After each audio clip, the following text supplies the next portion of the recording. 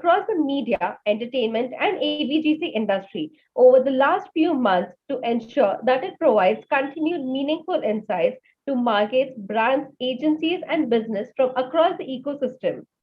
Now, I would like to take you through IndianTelevision.com's upcoming event.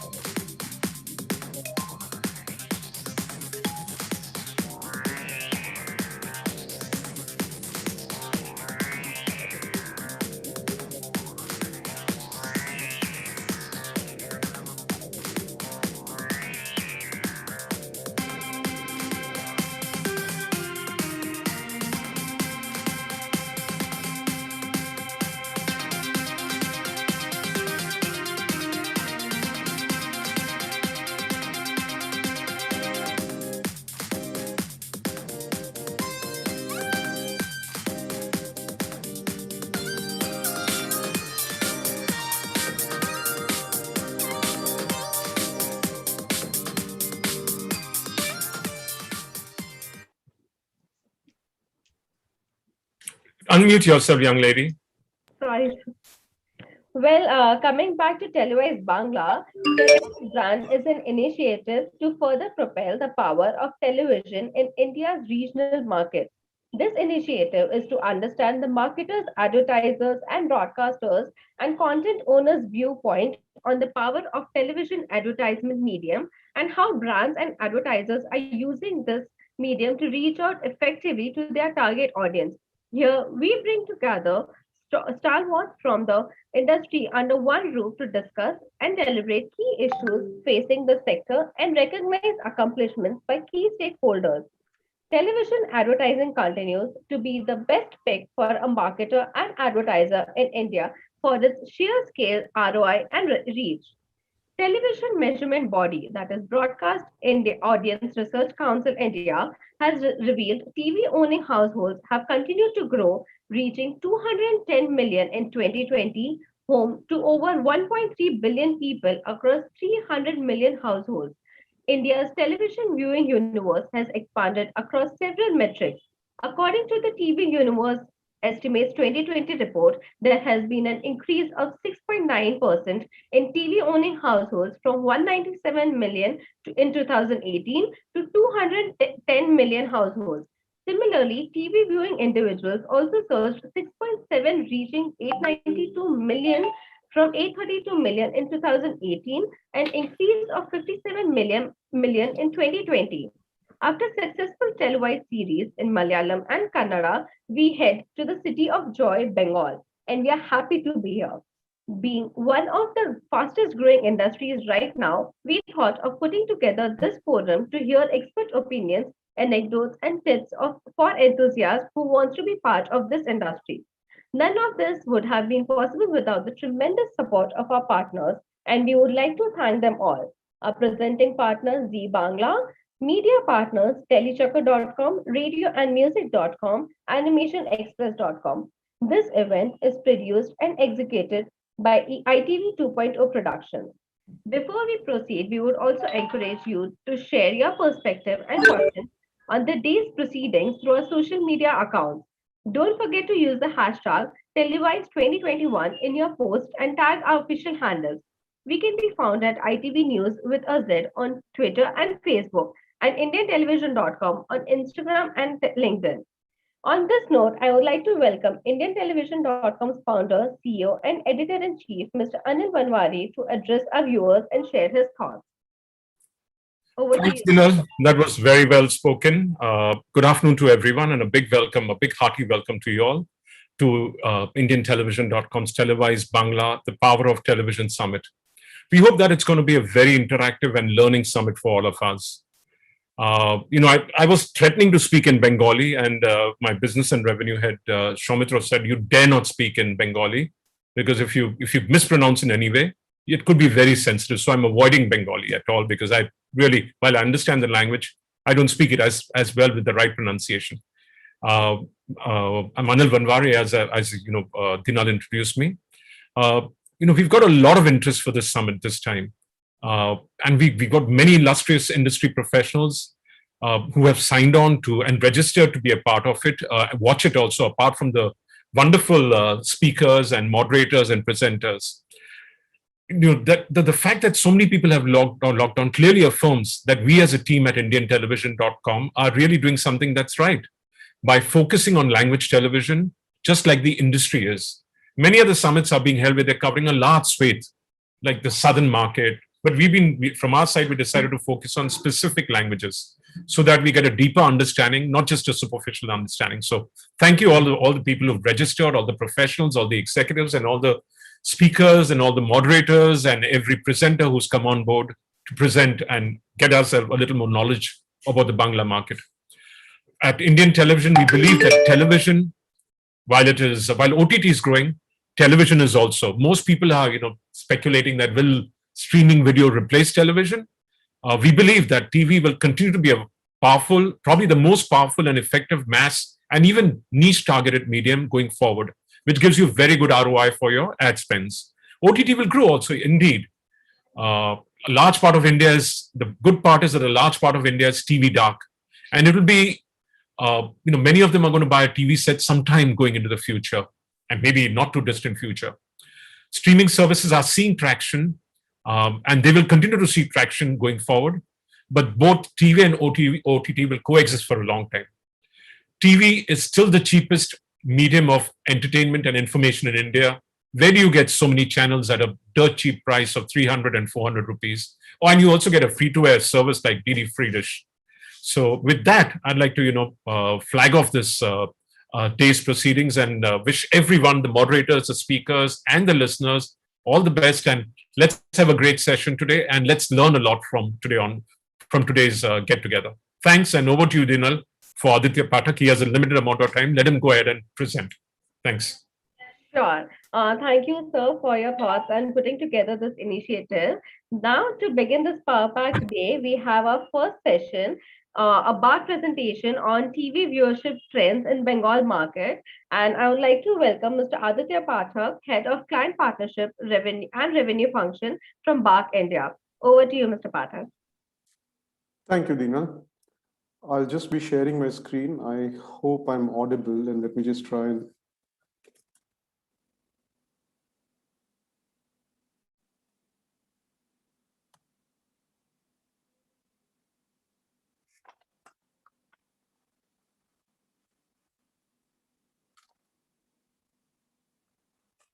Is my screen visible to all?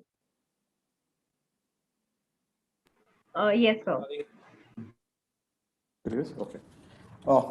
Thank you so much, Anil. Thank you so much, Deenal. My name is Aditya Pathak, and I'm from BARC India. I'm here essentially to take you guys through an overview of the TV viewership landscape in Bengal. What essentially we intend covering today for the entire set of the presentation that we have will be an overview across a couple of years, right from 2019 in terms of viewership trends. We shall also have an understanding of the entire, advertising volume landscape across 2019 right up till 2021. There is a brief piece that we additionally cover on the elections 2021, which just unfolded a couple of months back, which was the assembly polls in West Bengal. As you know, Anil also set the context by saying that TV is growing in India, and we've seen how, we, as per the latest universe update that we had, India today is a 210 million TV owning, country, where we have different, market sections, right, from HSM, South India, Maharashtra, and West Bengal in terms of, the breakups that we will be sharing over here. Most of our comparisons and conversations also across this entire presentation would be across a few of these markets in West Bengal, how it pans out. It's interesting to note that of the 210 million households, West Bengal today constitutes almost 7% of what the total TV market of India is. If we were to compare the other two contours, which essentially are ATS and daily tune-ins, ATS, which is the average time spent, is pretty much in line with the entire HSM market. Since West Bengal and Maharashtra are two key markets which are part of the entire Hindi-speaking markets, we've seen how the average time spent which was in 2019 at approximately 3 hours and 16 minutes, it moved up in 2020 being an aberration year, and it's now more or less settled at a 3 hour 33 kind of a range that we have, which is very much aligned to again the HSM part, which was at 3 hours 27 minutes, and it today stands at 3 hours 34 minutes. What's interesting though over here is to understand how West Bengal is slightly over hedged in terms of daily average tune-ins that we have. What we see over here very clearly is that the daily average tune-in right from 2019 to 2020, West Bengal is overhedged, or it's more likely to have more viewers tuning in as against the rest of the averages that we have across these 4 state groups. Even if we were to look at the last 2019 up to 2021 and see the CAGR numbers, we've seen how Bangla is upwards in terms of an increase of around 14% from there, as much as India today, which probably is on an average of only a 1% growth over 2020. So there has been growth. We've seen how Bangla, which constitutes almost 7% of the overall TV owning households, from 2019 moved from a 5.9% in terms of total viewership to pan India to now currently being at around 6.6%. So the oscillation between 5.9 to around 7% is where we have seen the growth trajectory of Bangla's contribution to the entire national viewership. If we were to look at the Bangla market and segregate it across the different genres and the total number of channels that there are, look at it from 2018 onwards. From 32 we moved to 37 and 35 in terms of total number of channels. Now when we say total number of channels, these channels essentially are channels that are part of the BARC ecosystem. There could be more channels which may have either not enrolled to be part of the BARC ecosystem or would have got deprecated over a period of time for various reasons, right from being off air or for some commercial reasons that they would no longer be part of it. But what's interesting to note over here, however, though, is that it is a GEC driven market, and we've seen also news where we have approximately 10 channels of the 35 which operate today. A lot of national news networks extended their footprint into the Bangla news market as a run-up to the entire Assembly polls 2021. While the total aggregate number of news channels did not go up, unfortunately, because a couple of news channels also dropped out from there. The other interesting part that I would really want the audiences to appreciate over here is the fact that of the 35, there is a clear breakup between the pay and free. And while the free platform only contributes 1.9% of viewership in Bangla, the pay platform contributes almost 98%. What we've seen also over here, and it's interesting to note that the West Bengal market has 97% of pay households and 98% of viewership that accrues from the pay platform. If we were to compare that, say, with Maharashtra, where the pay, free versus pay platform, Maharashtra typically, just for everybody to know, would have 25 odd channels, right?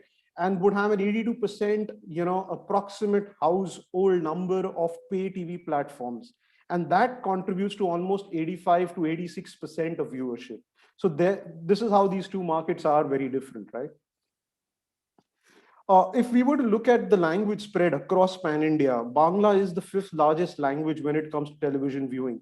What's interesting to note over here, however, is the fact that, despite it being the 5th largest language and, Marathi being a very close number 6 to that, the skew on Hindi versus the local language in Bangla, and if you were to compare that with Maharashtra, is exactly inversely proportionate. So if you look at Bangla, which has a 65% hedge of the local standi of the language which contributes to the total TV viewing, and Hindi would be around 33 to 34%. Whereas in Maharashtra, it's exactly the opposite, where Marathi is 31% and the overall Hindi contribution is 65%.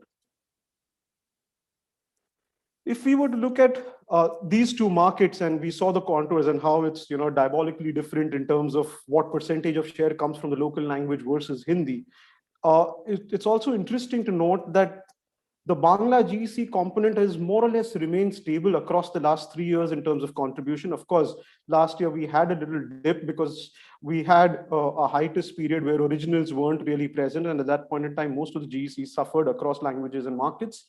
What we see over here, though, is when we compare it to Marathi, Marathi GEC seems to have grown in the last 2 to 3 years, and the affinity towards the language programming and preferences seem to be on the higher side, whereas Bangla GEC seems to be more or less in the same range.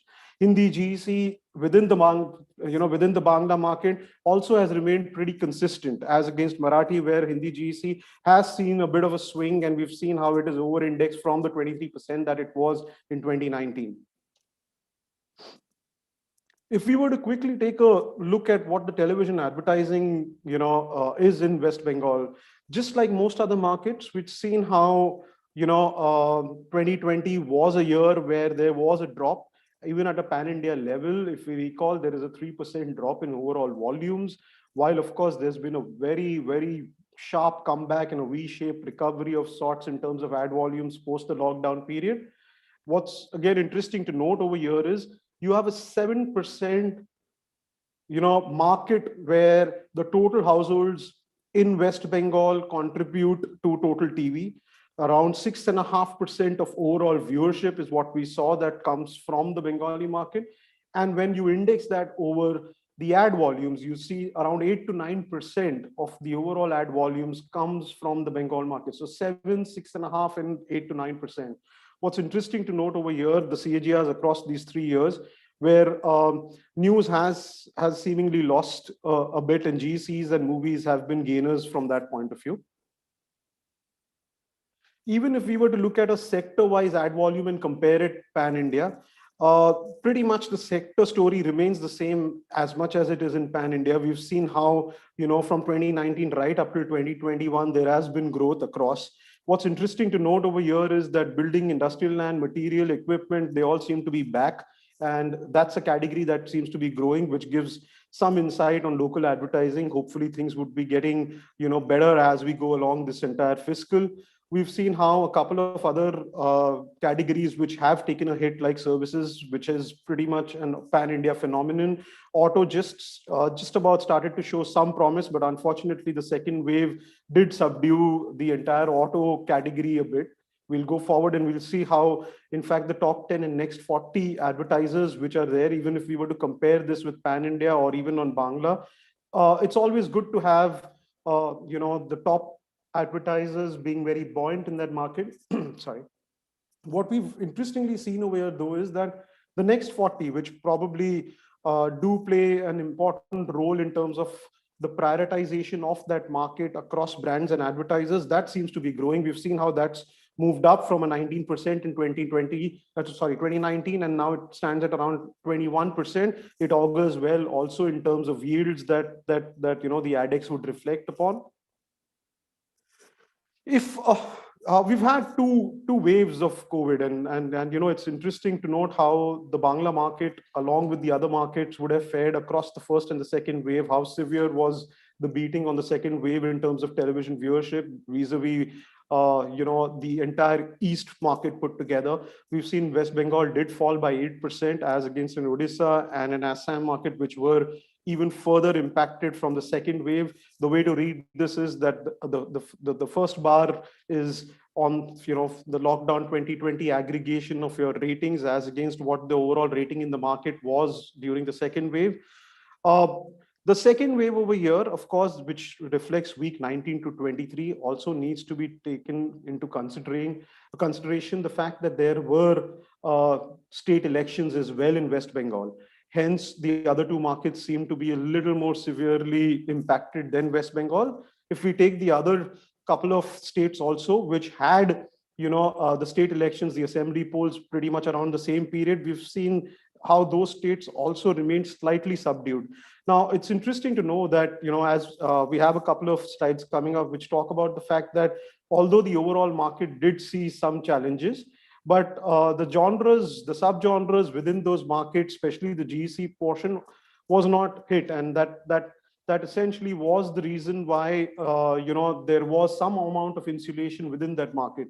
If we look over here, even during the first wave, very clearly what we see that although total TV had increased in the state of Bangla, the overall Bangla channels, which were the 35 and 37 at that point in time, the viewership across those really hadn't skyrocketed as much as the overall viewership. That also is because today almost the largest chunk is contributed by the GECs, and at that point in time there were issues with the supplies of the original GECs. So we see this bottom line over here which remains pretty much flat, and we saw how there was a year-ender recovery as well which happened. And towards the end of week 13 to 23, which includes unfortunate 2 weeks also of the cyclone that happened, which did obviously subdue the ratings towards the last 2 weeks as well. This will give us a clearer picture of how the interplay between the three genres within the Bangla market was. What very clearly we understood from here was the fact that if we were to look at the first lockdown versus the pre-COVID, which was week 1 to 10 in the year 2020, the GEC portion, which was at 47% dropped. This was largely because of the supply of the original programming not being there. Cut to your second lockdown period, which seems to be pretty much intact because there has been minimal disruption of the original programming. What's interesting to note, however, over here is that you have Bangla movies as well as Bangla news, which continue to remain higher than even the pre-COVID levels of 2020, which is 7.5% to Bangla movies, which despite the second lockdown wave sits at 9.3%, and that pre-COVID wave of the second was around 6.5%. So we've seen how the interplay is very clearly visible between the genres. News, of course, had tailwinds also on the elections part that we spoke about. What was the COVID-19 impact on the advertising ad volumes that we saw? We know how Q2 last year, which was essentially an April, May, June quarter, panned out, and there was a dip all across. Q3, Q4, strong comeback, quarters. Q1 of 2021 started off very well. In fact, it was the highest quarter that we noticed over the last 5 years, pan-India, and so was Bengal also looking to, fire all guns blazing. Unfortunately, Q2, we had, a wave despite the election fewer being there and, the original programming that continued even on GECs. There was some bit of, slackness in terms of overall ad volumes that we saw in this quarter too, which is again the April, May, June quarter. It's important to note again that the 5 sectors which are over here, we've seen a bit of drawdown in e-commerce and services in the second wave as against the first wave. However, FMCGs, the building equipments and auto continue to be on a rising trend. These are ad volumes across the same 3 genres that we looked at viewership on: Bangla GEC, Bangla movies, and Bangla news. Again, the ad volumes in the second lockdown period continue to remain higher than even the pre-COVID levels in 2019, with with an exception that yes, we did have a pre-second wave week 1 to 18, the highest quarter ever. Even if we were to compare the pre-second wave to the current second lockdown phase, the impact is very minimalistic if we would compare it. Yeah. This is on elections 2021, a quick roundup on that. We've seen how the count of advertisers changes, which is pretty much expected across most regions or even at a pan-India level. What's interesting to note over here, however, is the fact that, in Lok Sabha elections in 2019, which were held, within the weeks of 15 to 21, the entire viewership on that particular event grew by almost 40%, and we've seen how the ratings jumped from 218 to 306 across all the news channels that carried this particular event. We cut to same, the assembly elections 2021, and in that we've seen how during the election phase, which is week 13 to 17, the numbers moved from 295 to 380, which is a 30% growth. And in both the instances, as against the Lok Sabha elections, the state elections were higher.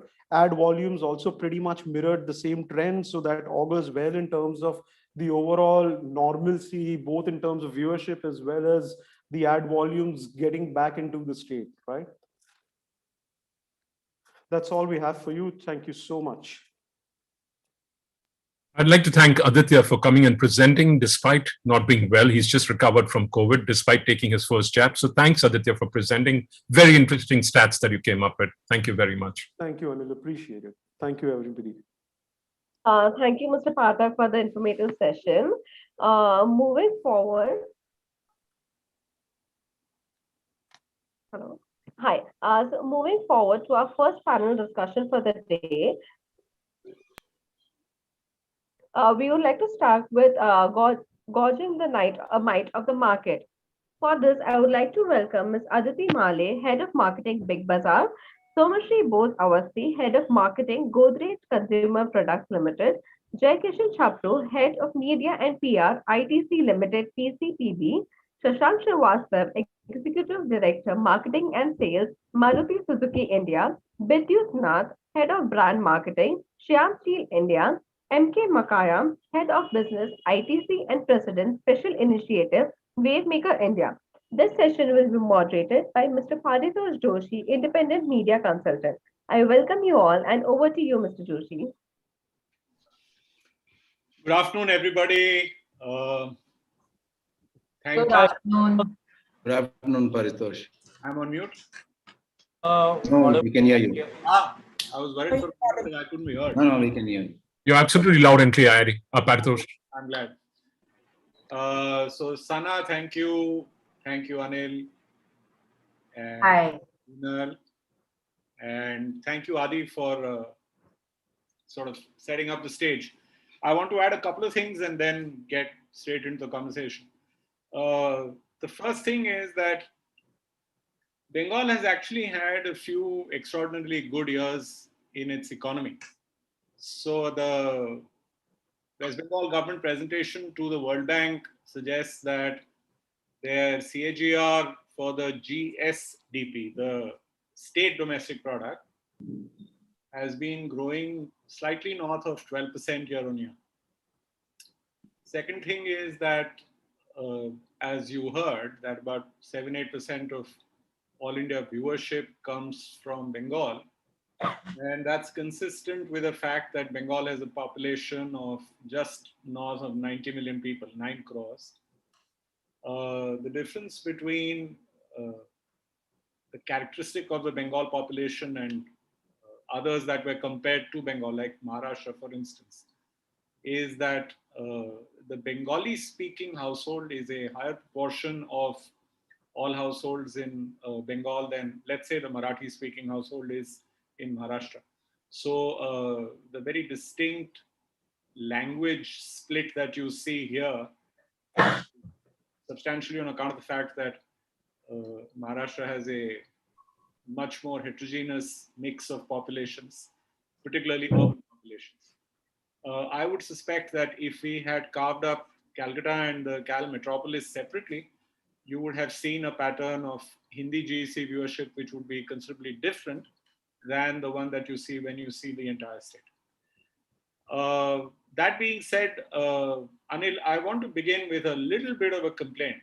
I'm a little unhappy that you don't have a single broadcaster in this panel. I mean, I'm glad that there are advertisers. I'm delighted to see that there is a representative from Wavemaker, which I believe is a digital agency. It would have been nice to, and you know, Z is your sponsor.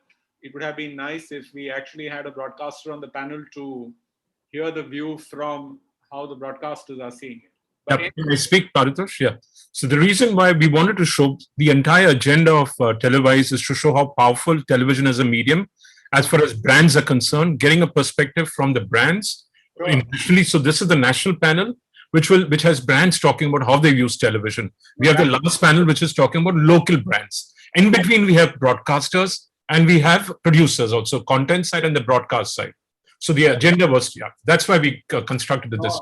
Your choice, but yeah, maybe what I might just do, with the permission of my panel, is that occasionally I might just take the broadcaster's perspective on this conversation.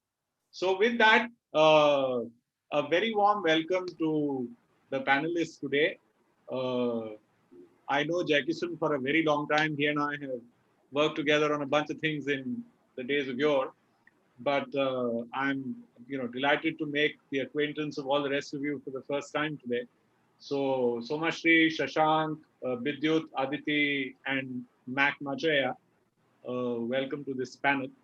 Thank you. And Thank you. I want to actually start with Vidyut if he is here with us. Is he there today? Or he has not yet joined? Okay, no problem. If he has not joined, then Yes, Vidyut has joined. He's just trying to switch on his video. okay. So I'm not gonna pause. We'll get back to him soon enough. So Sure. let me start with a contrast, and I'll take it directly to you first, Somashri.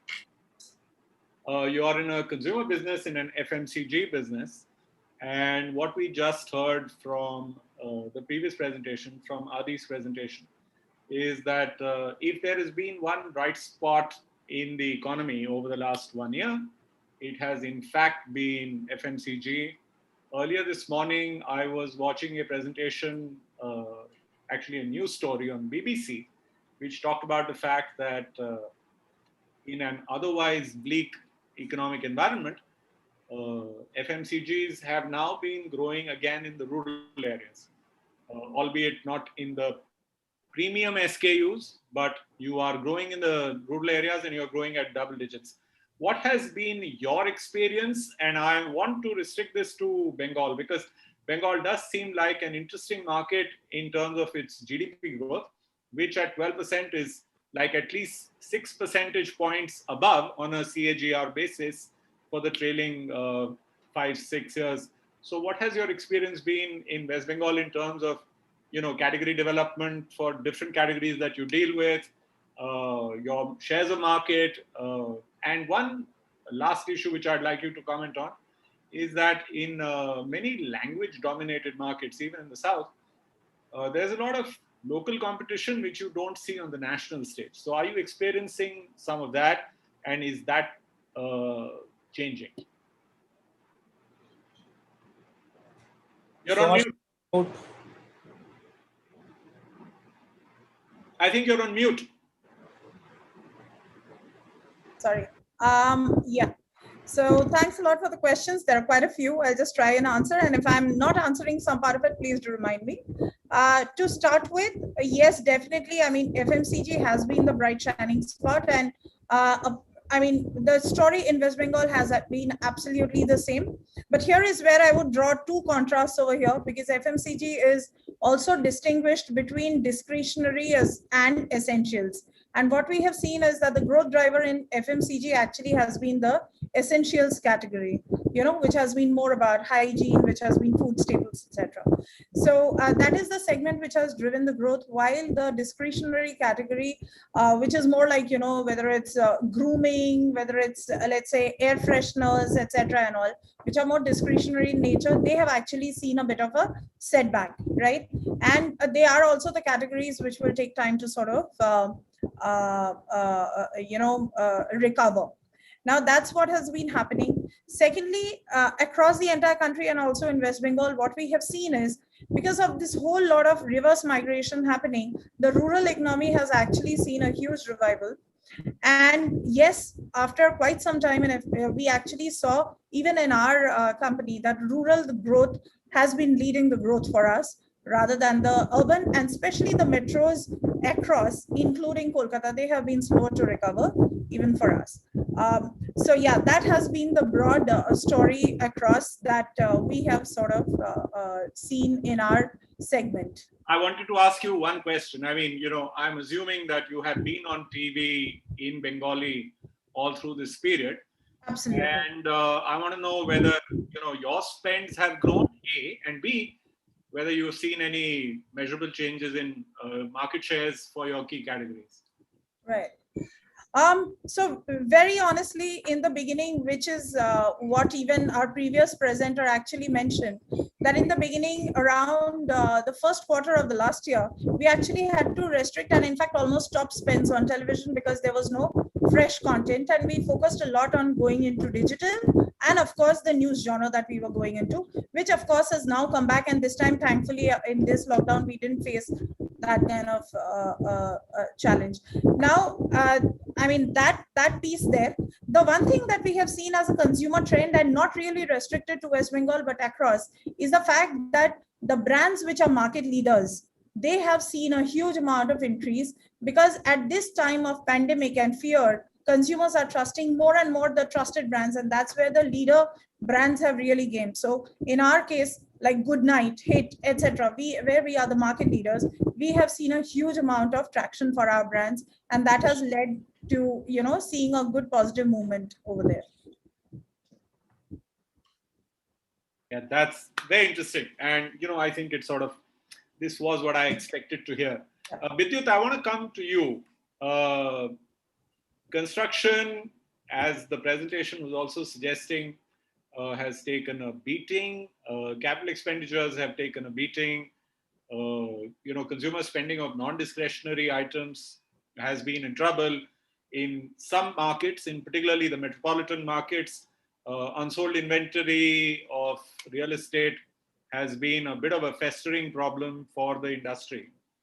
How have your businesses done? Because, I'm aware that you obviously are a very, very powerful business in the rebars, in the TMT segment.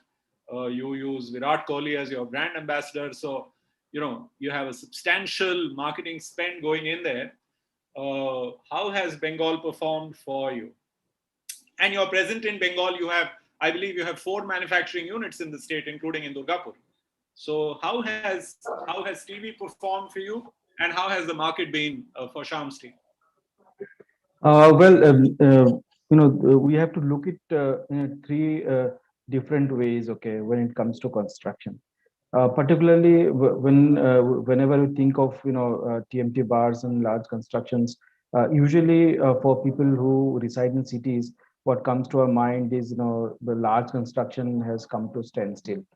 Of course, the workers who come from background of say villages, they come to cities to work, but then not necessarily that all of the construction goes in city only. It has to be some sort, as we understand that India resides in villages. It is not that Mahatma Gandhi has said 50 years back. It is still holds truth. If you look at the research and all, even 69% of the country resides in small towns and villages as of now. And whenever we think of housing, housing for us, it is the flesh that we buy in cities. We go for 1 BHK or 2 BHK or 3 BHK, whatever suits our capacity. But then when you go down to say out of the city, only suburbs or district towns or rural areas, people build houses for themselves.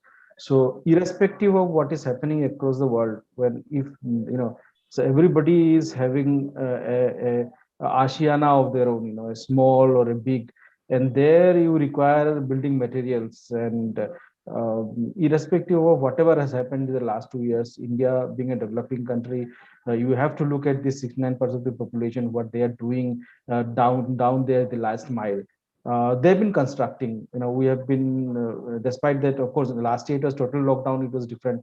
But then this year, with the partial lockdown, and we had this flexibility of producing as well as some transporting all our goods to across the states like East, UP, Bihar, Jharkhand, Northeast, and Odisha, and Bengal, and the projects that is going on across the country. I would not say it is positive, but then it has been steady. Nothing like we have seen have completely come to a standstill. Of course, in terms of cities, it is workers have gone back, and the contractors are waiting for the workers to come back and start to work. But then when it comes to individual house builders, it is going on. It will go on.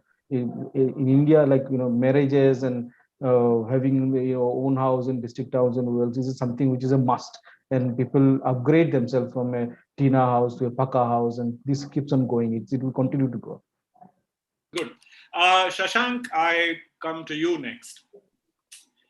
Again, one theme which sort of showed up in what Somashri also was talking about. I think, Shashank, your video is gone suddenly.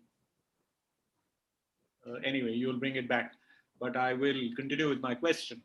So one thing which Somashri was saying, which is, again, intuitively makes sense, is that their premium discretionary brands have taken a bit of a hit, but the essentials are growing. Now, Maruti Suzuki has an astonishing portfolio. I mean, from an entry-level car to well up the sedan scale, you have a range of offerings for all kinds of different applications. And I'm assuming that in a sense, similar to what Vidyut was saying, there are going to be segments of your portfolio that are taking a hit. I'm assuming that there are other segments that are doing well. But since our context is Telewise, therefore television, I'm assuming that the television branding work that you guys are doing is more oriented towards, let's say, your hatchbacks and your sedans, rather than your sort of small transport kind of vehicles. Although I could be wrong, because your strategies by state might be different. So what is your communication strategy specifically in the Bengali market?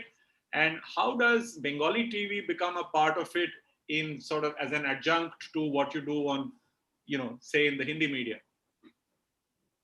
Yeah, so thank you, Paritosh, for this question. Our situation, in our industry is a little different from what Sumashri just mentioned, in the sense that while the auto is supposed to be a discretionary product, and therefore it's supposed to have and a high value item, because it's probably the second largest purchase average Indian makes during his lifetime. But strangely for us, actually last year the retail was better than the previous year, because it appeared that consumers had some fundamental change in their behavior towards transportation.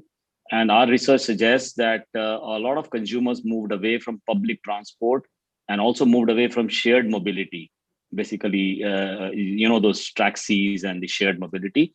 And therefore, the personal transport was something which saw actually a push up, and that helped the auto industry. And one of the things which also helped us a lot in actually getting the retails better than the previous year was that there was seemingly because of the lower income levels or the expected fall in bonuses or businesses, etc. We saw what we call the telescoping of demand, whereby the demand of a higher segment shifts towards the lower segment. So a sedan guy probably goes in for a hatch person goes in for a entry car, an entry car goes for a used car to a two-wheeler, and so on. It's not as if the top end guy goes straight away to buy the Alto or the small car, but it is just a telescoping of demand downwards. That helped us. And in fact, the entry level, which was actually declining all these years, went up a little bit last year. So for us, it's been not such a bad year in terms of retail, actually better than the previous year. And our market share actually, and you said it rightly, and I think that point was mentioned by one of the panelists, that in such times, the trusted brands become sort of the anchors for consumers, and brand becomes the currency for differentiation. So that trust part, I suppose, helped us. And our market share in most segments actually went up. So we have market shares up. I wanna keep you focused on the Bengal market and yes, I'm coming to that. And so this is overall for the Bengal market. Actually, we have a good market share, about 52-53%. The rural penetration in Bengal is actually a little higher than the all India. And our strategy, and in fact, I can talk for not just Maruti Suzuki, but the auto industry. For auto industry, a lot of the brand building exercise is done at the time of the launch itself. Yeah. So you have a sustenance campaigns, and you have where you require some frequency. It all depends on the objective. Our objective was largely tactical last year, because we did not have a new launch. So for example, in print, the expenses in the advertising industry in Bengal for print last year were about 15-16 crores. So Maruti Suzuki was about 5 crore in that, roughly 30%. But on television in Bengal, the expenditures about 19 crore last year for the entire auto industry. We spent about 1.5 crore, which is just about 5-6% of the total spend. But it depends on the objective. And I think for us, whenever we do a launch, we prefer television, because I have been saying this earlier in some earlier group discussions also, that television has the capability of effective storytelling, which builds the brand salience. However, where there are some things like a true value or a used car, you require frequency. There you may choose a genre of, for example, we have done that in Bengal, chosen the genre of news rather than a GEC. That is for building frequency because the affinity for consumers for news is higher. That's how we have been using television, especially in Bengal.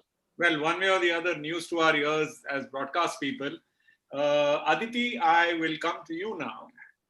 We've heard from brand owners, you are the biggest retail brand in the country. First, just to set the stage, how many stores of different formats do you have in Bengal? And are they spread across the state, or do they tend to concentrate in the big cities?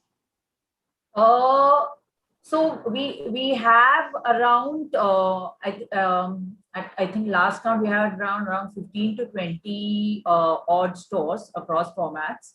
But not in Calcutta only. So they are in Calcutta and also in the other cities like Jalpaiguri. There is one in Sili. There are a few in Siliguri, etc. Also, so they spread across the state. But yes, a larger part is in Bengal itself, in Calcutta itself. Yeah, I think we have around 8 to 10 stores in Bengal, in Calcutta itself, right? Do you have leadership, or is there some other brand that is ahead of you? So we are leaders, but there are strong local competitions as well. As in retail, as it goes by the nature of business, is a very localized business as such, right? And in every market, we do have strong competition that is there. And that competition is largely local in nature. So again, in Bengal, we have competition which is Eastbourne, which is local in nature in that sense. But given the fact that, the roots of our brand are in Calcutta, our first store launched in Calcutta 20 years ago, the strength and the equity that we have in West Bengal as a market is quite unparalleled in that sense. Do you use television, or you have not done much TV advertising? I think in the last couple of years with the pandemic, we have cut back on TV advertising, but otherwise television has always been a significant part of our media strategy, TV as well as print, because that is what gives you reach as well as the affinity to connect to the local audience. And for us, the local regional festivals form a very important part of our marketing strategy, right? So it's not just Pujo, even the smaller festivals like Poila Baishakh or Jamai Shashti play an equally important role in our marketing calendar.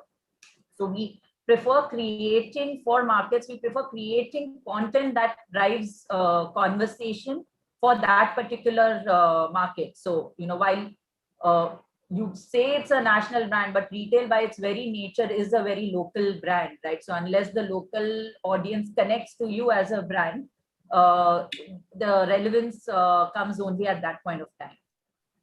I'm going to take a cue from what you have just said and take it to Mac. From the storytelling side of the business, as it were, right? One thing that I hear broadcasters and advertisers talking about much more than they might have done when I used to be a sales guy and people like Jay Chapru were my customers. I used to be young once upon a time, it's hard to believe, but I used to be a sales guy. So anyway, Mac, as a storyteller, as somebody who is involved on the agency side, are you seeing substantially increased interest in native, in branded content, in placements and things like that, or it's kam se kam sa? Paritosh, I think earlier you're thinking that Waymaker is a digital agency. We are not a digital agency. We also do digital with along with buying a significant amount of media in the country. So we are the number. We are the number two. We are the number two agency in India when it comes to the quantum of media billings that we manage after Mindshare. So we are the number to agency, not only from India standpoint, also from the standpoint of Group M. And I lead the ITC business. Yeah, so I lead the ITC business. So Jay is one of my clients. So just to say, in terms of content creation, I think content creation is happening across the board. And today, I think it is a form of advertising, because today, as you see, consumers are spending time in different platforms. Yeah. And does a brand do they need to do a thematic campaign to make sure that the brand is registered? 500% yes. Now, what does then the other part of the content creation really help? It actually helps get a deeper understanding or a deeper messages that is being sent across to the consumers when you do rest of the content pieces. So now, for example, when you look at doing a substantial TV integration, what it does is that is a brand story. You're trying to bring that brand story to life so that the consumers understand that brand, what it is trying to communicate, and in various forms. What do you do in digital? Because there is so much time that's being spent by the consumers today, you tell the story to that platform in the manner it needs to be said. So what you do there is actually say it in that language. So that's something that that goes around when it comes to storytelling. So, and today what has happened is content plays such a significant part. Like, for example, I'll give you an example of what ITC did with their 5-star chef when it was during lockdown.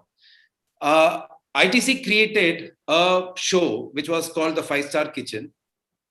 And the show was the only original show that was on air during the first lockdown that happened.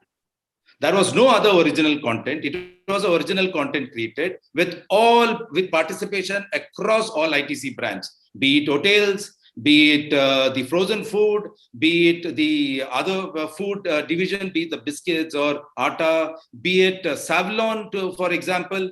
Now, we created a original show, which, if you ask me frankly, at that point of time, when you don't have any original show, this is something that the consumers look forward to and consume with absolute delight. And communicating such stories through a content form can only, such stories for so many multiple brands in a content can only be done in a content form. So there are various ways today that you can actually do it. And we as Wavemaker, we consider ourselves to be a marketing consultant / solution provider for our clients, because we operate across plethora of services that we have to offer. Okay, so first of all, my humblest apologies. Clearly, being out of the world for such a long time means that I don't know a bunch of things. So I owe you a gift, and that shall be settled. Jai, coming to you, man. Yes, sir. I think this is the problem. When you know somebody for a long time, then he gets the very, very last turn at the mic.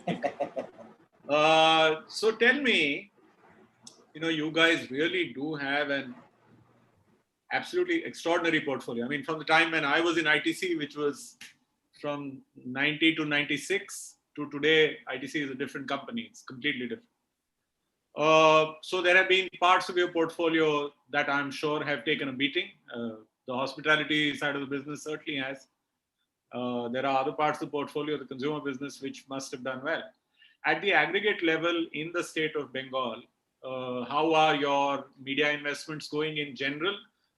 Is there a rearrangement of the media investments? Are you, this whole debate between digital, print, TV, radio, what is the mix like at the all India level, and what is the mix like in Bengal?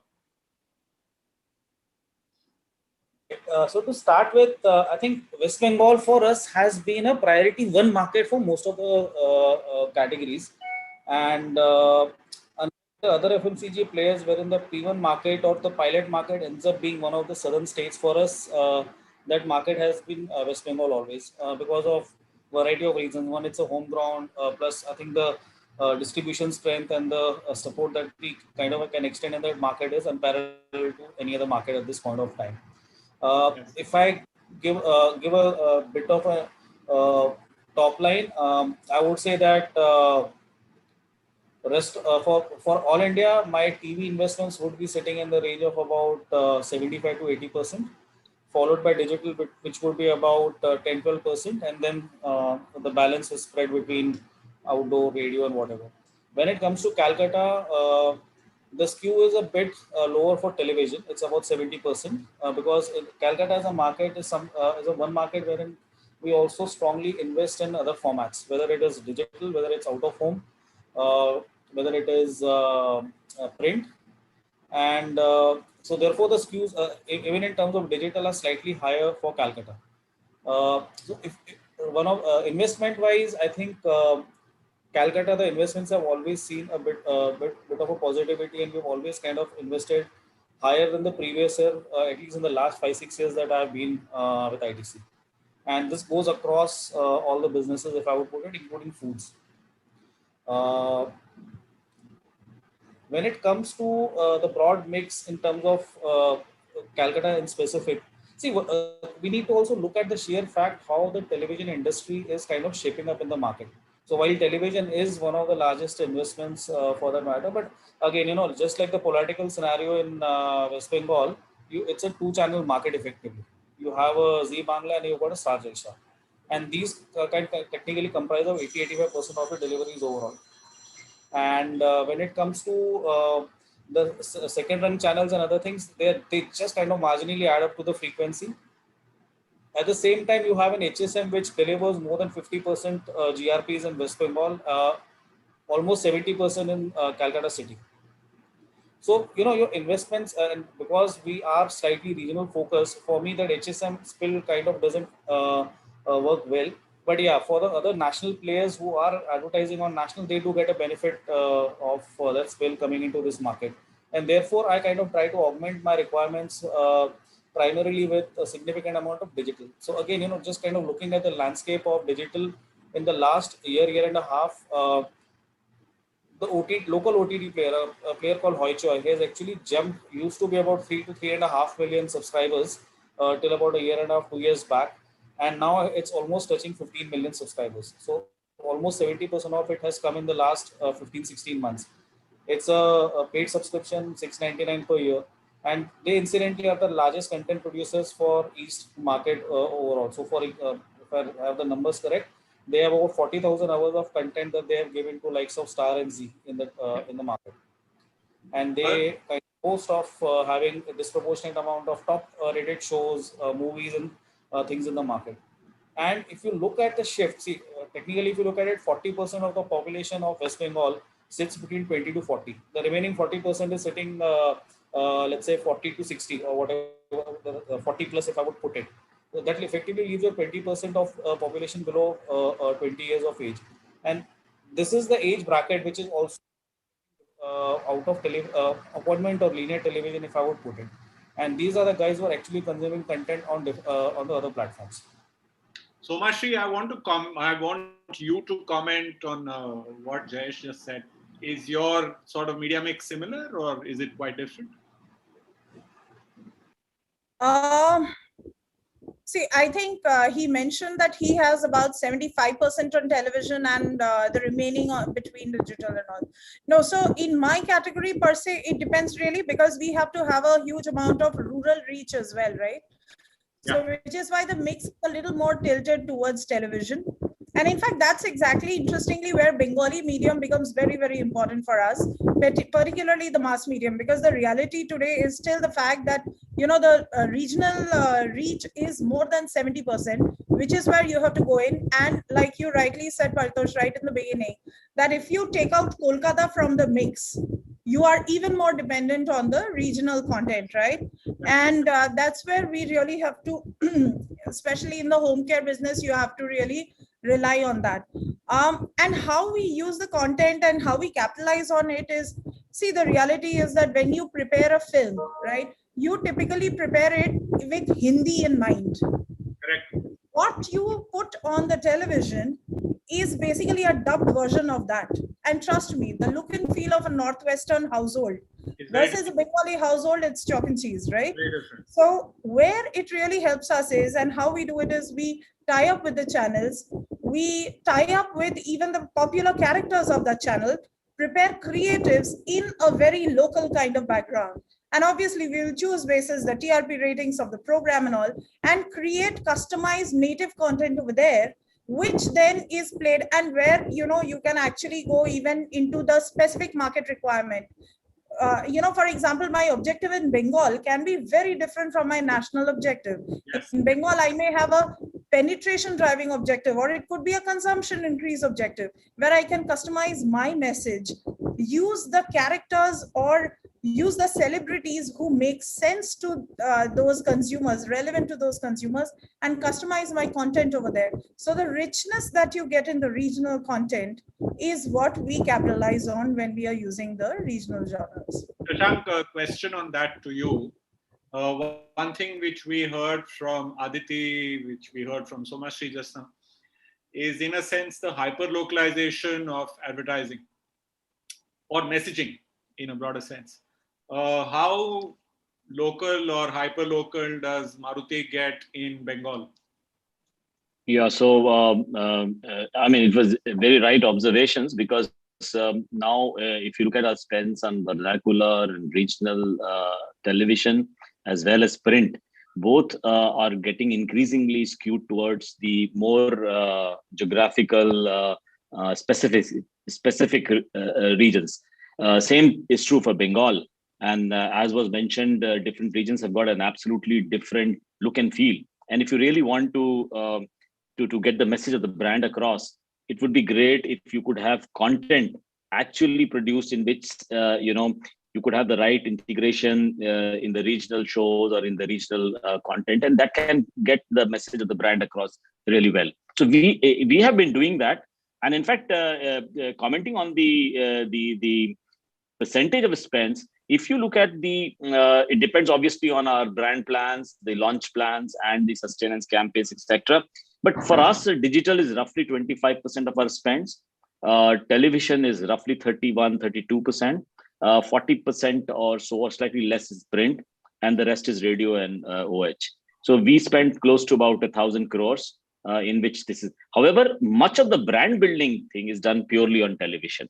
So the reason why print is high is exactly because in some of the really local markets, we are spending both on print as well as on the digital in a very localized way. Television is also coming up, as I just mentioned. Digital hyperlocal is very big for us.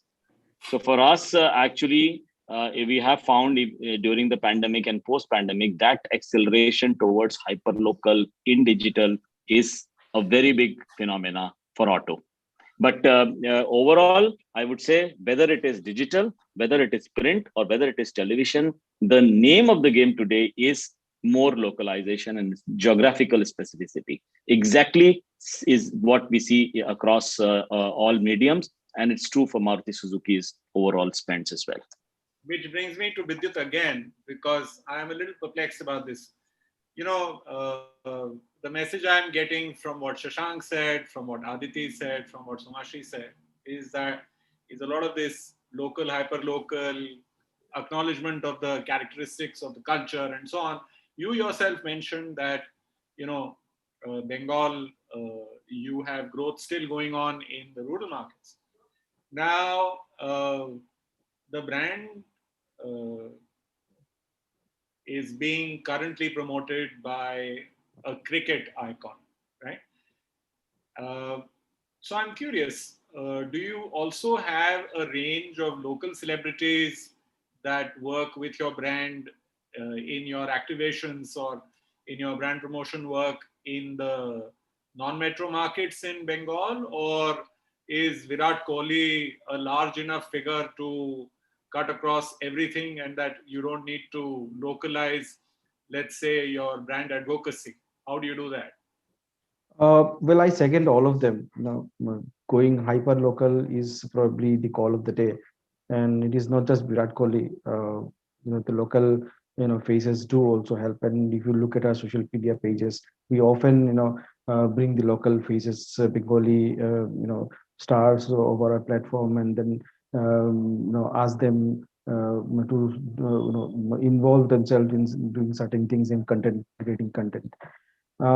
what we have experienced is, I myself have traveled across, across Bengal to the lengths of like, borders of, also. And every market, there is a, innate, uh, say, attachment with sports. As we understand that, it is one of the biggest Yes, football exactly. markets. In the same way, this region is also attached to cricket as well.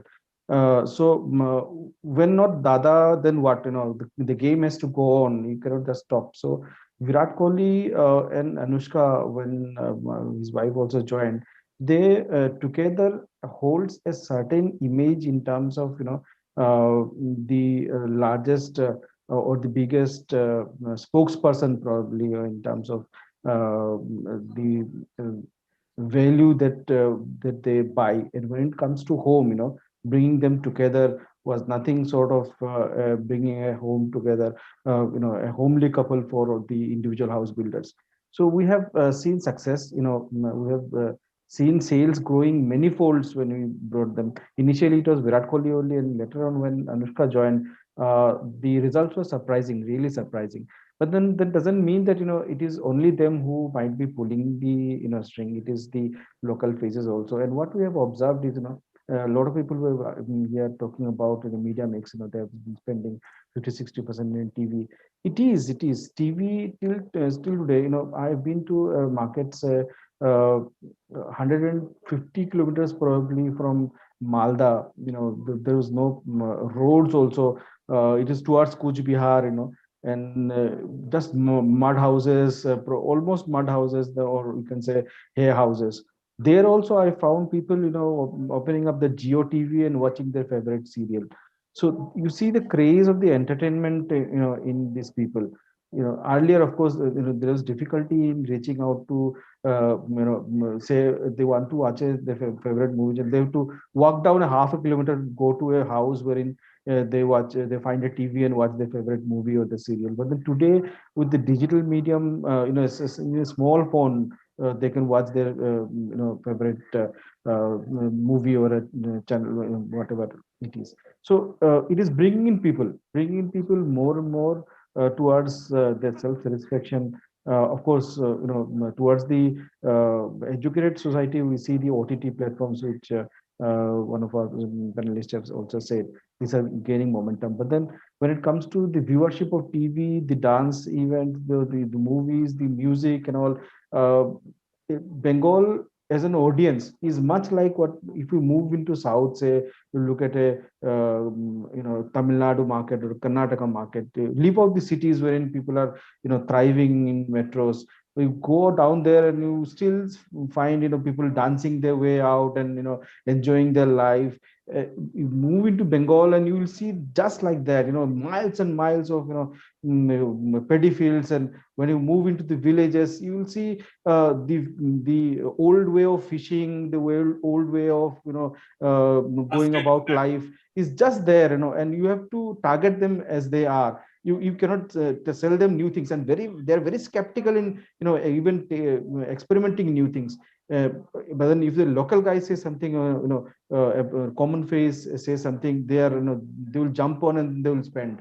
So that's what we have seen. And ours being, we say we are competition to Tata, we are next next costliest to Tata. Even then we are sold. If there are local players, but then they prefer Sham still, because with the cost, we are probably saying Flexi Strong, this the interesting thing, USP that we talk about, and that sells. Mac, I want to ask you one question. I don't know how much time we are left with. I think we are running out of time, but I want to ask you a question which has been a part of, shall we say, broadcast vocabulary for 20 years, or as long as I've been involved, which is, when you talk the language of hyperlocal, when you talk the language of this multiple cultures, subcultures, and segments in those cultures, in a sense, the creative talent that's available in broadcast companies or in their ecosystem, their producers, the talent that they can access is, I would imagine, vastly more sizable than what even the biggest agency would be able to draw. Yeah. How productive are your partnerships with content creators, whether they are intermediated through broadcasters or they are direct, how productive have they been through this last year, which has been a particularly difficult year for, collaborative work in general?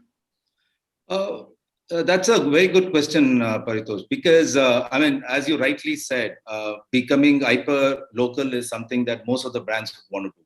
But most of the brands sometimes gets challenged with talent, or also many a times they get challenged with the investment that needs to be put across to make that. You can't like make 12 different TVCs with completely new, so that can be put across all these markets. And we know that in the mid 2000 onwards, many of the big brands have started looking at some of these specific markets where they really wanted to grow, where states have been culturally very rich, be it Kerala, be it West Bengal, be it Tamil Nadu, be it a bit of Karnataka, or Kerala, where culturally they are very strong. They have taken a call that doing local TVCs with the local stars and all of that really works for them. But that said, it's not that it's possible to do all the time. So that is when the partnership with broadcasters come into play, or say just not broadcasters, broad sense of media partners come into play. Because at one point of time, it was the TV broadcasters who really understood that space, primarily because they used to create local content. A lot of local talent used to be there. They used to help us dissect our requirement better and communicate that to the audience in a much better form. But today, print have invested in around that content space. Digital has invested significantly, because digital actually gives you that cutting edge content, especially for that younger audience, which Jay was earlier also mentioning, where you have almost around 45% of the audience which are under 40 being there, and to kind of cater to them in that platform in that manner. There is so much of that talent available, which we kind of dip into. And at the same time, we have so many content studios that's been created by companies there who give you this local flavors. And to be very frank with you, that piece was actually started by broadcasters in the mid 2000s, because they played a big role in terms of trying to take this story downwards. In this last 1 year, I think there has been an absolute increase in terms of people spending time around the content space of things, because they realized original content was a challenge. They realized that you need to go beyond your TVCs or your regular advertising to kind of get, say, additional billing also. I mean, that's also all additional revenues, right? So you have to find various different ways to make this happen. But why are we trying to do all of this? Because the consumer on the other end appreciates things that are done in this manner. If the consumers or the viewers on the other side was not appreciating it, there is no way in hell and any of us would have spent time invested in kind of making this happen. So it's a given that content plays a very big role. Aditi, Yeah. I will come to you because there's something that Mac just said which struck off a thought.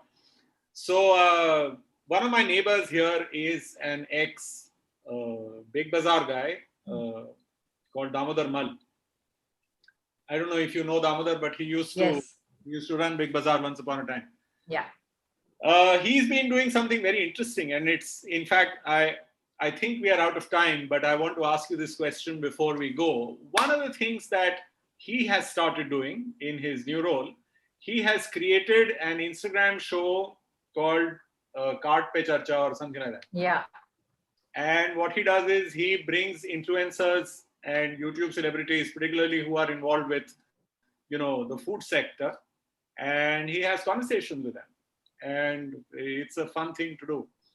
So one part of this, whole audiovisual entertainment or quasi-broadcast entertainment, which has been growing, and I'd be happy for any one of you to comment on it, but I'm addressing it to you, Aditi, because, in a sense, your business quite naturally lends itself to these kind of activations.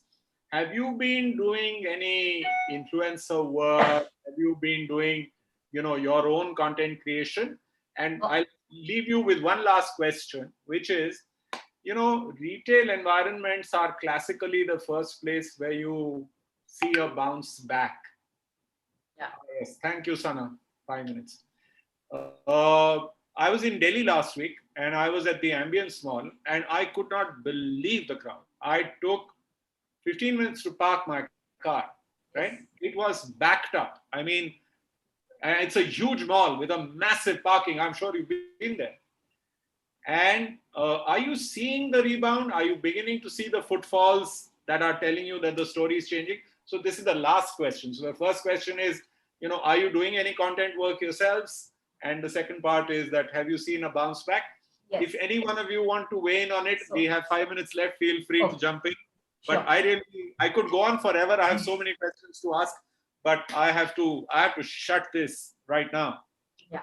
So I'll take a quick 2 minutes to answer your questions. So point one, I totally agree with what Matt just said in terms of content, right?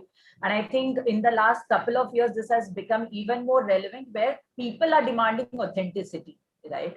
You have to be, I think that is what the TikToks of the world did to our lives to get that authenticity upfront. And it's a demand that was led by digital, and now you see it in all aspects.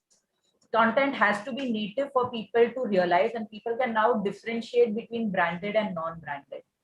So coming to it, I think we had started on this journey quite early, 3 to 4 years ago itself, when we started actively on our digital journey. And content has been an integral part of our approach in communicating or reaching out to the customer. So we, on one hand, we work with local agencies who bring in the flavor of the culture. So if I want a Bengali TVC, I work with a Bengali filmmaker who scripts it and shoots it for me.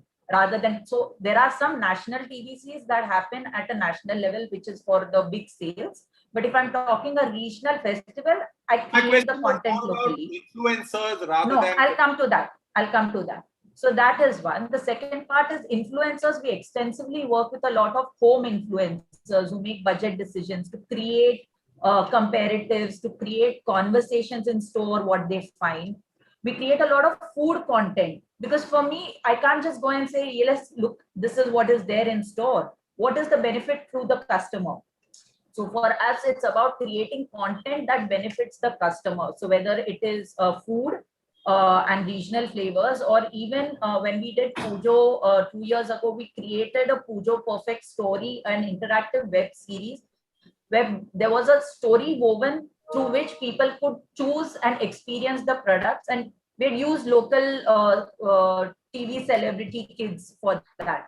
So we do work with a lot of influencers, small and mid and nano influencers, to create a lot of content for the brand, because we find that the reach and again authenticity of that content is very high in creating that affinity. So that for us has been the key thing. So my The one last question was footfalls in Bengal. How are your footfalls? Yes, footfalls are recovering, right? Across the country, we are seeing recovery as the stores open, as malls open. Like you said, you are seeing people are waiting to get out now. And as you go away from the metros, retail shopping is a family experience. A lot of our stores also have food courts in them. So the whole family comes together, shops together. It's an outing of sorts, right? So we are seeing a lot of footfalls. We are seeing, but again, there is no rush. It is not, I would not say that it's at a 2018-19 level, but you can see the eagerness in people in wanting to go out and be out. Right, so that is definitely there. Anybody else want to weigh in? Because otherwise I will have to wrap this up. I don't have any more. Nothing much, Paritosh. Just to give you a perspective, I think the influencer business of our own billing is around 70-80 crores. So you can see the scale of influencer led advertising. Yeah. The second question, I think there's lockdown, so I really don't know how much buzz where, because I only see very limited people around me in Bangalore. I'm glad you're staying at home. I'm not. Yeah. But panel, I really enjoy being on stage because there is a certain energy in being with people. There's a chemistry that works when you're with people. But all of you have been incredibly supportive and you've been very generous with your, contributions today. So on behalf of the organizers and or speaking for myself, thank you for all the learnings. I wish I could have given all of you more time, but we are dead out of it, right? Thanks a lot. Thank Back you. Cool. Thank you so much, Thanks, Paritosh. Paritosh. Thank you so much. See you all. See you all. Thank you Thank you. all. Bye. Bye. Thank you. Thank you, everybody. Thank you all for the engaging session. It was great having such a wonderful panel with us today. So next up, we have the second presentation of the day, the Kantar presentation on consumer profile of the Bengal market, for which I would like to welcome Mr. Puneet Awasthi, Director, Insights Division, Kantar. Over to you, Mr. Awasthi. Thanks a lot. Let me share my screen with you, and let's hope that it will work. Are you able to see my screen? Not yet. Not No, yet. no. Let me. So, yeah, let me share again. Yeah. Yeah, it's visible. So, is it visible now? Yes, yes, sir. Yeah. Okay. So, thank you, everyone. Essentially, it's been a fascinating last hour or so listening to the different presentations and points of views on the role the television is playing as an advertising medium in tandem with other mediums of communication that are available, specifically in the Bengal market, and to get a sense of the size of the opportunity that Bengal as such represents. What I am trying to delve into through this presentation, which I'm sharing with you here, is whilst at one level I will be, in a sense, reflecting some of the trends that have been spoken about, but I'll also delve into the attitudinal profile of the consumer. Are they on vis-a-vis television advertising, and what kind of mindset do they represent, and therefore the role that advertising plays in their lives, and specifically advertising on television, therefore. So without any further ado, let me kind of move on to the next slide. This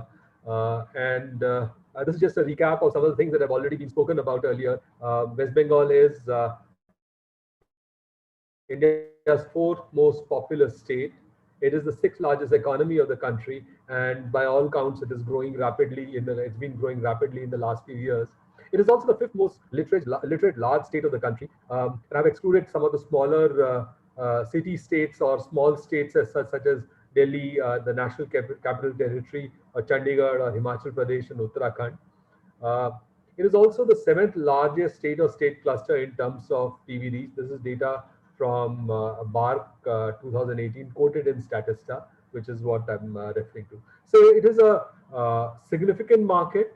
It is a market which has a significant reach of television, which is something that has been detailed earlier by Aditya in his presentation.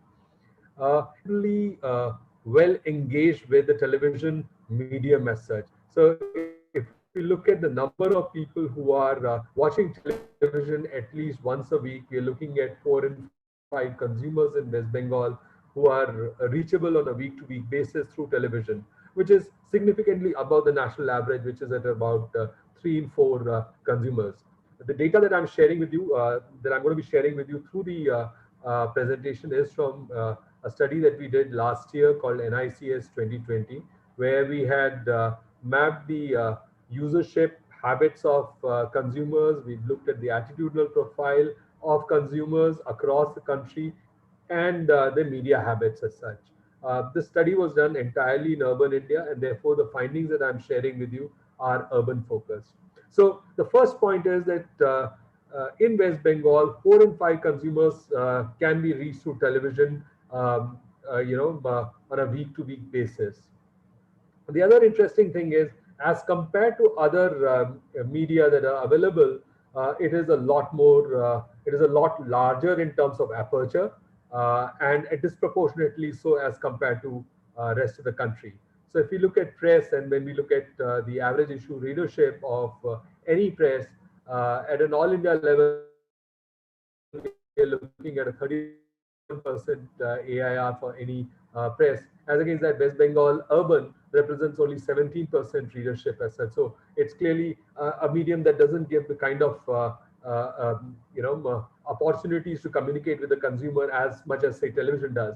Radio is also pretty much at the level that it is at All India, so not very significant in terms of advantage. I think internet is a very important medium. It is the second largest medium as such nationwide, and specifically in West Bengal, it is even more as such. And perhaps this is a reflection of the fact that West Bengal is also fairly high on literacy levels in the country, and that probably is reflected in higher levels of internet usership on a week-to-week basis. So it's a market where television offers a significant reach, and where the viewers are available at any point in time. 4 in 5 viewers are available at any point in time on a week-to-week basis. Besides that, there's a fairly large constituency of regular viewers, people who are watching television on a day-to-day basis. So daily viewership stands at about 66%, and 76% as estimated by us in NICS 2020 are such who watch television on 3 days or more than 3 days in a week as such on an average. So it's a fairly significant number, and significantly higher as compared to rest of urban India clearly. And a fairly high quantum of time that they are spending on watching television on a day-to-day basis. The average daily viewing time is around 2 hours and 15 minutes, and this is not very significantly different from All India. So as compared to the data that Aditya had shared, where the numbers that we were looking at are slightly higher, this is after all a recall-based study. But the important thing is the difference versus rest of India is not very high, and which is quite similar to the estimates that BARC has.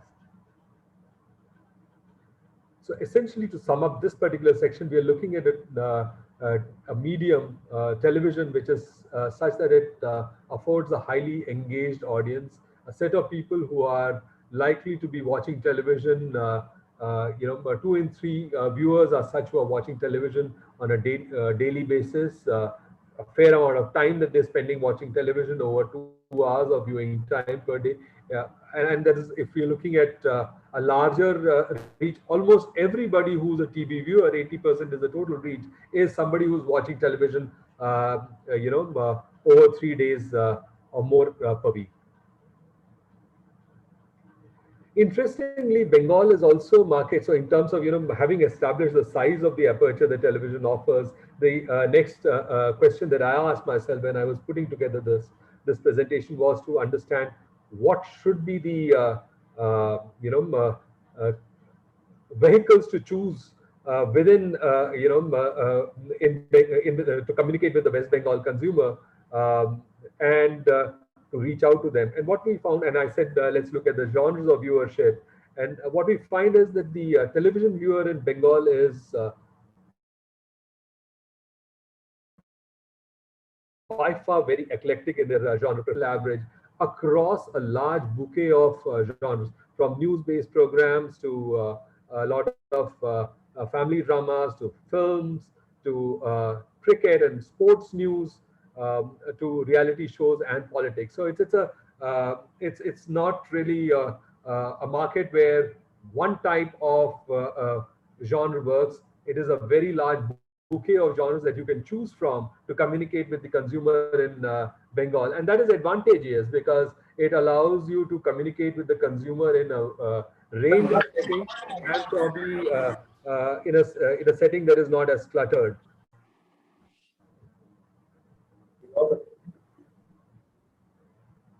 Having said that, the other important thing is the language in which communication needs to happen. And I'm looking at urban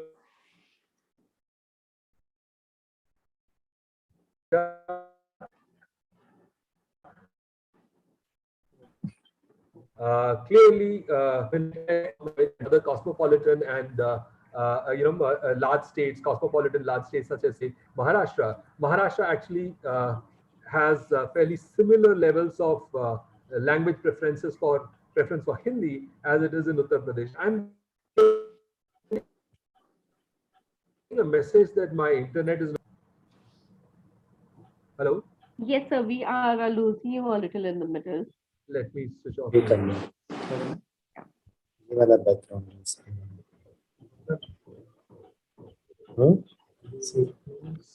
कहाँ से करना है?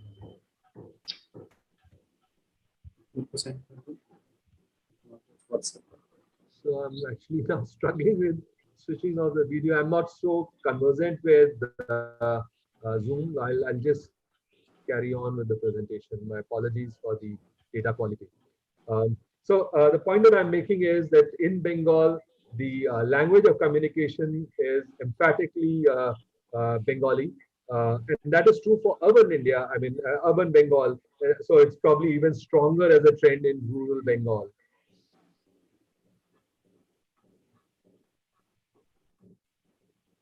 Now we look at how do Bengalis people in West Bengal perceive advertising, and what we did was we looked at a particular statement that we had a battery of statements that we administered to our respondents, and we cut it for West Bengal, and we kind of contrasted it with an advanced state such as Maharashtra, which is the largest contributor to India's state GDP, statewide GDP, that is.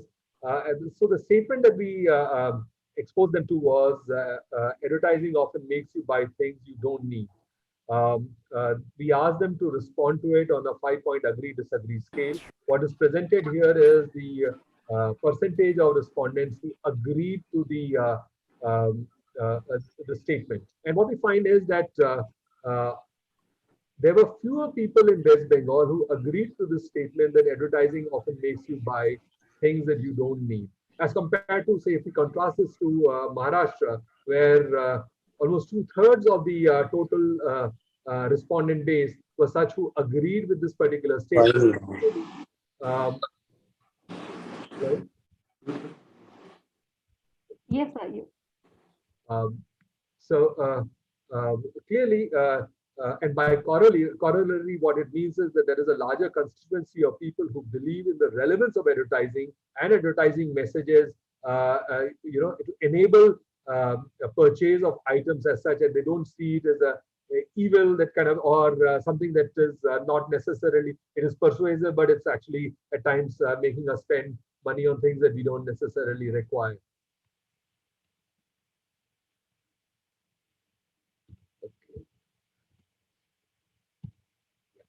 Um, and interestingly, on channel surfing and skepticism towards advertising, on both cases, it's a little less than national average in West Bengal and significantly lower as compared to the other state that I've looked at for the purpose of analysis, which is Maharashtra. And what we've got is two statements here. The first one is, while watching a television program, I usually change channels during advertisements. And 50% of the respondents said that they change channels, which is less than the national average of 53% who agreed to the statement at a national level and 57% in Maharashtra. Uh, for ad skepticism, we looked at another statement, which is most of the ads I see on television and in newspapers these days make unbelievable claims. It was a lot lower as compared to Maharashtra and a little less than the national average as well, at 44% agreeing to this particular statement in West Bengal. Clearly indicating to us that in West Bengal, television not just gives you the eyeballs and an engaged audience, but it's also an audience that is less skeptical about advertising. It is an audience that is uh, uh, uh, also not likely to surf whilst ad breaks are on, and therefore are likely to be watching those messages. So they're more likely to be watching messages, and they are more likely to actually um, have attach some degree of credibility to the claims and the messages that are being put forth to them. Interestingly, what we also found was and through the attitudinal battery that we administered, that the consumers in West Bengal are much more conscientious as compared to the national average. On environment related issues, we had two statements. First is, I would be prepared to pay more for environmentally friendly products, and the second is, I'm prepared to make lifestyle compromises to benefit the environment. And on both those dimensions, West Bengal our respondents in West Bengal, a larger proportion of the respondents agreed to these two statements at around 40 and 44% respectively, as compared to the national average, which was closer to around a third of the respondents. So they are environmental. There is a higher degree of environment consciousness. They're also progressive and social. Um, so the statements that we had was, I like to have a circle of close friends who can support me if things become difficult. It's a lot higher here. There is also a greater sense of democratization of gender roles. So men and women should share household responsibilities equally, a lot higher in West Bengal than it is in rest of the country. So we've got a set of people who can be communicated to across a wide genre of programming in a manner which connects with them in their with their respective values and beliefs, which are strongly anchored towards environment consciousness, a lot more progressive, a lot more committed to social values as such. They're also quite ambitious about self. Perhaps a reflection of a growing economy, which has been doing very well over the last few years. Um, there are two statements that reflect ambition for self.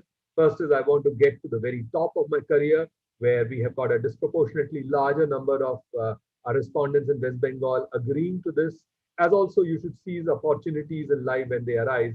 A sizable 43% in West Bengal, agree to this particular statement, as against about a third, as a national average. So clearly, a much more ambitious individual resides in West Bengal. And this person is also a lot more well-informed. They're seeking to be informed about things, and they believe that it is important to be careful about money. So they're looking for information. They want to be informed.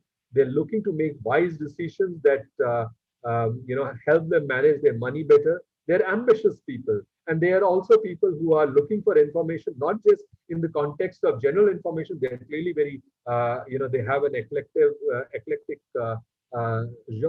basket of choices within genres.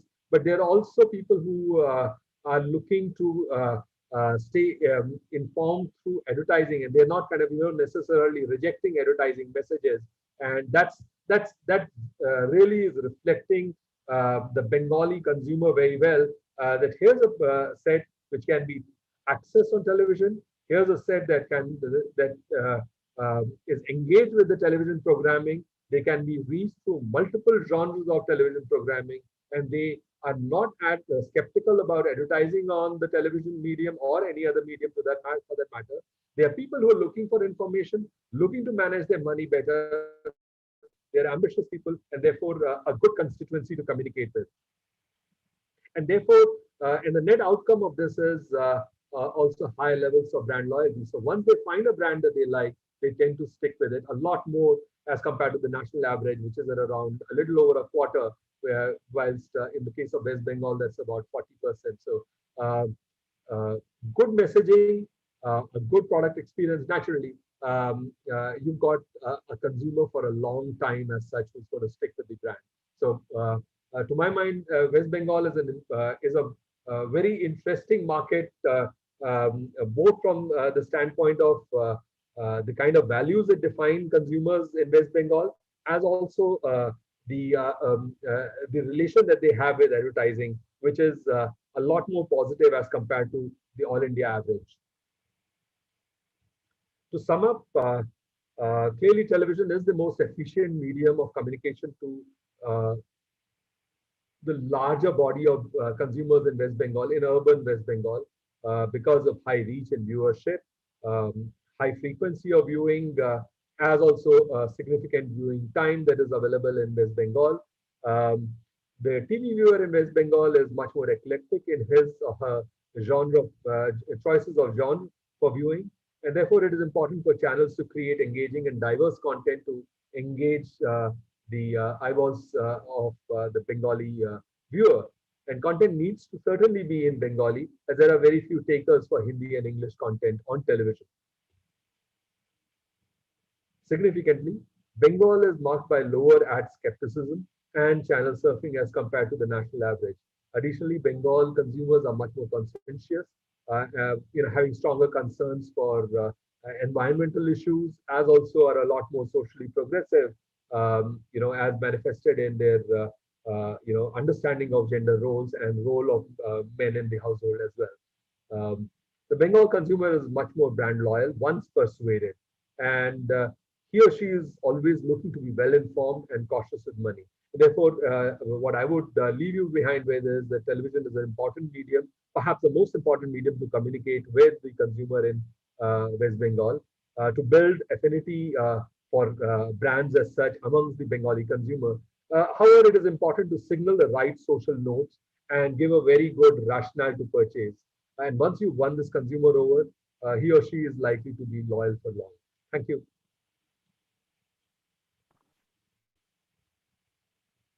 Thank you, Mr. Wasi, for this informative session.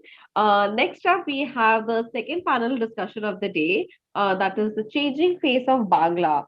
For this, I would like to invite Mr. Prashant Awasthi, Mr. Prashant Rathi, President of Shashi Sumit Productions, Mr. Samrat Ghosh, Cluster Business Head East, Zeal, Sagnik Ghosh, Business Head Colors Bangla, Mr. Sani Ghosh Rai, Director, Acropolis Entertainment, Private Limited. Actually, he was unable to join due to a last minute emergency.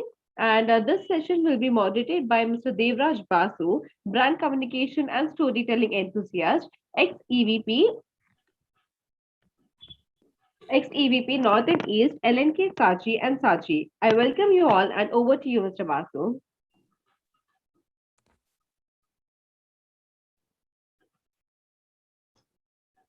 Hi,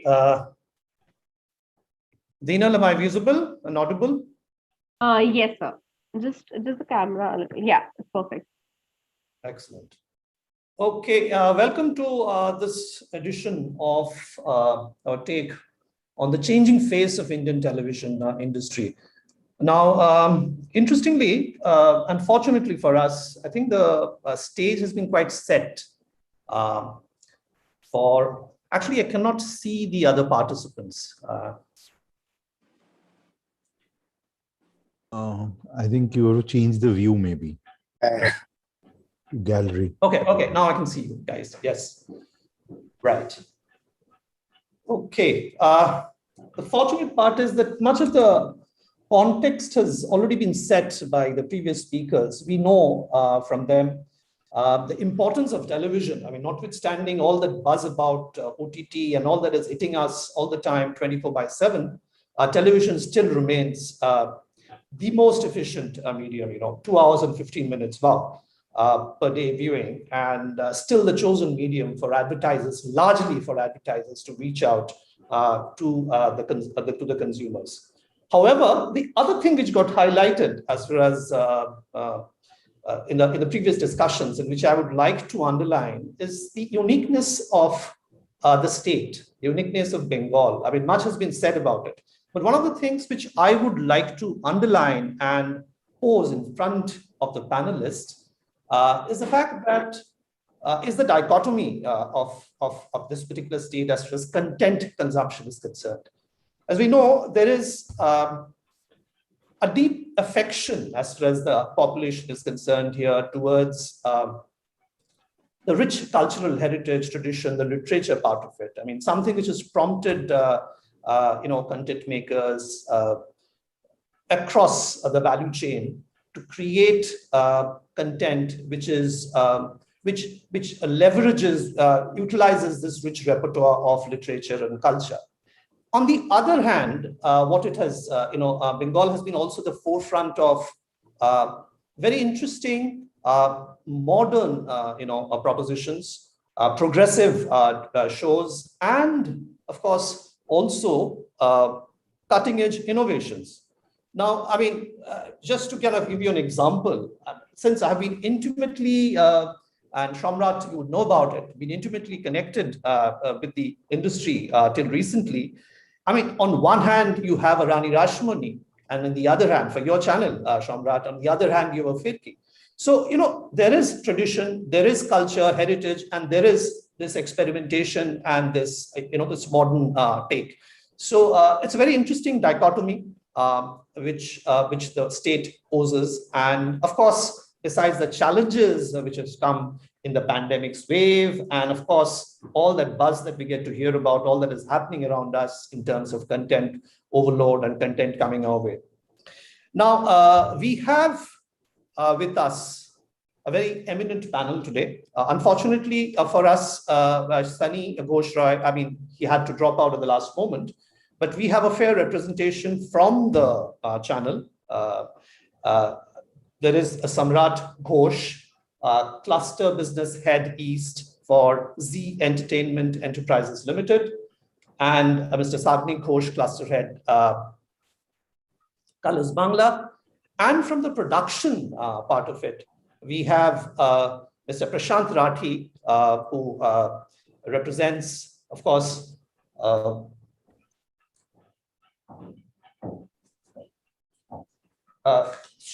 Shashi Sumit Productions. I'm sorry, Shashi Sumit Productions, bit of a tongue twister. Shashi Sumit Productions out of Bombay. Now, Shashi Sumit Productions is it's known for both local as well as international, as in national productions. So you have both regional language. So it would be very interesting to have his perspective on the entire content scenario as far as Bengal is concerned.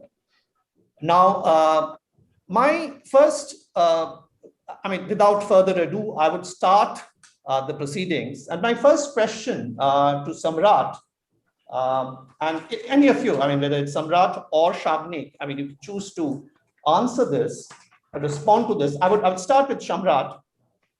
See, fundamentally, we've been hearing a lot about the importance of television as an industry and how it is efficient to reach out to the consumers. But fundamentally, the regional brand, the regional media brand.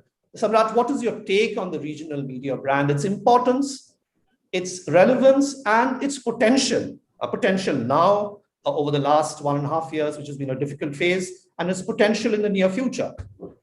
So primarily, your take on the relevance and potential of the regional media brand per se, and then maybe you can talk about your industry, the regional television industry in specific terms. Shamrat. Okay, well, very good evening to all of you. Okay, and first and foremost, I would like to congratulate IndianTelevision.com for organizing such a wonderful webinar. And many thanks for inviting me in the panel discussion. And a very good evening to all my fellow panelists, and a very good evening to you, Devraj. Okay, since you spoke about and asked me about the relevance of the regional television channel, okay. Now, the first thing which is coming to my mind is a Bengali song, okay, a very famous Bengali song, okay, written and composed by Atul Prasad Sen. Okay, it goes like, Nana Bhasha, Nana Mot, Nana Puridhan, Bibider Maje Dekho Milano Mahan, right? So it translates into something like, in spite of various languages being spoken, in spite of various cultures, point of view, traditions, okay, yet there is a unity in the diversity, okay. And this is the, essence of Indian culture, unity without uniformity and diversity without division, okay. Now, if I talk about few statistics, okay, India has 22 government recognized languages and over 1,300 dialects. And if I talk about the language distribution of India, so Hindi is the first language of 44% Indians. However, the remaining 56% are that of the regional language channels, okay, or the regional languages. And the language like Bengali is at 8%, Marathi 7%, and all the 4 languages of South put together is around 20%. And therefore, it is no wonder why regional channels have become so relevant and strategically critical to Indian media landscape. Today, as we are talking, regional channels in Bengal contributes more than 50% of the overall market viewership. And therefore, having understood the power of the regional at Z, we don't treat the markets as India or Bharats, okay, but as many Bharats within India reflecting the regional diversity. And if I talk about not the last 1.5 years, but if I need to look into the journey of the last 1 decade or so, okay, the growth drivers for any network in India has been the regional set of channels and the respective in the respective markets. Okay, now if I talk about the growth in terms of the content consumption in the regional market, it is primarily because of 3 reasons. One, the increase in the number of regional channels at the OTT platform in the recent times, which the markets have witnessed. Number two, there has been more investment in the regional content, and therefore there has been a ramping up of the original content hours in the regional space that has happened, which also helped in terms of the shifting of the eyeballs from the non-vernacular to the vernacular language channels. And the third most important point is the innovative product designing, as you have referred to, right? And this innovative product designing on the back of the consumer centricity approach and a deep cultural focus. Okay, so yeah, this has been the main reason for this part of growth witnessed in the regional space. Yeah, yes, local centricity. We've had quite a few speakers earlier also speaking about that. Shagnik, Yes. let me direct the question to you at this point in time. Yeah, just like Shamrat, you have also been managing very successful channel, local channel, media brand here. Now, in your experience, first of all, would you want to add to anything which Shamrat just mentioned? Yeah, And I would thank you, Devraj. I think I just want okay. to. Shagnik, just let me complete. Yeah, sure. Let me just sure. complete what I'm saying, because I'm not going to leave you like that. Not the same thing which Shamrat has said, and over whatever you want to add. But I would also like to pose another question, because see, today we need sustenance. We are going through, possibly in our lifetime and in our parents' lifetime, the worst possible crisis, in our lives. So it also needs sustenance. The television needs sustenance, like it does, like all other channels, all other formats, all other platforms. Do you see what kind, in your sense, your take of the kind of interest and investment which is coming into the regional media brand, the regional channel per se? If you could just give us some idea of that. Yeah, sure. I'll try to give you a sense of it.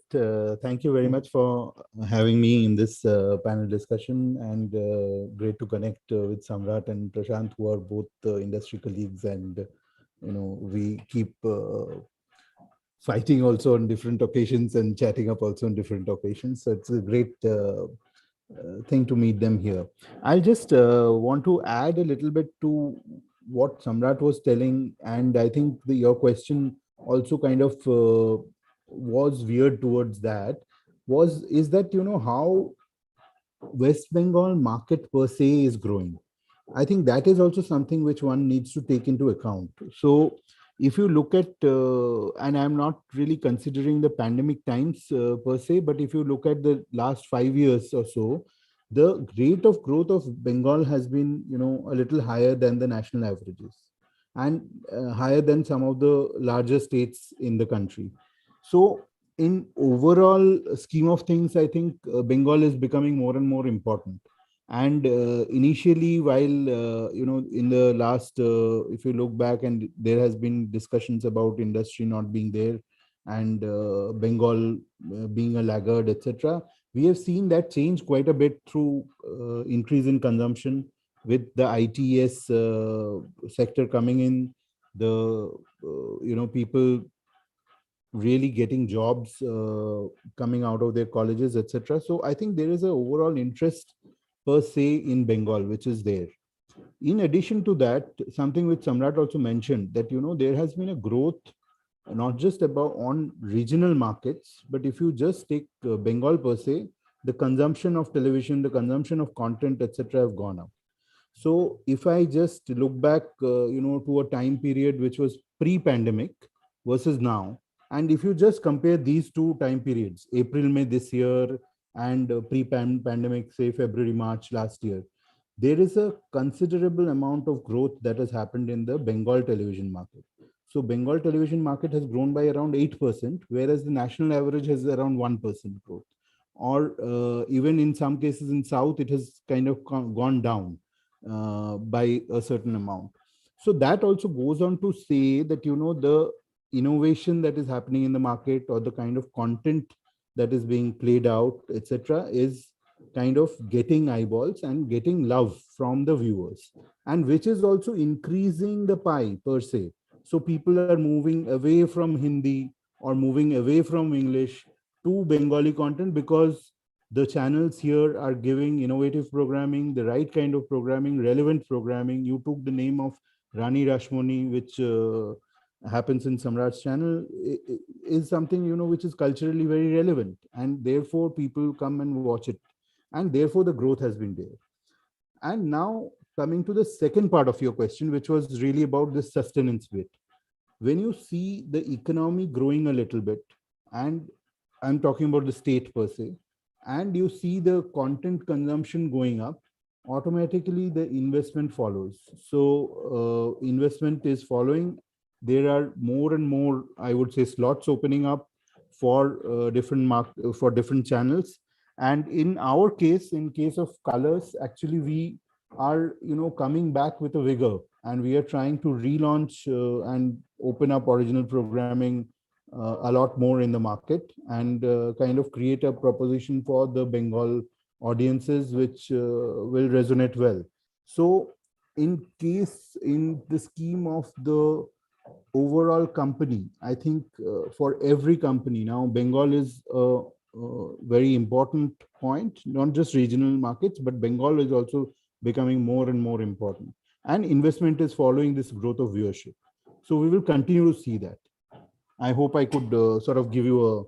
Yes, you did. You did mention, and it's good to sense, and it's good to hear about the optimism in Bengal and the fact that things are looking up, notwithstanding all that, the negativity that surrounds us currently. So it's good to hear that. However, what follows, Shagnik and Shamrat, optimism, or what necessitates, what precedes optimism is what people want to, you need consumers, right? End of the day. Now for consumers, there has been a choice which is there. Unfortunately, there is not unlimited time, but there is unlimited choice which is coming her way, in terms of content. And you don't have to be rich to be able to afford that. So there is a lot of content coming her way today. Notwithstanding the kind of social strata that you are in at this point in time. So in terms of content, and you used two very interesting words, Shagnik. You mentioned about innovation, and I think how do you think your channel, or for that matter, the regional media brands, in terms of content, what kind of innovations are you, have you been a part of, or that you're trying to engineer? And Shamrat, I will come to you. Let me stay with Shagnik while he's there.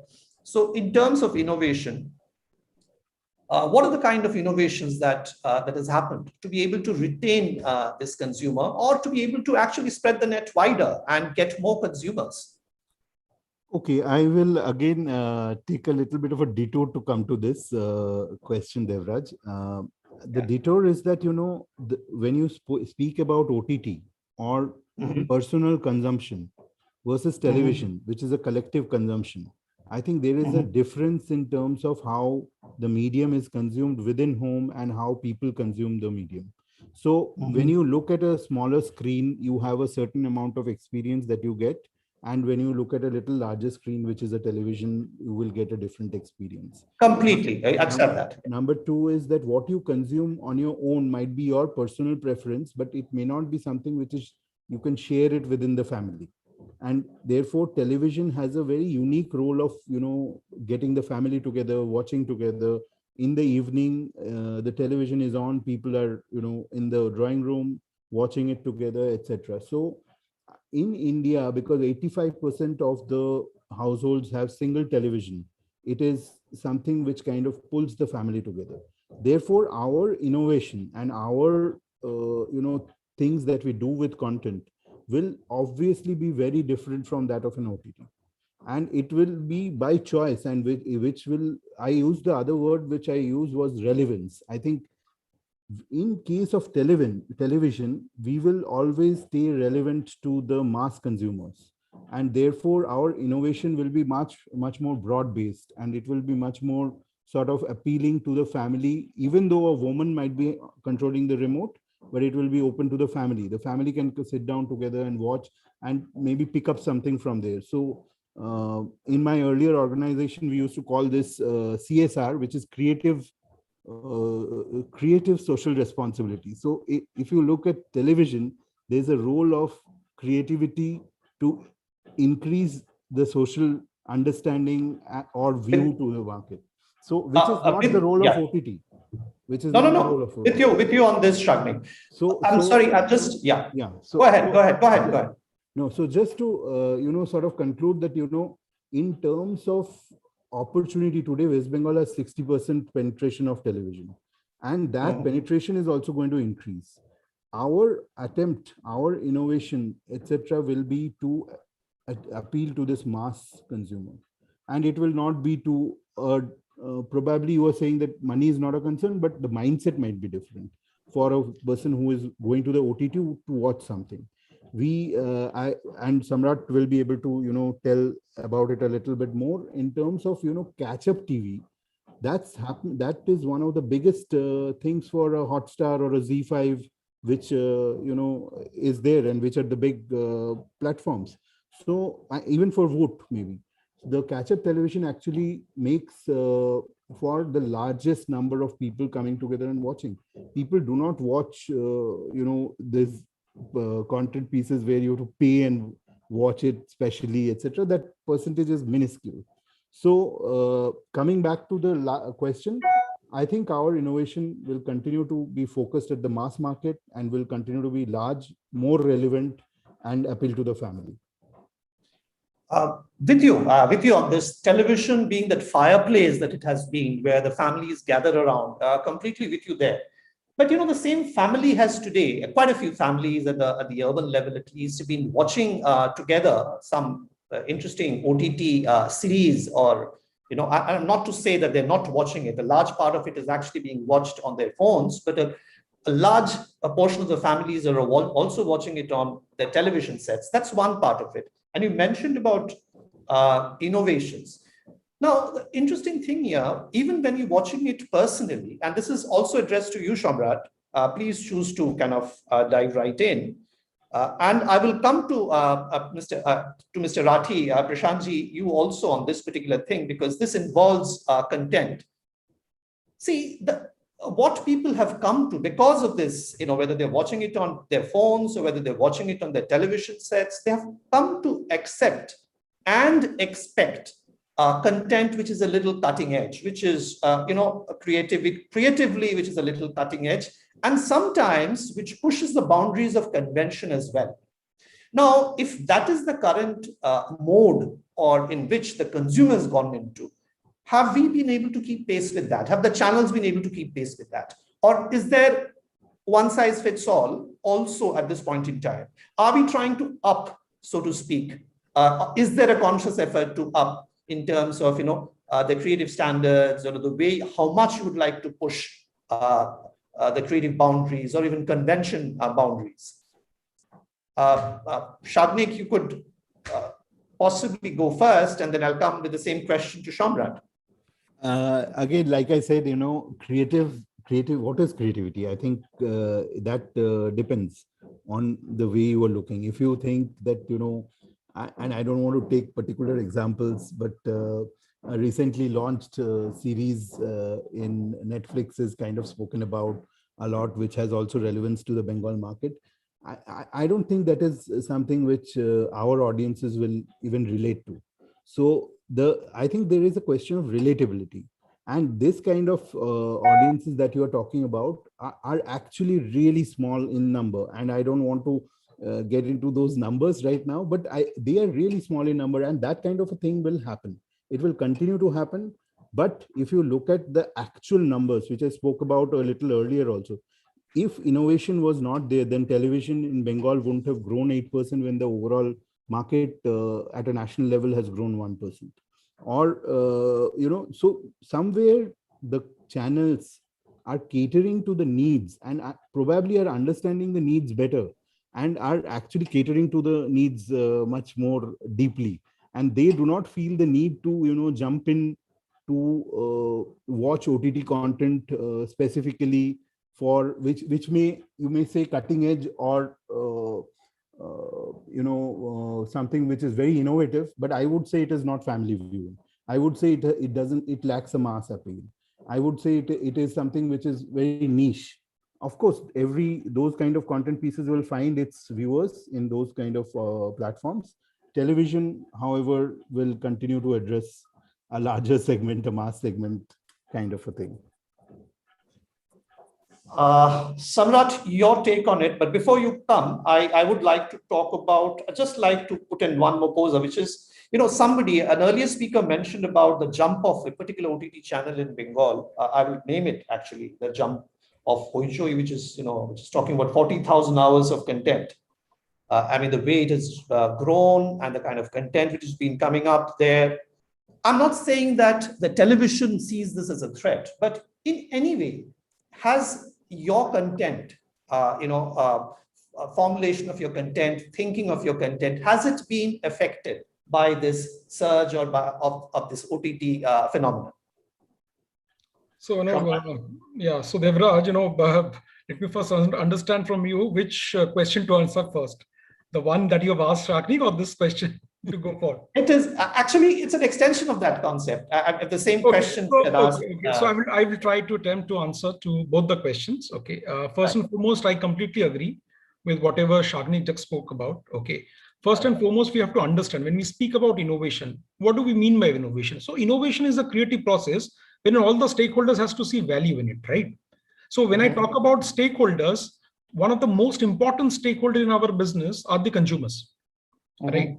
So as Shagnik spoke about the relatability of the content, exactly, relatability, relevance, and also whether the content is being able to cater to the aspirations of the television audiences which are there. So if as a content maker, we have been able to address that, I think, it will have a wider spectrum of acceptance. And also the fact that, please understand that our business, the television business, is highly dependent on 3 C's. The content, the consumers, and the customers. So by content, I mean the fiction or the non-fiction shows that we create on our channel. By consumers, I mean the viewers. And by customer, I mean both the subscriber as well as the advertisers. So content designing has to be done on the core of the consumer centricity approach, because at the core, the consumer has to be placed, right? And therefore, we have to create a content basis consumer centricity, wherein the content should be relatable, should have relevance in the amongst the wider spectrum of audiences. Now, this will help the brand to become a brand of love and relevance for consumers, and will in turn drive more engagement and loyalty amongst the consumers. And obviously, and therefore, it will drive more values for all the stakeholders in the process. Now, if I talk about what are the advantages, or what are some of the insights wherein the regional content has to offer, first and foremost, which Shagnik probably touched upon in one of the earlier question answer session, when he spoke about the cultural relevance. Okay. Now there is a saying that culture is permanent, expression is temporary. Okay. So India is, as we know, it's a culturally very diverse country. Every culture has its own language. When potential consumers feel that a brand can understand them and their needs, they become loyalist and advocator of that particular brand. And there's nothing better than developing the connect in the language that a user understands and speaks. Okay, there is a saying that if you talk to a person in the language that he understands, it goes to his head. But if you talk to a person in the language that he speaks and understands, it goes to his heart, right? And number two, advantage of the regional content which we create on our television channel is the trust building factor. So, when a brand, devote time in terms of localizing their content, they get equal amount of reciprocation from their customers. Okay, and it is a human tendency also, right? So we buy stuff from people or from the company which one knows or one likes or trusts. Okay, so hence the localizing content will build that trust, which is essential for a successful business model. And as I've said, that 56% okay of people's language in India are the vernacular language, and for any business, the size of the audiences matters. Okay, and one size fit all solution will always have its limitations. So the mantra which most of the regional channels have adopted in India is the local for local by the local. And this is the biggest strategic advantage of regional content over others. And the ability to understand and connect with the deeply rooted culture of the consumers give a sustainable differentiating edge. Now, this higher level of consumer connect always help further to customize and deliver telemech content. And the most important point is the co-creation. Okay, now the co-creating the brand has also become the new mantra. A regional brand will always have a higher ability to engage with its consumer a lot better than the brand and take the brand a lot more closer to the consumers. Okay, I give you an example. On my channel Zee Bangla, we have a show called Didi Number One, which is a game show with women, right? So it has become an aspirational platform wherein our consumers can come participate in terms of creating the content and the brand. Okay, so this is the answer to your first question. The second question, when you spoke about in terms of the relevance of the television and the OTT space, I think our consumers are operating in a and world. They are not operating in a or world. Okay, the consumers are today operating in an and world.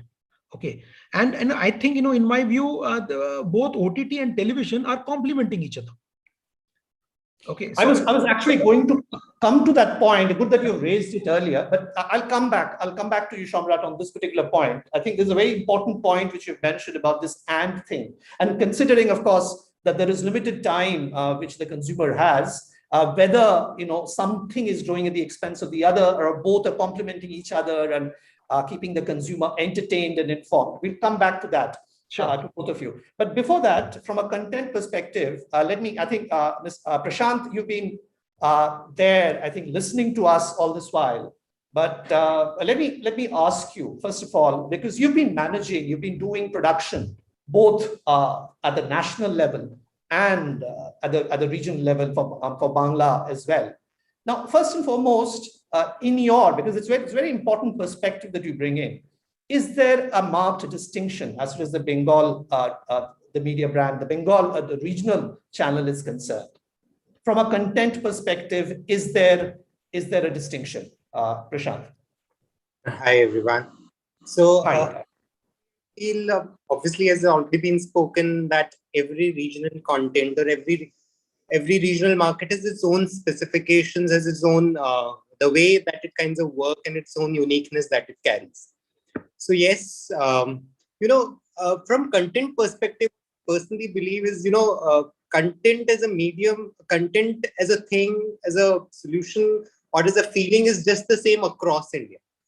I mean, that is the reason you can see that, a multiple, makeovers happening, Hindi shows being made into Bengali, or Bengali shows being made into Hindi and still working successfully, because I think the core emotion across India just remains the same. It's not about specific things. I think the core emotion that the Indians would want to watch still remains the same across. I mean, you can kind of make it a little universal emotions. Yeah. Universal emotion. When it comes to, again, personally, I believe that, there's the expectation of people of from TV versus OTT is completely different. In Hindi also, you've got certain shows which were made, which you can actually put on OTT. I mean, it were made along with Amitabh Bachchan or even Anil Kapoor and all, and they quite didn't work because maybe TV audience is still not ready to see that OTT content on TV as yet. I mean, from TV, they still expect the TV to happen. I mean, they still expect the same thing that they could watch with their families and stuff. Innovation, yes. The genre, the how do you tell the stories is something that they would want to see. I mean, there was a time when, your main leads, the protagonists used to be the crybabies and all, and now they've become the more outspoken, smarter audience that the people that they come out.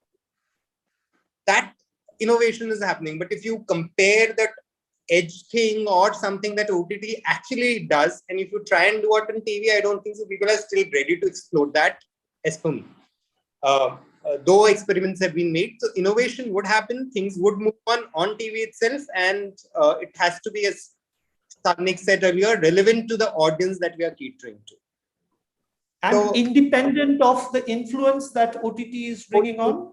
It carries, yes, because obviously, as I told you, that the expectation from TV would still remain something that they would want it on TV. Right. And what they want to see on an OTT right now. Okay. Okay, now there are two parts to it, and Prashant, you've been sitting for a while, so I'll ask you one more question here, which I think all of us would like to know. See, one is the what part of it in terms of a theme. The other is the how part of it in terms of, the production, the scale at which it gets executed, the refinement with which it gets executed. On that, do you see there is a distinction between, the regional Bangla, for example, since we are discussing Bengal, and the national level in terms of the kind of values which you bring in? See, honestly, I think working here has actually taught me how efficiently the work can be done in Hindi market as well. So, yeah, each market has its own uniqueness and its own way of tradition that the way the things kind of work around. For us, it's an adaptation. We do adapt to the particular market and work according to that thing. The working styles are different, the working cultures are different, and I think that's what you kind of carry it there. So obviously, from production perspective, there are differences in terms of working style, working patterns and all. But I think that's what you learn best from both the markets and try and adjust everywhere. So can I add to this a little bit? Maybe then. Please. Yeah. So jump in. I think one of the things which Prashant mentioned also, that there are shows from the Bengal market which are being taken to the Hindi market, or Hindi market shows which are being taken to Bengal market, right? But in all of this, the how part which you mentioned is very important in terms of how you bring in the nuancing. And that's what Samrat and I was talking about, the whole relevance part. If you show maybe the concept is the same, right? Maybe the story is something which you want to do. It's more universal to the Indian sentiments and all, but you have to tell it in a way which is true to Bengalis. You have to tell it in a way that appeals to the Bengalis. It kind of brings in the culture that is relevant to the Bengalis. It brings in the ethos that is right. The surroundings have to be right. The kind of things, if you sort of do not show a Durga Puja happening in a serial in Bengal, that will sort of be rejected. So the how part is equally important apart from the what part, but that's where you have to sort of localize it to a large extent. One. And two, you also were talking about this influence of OTT. I think somewhere, and it's not a bigger trend as of now, but in terms of patience level, I think the patience levels of people are going down. And that's where you see, this earlier, if I take you back 5 years, 6 years, there used to be shows which used to run for 3 years, 4 years, 5 years. As of now, in Bengali television, apart from one show which Samrat kind of boasts of, there are no shows which are running over, for 1.5 years at max. So apart from Rani Rashmani, which has ran for almost 4 years, there is no other show right now in the Bengali market which is running for this kind of a thing. And maybe somewhere OTT is influencing the pace of storytelling, the pace of consumption, etc. But it is not changing the ethos at large. It is not changing the way the mass consumers think about relationships, way of looking at life, etc. I hope I could add something there. No, it's a very interesting point. That's a very relevant point in my mind, at least. This cultural nuancing of it, which you mentioned. How critical it is as far as adapting a story is concerned. And Prashant, I'll just go back to you, if I may. When you are creating, and you've been doing it for other markets as well, this cultural nuancing bit, how is it that you ensure? Is there a collaboration constantly with the channel? How is it that you ensure such cultural nuances are respected, and so that you're able to relate to the consumer that much more meaningfully? Yeah, that's actually true, because you need to be culturally relevant to create that content. The content to kind of touch the regional market, the people out there. And obviously for that, you need to collaborate with channel, the creatives out here who kind of work around. We work with the writer teams out here and the creative directors out here who kind of color that to the cultural requirement to suit the requirement of the particular market. I mean, that goes without saying that the first thing that you need to do to survive in the regional market, otherwise you just cannot survive. Here, my question is, how is this market therefore different from any other market? Because see, as a marketeer and as an advertiser, I would like to know that. I would like to know how, I ensure that. And what is it that you would do, especially for a Bengali market, for a Bengal market where, we know that it's largely, Bengali is understood and, it wouldn't cut the ice if it were any other language and so on and so forth. So what is it that you would do for the Bengal market specially, which you wouldn't do for maybe any other market, or maybe a Maharashtra market or a Gujarat market? Every market has their own relevance. A Marathi shows or a Marathi market will have a different demand to it, and a Marathi market or a Bengali market may be a different demand to it. I think culturally, heritage-wise, Bengal is a very rich market. They love big families. They love people across the festivities, the day-to-day stuff that they actually do. They want to see all that on television, and they relate to that particular thing. So they relate to something that they've been seeing all across. They've been, that the characters that they can relate to are somewhere in their family or around them. They're more attached to those stuff. Hindi market comparatively is completely different in those sense, because I know you can tell a story of any particular region out there. It can be a Lucknow story, a Gujarat story, a Bengal story, anyway. So I think there the relevance of particular region is not that important as compared to a particular regional market where they're more keen to see, and then that's the reason I think they're glued to the regional market televisions as well, because they're keen to see their own stuff which they can completely and directly relate to, which they see all around themselves. Okay, so it's about a little bit of seeing themselves in the channel and what is happening around them, a true reflection of that. That's something which the Bengali audience would look forward to. Great, Prashant. Okay, so Samrat, I will come back to something which you had touched upon, earlier, and we kind of digressed from that for a moment. Now, you, in your capacity, have been managing the content for both TV and OTT for the media brand that you represent. Now, that's a very interesting challenge, because, and you mentioned about this and philosophy as well as against the or philosophy. So do you see the growth of each one of them equally, or one at the expense of the other? I mean, Shadnik touched upon the point of patients going down. What kind of trends do you foresee? Fact that you manage both the platforms. No, so I would like to say, Devraj, that the future is bright for both OTT as well as TV. Okay. Because as I've already said that, if I talk about the consumer, okay, they are operating in an and space rather than the or space. Okay. And the TV is operating in a family viewing space, while OTT is in a personal viewing space.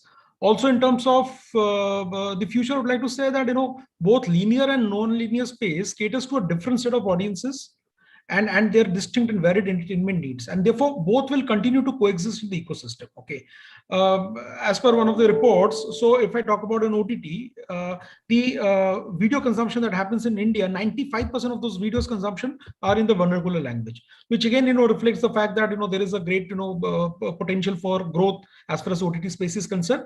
And as of Sagnik has also touched in his earlier spiel that there is more headroom for television channel to grow, because in Bengal, if I talk about an overall television penetration, we are operating at around close to 60%. Right? Not only there is a headroom for growth in terms of the penetration, however, there is also a headroom for growth in terms of the time spent. As in the earlier session, when Kantar Media has presented that the average viewing per day per Bengali viewer is close to 2 hours 15 minutes. So if I talk about some of the statistics, on a weekly basis, an average Bengali spends 19 hours, okay, in front of the television, against a national average of 24-25 hours. So there is a more headroom for growth in terms of both penetration as well as in terms of the. Let me interject for a moment here, Samrat. I'm perfectly with you there.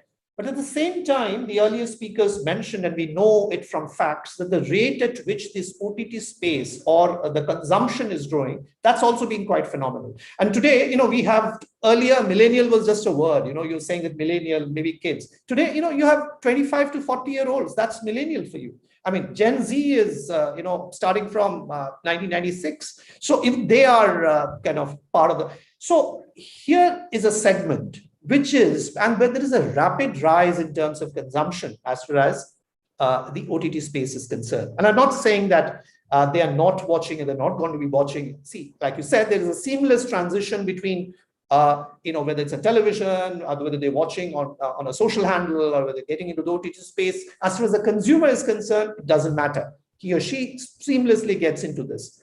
But unfortunately, there is limited time. There is 24 hours end of the day, and however much she wishes and however much she extends it, there's going to be bound to be a limit in terms of the amount of time that she wants to be informed or entertained, and both at certain times.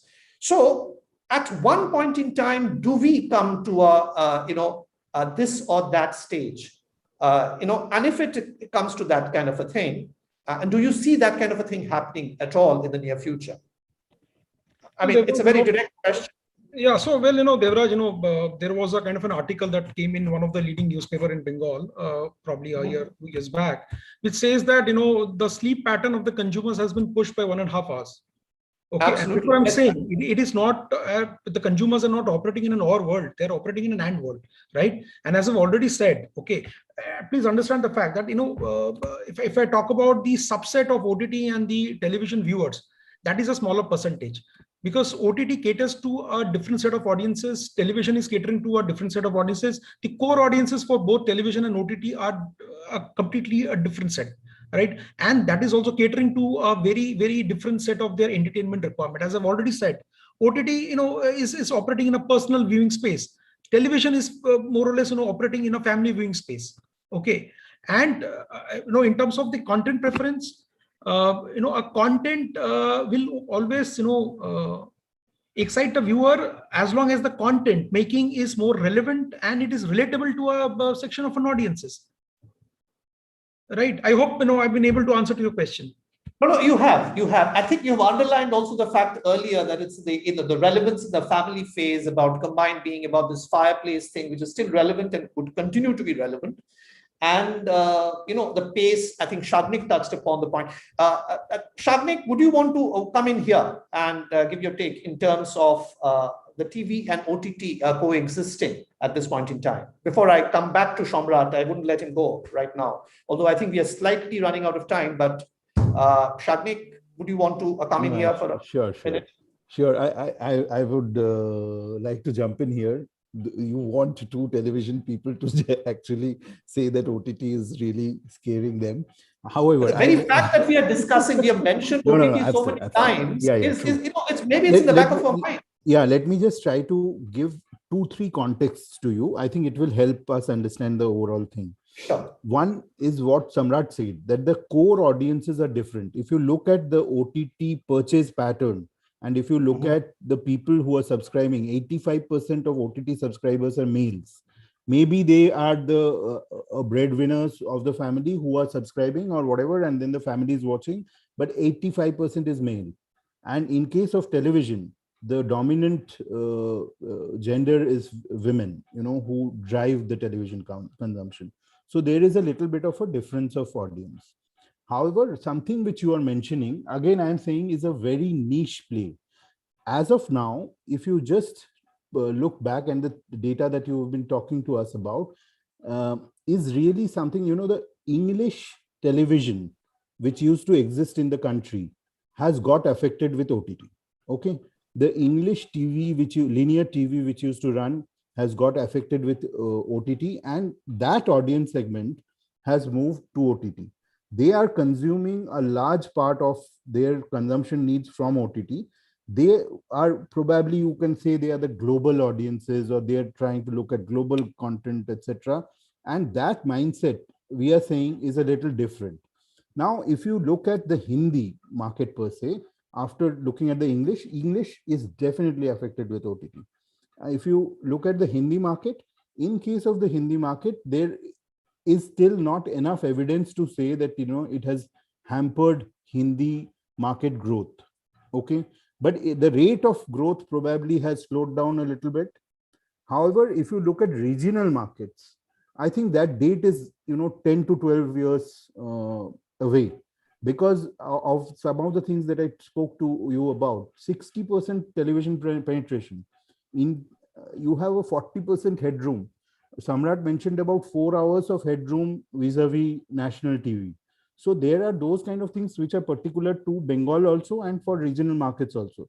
So in these contexts, I think there is still the battle is still not there as far as regional OTT consumption is there, but for English audience, I would say, it's really affected. Absolutely relevant, and I can completely see the point here that you're making about the English, which I think is pretty obvious there. Now, coming back to the original thing, Shamrat, which we had been talking about, which is you're managing, both the television part of it and the OTT part of it, and managing it well. And you underlined the fact that these are segments which are very distinct.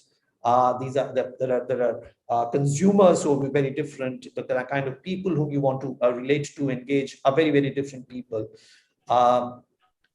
Do you see that moving forward? Do you see that there is some kind of a merger happening? Because see, end of the day, there is, after all, so much to consume, and content, however much we wish, is not endless. So how do you propose? I mean, how are you managing it at this point in time, and what is going forward? What is your going to be your strategy? I mean, I don't want any details here, but something which you could give us a sense of.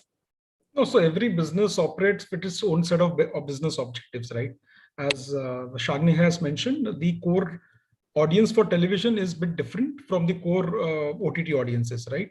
And therefore, I think, instead of, versus, it is more of a plus. It's like, both the mediums are going to coexist in terms of complementing each other, right? And the good sign about the market is that, we have seen in the recent past many new entrants, whether in the television space or in the OTT space, which has also increased a lot of volume of work in the market, and thereby making a lot of quality offerings to the consumers. Right, at the end of the day, the consumers are going to come and consume the content which they can relate to, which they think that it is catering to their aspirations. As long as whether it is television or OTT is being able to cater to that, both the platform will have a very great future ahead. Great. I think we are almost, not almost, we've passed our time, and we would just kind of, I think we ending on a note which is a pretty positive note as far as the way I perceive it, which is, they're complementary. It's an and world, which is wonderful. As far as the consumer is concerned, she doesn't see any distinction. I mean, she wakes up today with a Twitter feed, she gets onto the television, catches the bigger news, gets onto a phone, when she's visiting a store. So it's a seamless movement for her, and she doesn't see it. But the way she sees it, and I'm not talking about urban, rural here, but the way she sees it, so the way she sees entertainment or content is very different in television, and television is here to stay. Thank you so much, gentlemen.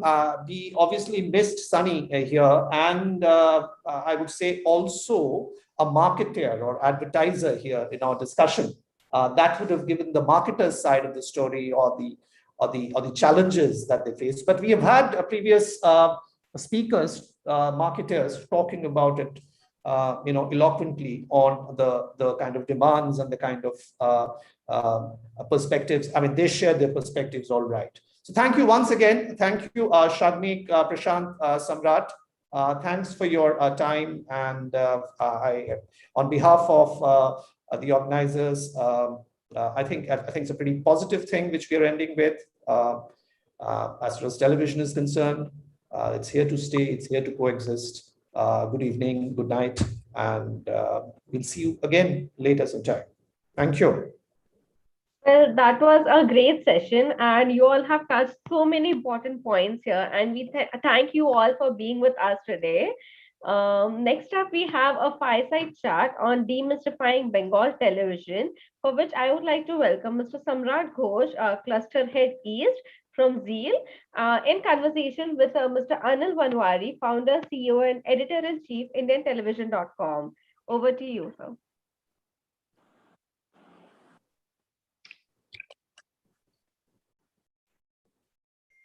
Sir, you are on mute, actually. Thank you. Thank you very much. This has happened to me for the first time in a long, long time that I started speaking while I was mute. Thank you for pointing that out. Our guest today is a longtime ZTV employee. His LinkedIn profile shows that he's this science graduate from the University of Kolkata and a PGD BA in marketing, joined Zee Entertainment in 2000 and has stayed there since.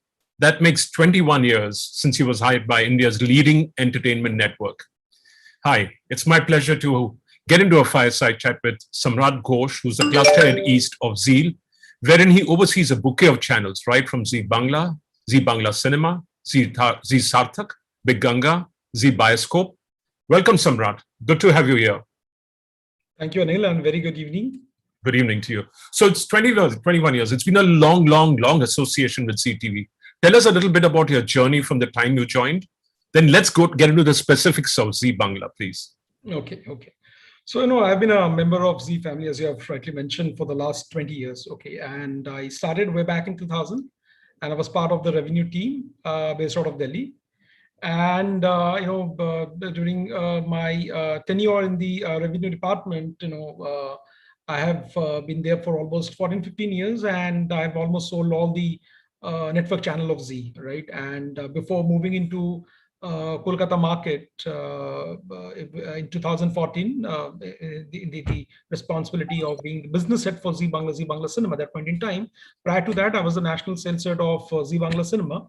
In fact, I was the first national sales head of Zee Bangla Cinema when the channel was launched way back in 2012. And then I was also the national sales head of Zee Kannada, the Kannada regional GC channel that we have for Karnataka market. And then there has been a bit of a shift wherein I moved to the business side. And ever since 2014, I've been handling brand Zee Bangla Cinema. And obviously, in the last couple of years, more new channels have been added to my portfolio, wherein I'm responsible for driving the East channels, wherein I'm responsible for, apart from West Bengal, I'm also responsible for driving Zee Sarthak, which is a GEC channel from Odisha market, and also Big Ganga, which is a GEC channel, and Zee Bioscope, the Bhojpuri movie channel, which I launched 2 years back. And within the 1 month of its launch, the channel became a market leader and sort of created a history. So, and apart from these 5 channels, I also take care of the content for ZEE5 Bangla and ZEE5 Bangladesh. So this is how my journey has been with Zee. Along the journey, what has really helped you to in your growth process along in your journey? What has helped you in your growth process? Yes, absolutely. While working in a big network like Zee and having the exposure of various functions and various set of channels, it has always helped in terms of enhancing my learning curve. So I was first exposed to how the sales operates, and then when I moved to from a national channel to a regional channel in terms of sales, then I got to know how the selling of the regional channel happens. And then when I moved to the business side, I was also exposed to the way the marketing is being done, the product creation is being done, the production is being done. So the complete 360-degree kind of a view of the entire ecosystem that you get to by which you have been able to enhance your learning curve. Fantastic, that's great. Now on to Zee Bangla, which is what this is all about. You've reached an important milestone. My milestone as becoming a very important channel in Zee's portfolio mix, and you have been spearheading the journey, you said, over the last 6-7 years. What are the challenges you specifically face that you have to negotiate and overcome to reach where, to take Bangla to where Zee Bangla to where it is today? No, so when I took over the channel 7 years back, that point in time, Zee Bangla was already a challenger brand in the market. However, I know it had already had a very strong brand identity and was perceived to be a very pioneer in the non-fiction space, okay, and had some advantages over many established brands at that point in time. In fact, in the fiction space, we also had few flashes of brilliance here and there. And so my main objective at that point in time was how do I further create a strong brand identity, a brand equity, and transform the brand into a brand of love and relevance and achieve the leadership milestone in the category. And therefore, I realized that the key to success has to be on the back of the underlying culture of innovation, consumer centricity, and the cultural relevance. So we reach out to our consumers and gathered loads of consumer insights, and basis that we started designing our product offering, which was inclusive in nature. We were also doing very well amongst the evolved socioeconomic class at that point in time. But inclusiveness helped us to have a wider spectrum of audiences and also helped us to top the viewership chart. So we constantly reinvented the wheel and started offering novelty both in terms of our fiction as well as non-fiction shows. And we brought a lot of cultural relevance in our shows to build more engagement and trust amongst the viewers. And yes, and we stayed invested in terms of our brand, content, and people. Fantastic. So this in around, I think it was in 2018 when the new brand identity was of Z was launched at its 2017. You know, when you launched a new brand identity with Aaj Likhega Kal, which is, you know, also talking about all inclusive content. Notun Chonde Likhbo Jibon, yes, Yeah. that was the new brand identity of Sabi. Yes, and also it talked about all inclusive content, addressing the middle class. Absolutely, yeah. Tell us a little more about this all inclusive content and how it's been critical in the success for a regional brand like Z Bangla. No, as we all know that, you know, the brand identity has to, or the brand philosophy has to cascade into the content philosophy. So the idea was, how do we tie up both our brand philosophy and the content philosophy together? And, you know, it was done on the back of a very strong, robust, you know, cultural insight. Just a moment. Is there a problem? Yeah, I think so.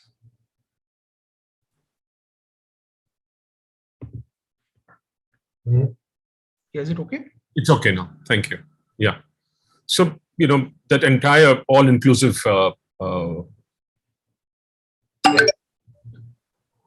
Something is popping on the screen. Just give me a second, please. Sure.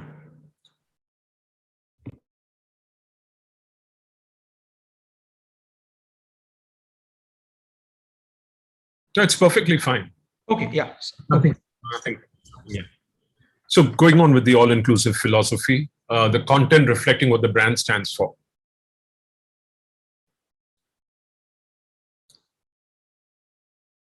Hello. Here. Actually, there's nothing intruding with you, Samrat. Just a moment. Yeah. So that's why, you know, that's how we adopted the new brand tagline, which is Notun Chonde Likhbo Jibon. Okay, which talks about, you know, breaking away from the shackles and, you know, taking the destiny in your hand, and you know, strive towards achieving your goal and taking the entire, you know, family along with you in the entire journey. So, and that brand philosophy also cascaded into our content philosophy, and therefore, you know, in the last couple of years, you will see a lot of, you know, such kind of shows that we have, you know, brought to the consumers are in that particular space, be it in the form of Krishna Kuli, be it in the form of Jumuna Dhaki, or Bokul Kotha. So, you know, our content philosophy tied up beautifully with the brand philosophy that we did way back in 2017, as you have rightly mentioned. And sorry for the inconvenience, because, you know, there was a kind of I thought there is a bit of a problem that has happened at my end. Yeah. Perfectly fine. So, but you're in a very culturally rich. You know, the East is supposed to be very culturally in the matter of literature. So it obviously gives you a lot of stories to you know, reach out to and convert into content which viewers can watch and which, you know, enthrall viewers. So I'd like you to comment on that. Yeah, in fact, you know, let us try to understand the psyche of the Bengali consumers first. Okay.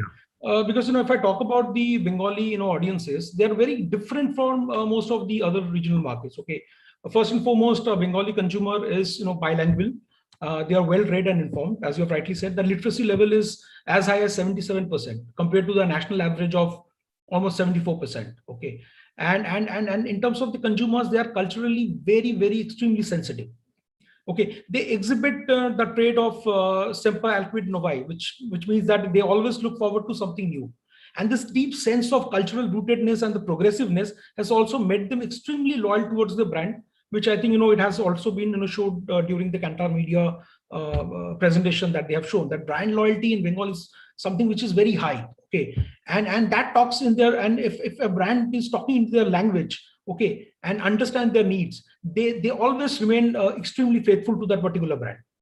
And obviously, you know, they look forward to a very unique blend of content offering, right from literature to inclusive content, which has a reflection of cultural rootedness, and wherein the values are also embedded within this particular in a particular show.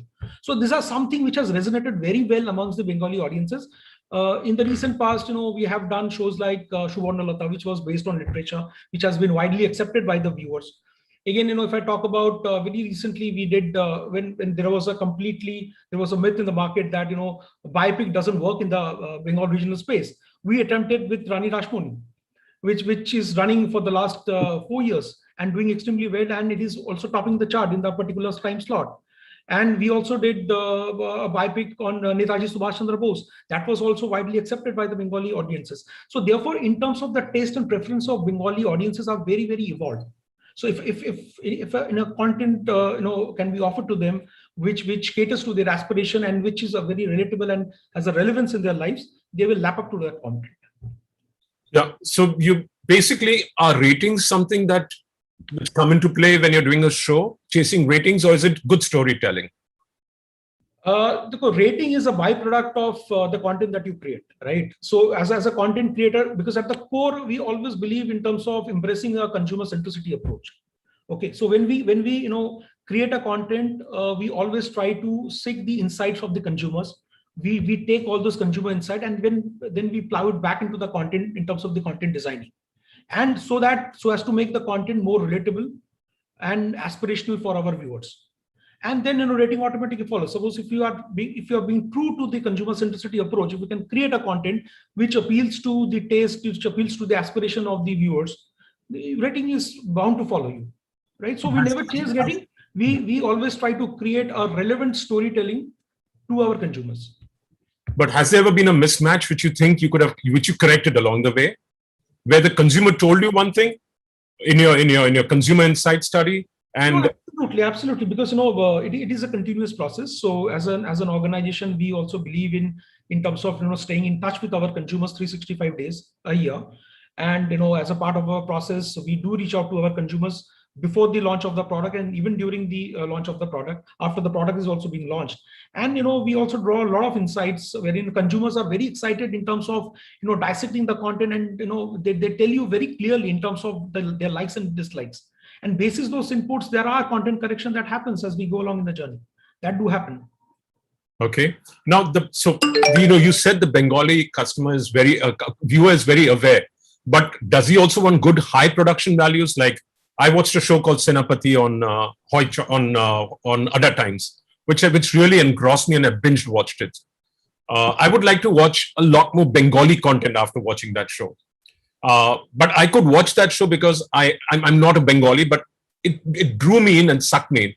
So going by what you said, that Bengal has a lot of good stories, reaching out to the non-Hindi, non-Bengali customer nationally, is that something which you would like to, or you're open to doing by just subtitling or something like that? No, in fact, you would be surprised to know in the non-fiction space, okay, we have certain, reality shows, which over a period of time has transformed itself into a big brand, a cult brand in the market. For example, we have a quiz show called Dadagiri, wherein the anchor is Saurav Ganguly, or for that matter, we have dance reality show by the name of Dance Bangla Dance, which later on traveled to the national space in the form of DID, or for that matter, a vernacular season of Saregamapa.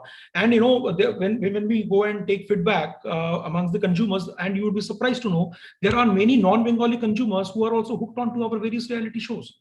They find immense amount of relevance in terms of the content that we have to offer, right? But as you have already said, there are many stories which has also resonated well, not only amongst the Bengali audiences, but had the potential to travel beyond the boundaries also. For example, there are many shows which from Bengal has traveled to the other parts of the country within the Z network, right? So it is a huge amount of cross learning that happens within the network. Some of the national shows or other regional market shows travels to Bengal regional shows also travel to other parts of the country, and therefore we've been able to cater to a varied and very wide spectrum of audiences across pan India. Yeah, but so is the Bengali consumer very production quality conscious? What kind of genres is she binging on? Is she channel loyal? You said there's brand loyalty. But is she program loyal or is she channel loyal? Well, this is a very interesting thing because, as I've already said, first and foremost, the brand affinity and the inertia in a typical Bengali is very high. So if you win their heart once, they will always remain loyal to you for a considerable period of time. And, interestingly, if you see, it is both. It exists both in the Bengal market. For example, if you track the legacy of the traditional all Bengal market, it has always behaved in a duopoly market, right? So there is a high loyalty amongst the Bengali audiences. Okay, and of course, there are certain slots, and suppose if the kind of a program that you create can cater to their aspiration, as I've already said, if it caters to their aspiration, if it turns out to be a brand of relevance, and if it is relatable to them, the consumers wait season after season. There is an appetite for a consumption, and which we have been doing. For example, non-fiction space, to give an example, right? So we have shows like Dadagiri, we have shows like Saregamapa, we have shows like Dance Bangla Dance, Miracle, Didi Number One, wherein it has been running on the channel for more than a decade. Right? Which also talks about the kind of affinity the consumers have for a particular show. But at the core, the content that you have to offer has to cater to their aspirations, has to be relatable to them. Then only they will have an affinity towards the content. No, I get that. So, but the Indian consumer is becoming more program loyal and more show loyal. They're not really bothered about where it's being placed. I could be interested in watching a Star Plus show, a Netflix show, an Amazon show, but I'm not really have a direct affinity only towards one of the channels or one of the platforms. So, is the Bengali consumer moving in that direction? Yeah, in fact, this is the advantage of the regional channels, because per se, if I talk about Zee Bangla, okay, I spoke about in the last session about the cultural relevance, the engagement factor, the kind of a co-creation which the brand helps in terms of providing to the consumers. So if you have been able to cater to those elements, I think there is a brand loyalty that also exists within the market. Okay, so no, coming back again, we were talking about the genres that the Bengali viewers very, very keen on. Is it across non-fiction, reality, talent, fiction? Is it family fiction? Is it woman-oriented fiction? Is it what kind of what is it? Thrillers? Is it crime? Okay. So let us step a little back. Instead of decoding what kind of a genre does work. So as I've already said that one has to understand that what kind of content resonates with the audiences, and what are the reasons behind those content getting resonated amongst the audiences, right? Say for example, any content which has a huge amount of cultural relevance will always resonate, because when a consumer sees that that brand can understand their need, and understand them, and they are talking to them in their language, obviously they develop a huge amount of affinity for that particular brand. And number two is that when you create a content in a vernacular or a localized, if you create a localized content, they also get an equal amount of reciprocation from their customers. And obviously it is a human tendency to buy to follow a brand, or to become a brand lawyer, and buy a brand, or you trust a brand, and that also drives in terms of building engagement, right? And obviously what the regional channel, or for matter Zee Bangla, also has to offer is in terms of the co-creating, because co-creation is also playing a very important role in the mindset of the consumers. Okay, our regional brand will always have a higher ability to engage with the consumer a lot better, and take the brand a lot more closer to the consumers. I mentioned about a show called Didi Number One in the last session. Okay, so it is a game show with the women, right? Wherein the show has become an aspiration platform, wherein the consumers come, they participate in terms of creating not only the content but as well as the brand. So if the brand can thrive, or can create basis this kind of elements, it has got a longer longevity. Okay, and it's a phenomenon which is there on national television, where one genre becomes popular and all the channels follow in the GEC space. Is that also something which is afflicting the Bangla space, or you'll walk your own paths? No, so again, I'm saying that at the core, it is always a consumer centricity. I get it. Yeah. Okay. Okay. Now, as far as writing talent is concerned, nationally we face a lot of challenges. So, what are some of the unique solutions you found around this? And if you could share some of that, like, have you built writers' rooms? Have you looked in different institutions, universities, schools? Have you started nurturing writers? No, I think Bengali television industry has seen an upsurge of content production in the last 1 decade, and because of the new entrant in the various spaces like TV, OTT films, and coupled with the fact that there has been a ramping of content production hours, by the existing set of players. Now this has led to a short supply of talent versus the growing demand. And not only the challenge has been witnessed in terms of writers, but there is a kind of a challenge with respect to actors, producers, as well as the other pool of talents which exist in the ecosystem. Now, what we have done is that we embraced multiple ways to address this. First, we have widened our production ecosystem. We are trying to collaborate not only with the established production house, but also with the new aspiring production house. Okay, we believe that this will enable us to explore more talent. Number two, we are also putting our efforts in terms of producing shows, in-house shows and films on our own, with a core value to give a platform to new talents. And third thing is that we have already launched a talent nurturing platform. Okay, it is called yesbangla.com. So it is an online site through which we search, select, and nurture the upcoming talents in the field of acting and script writing.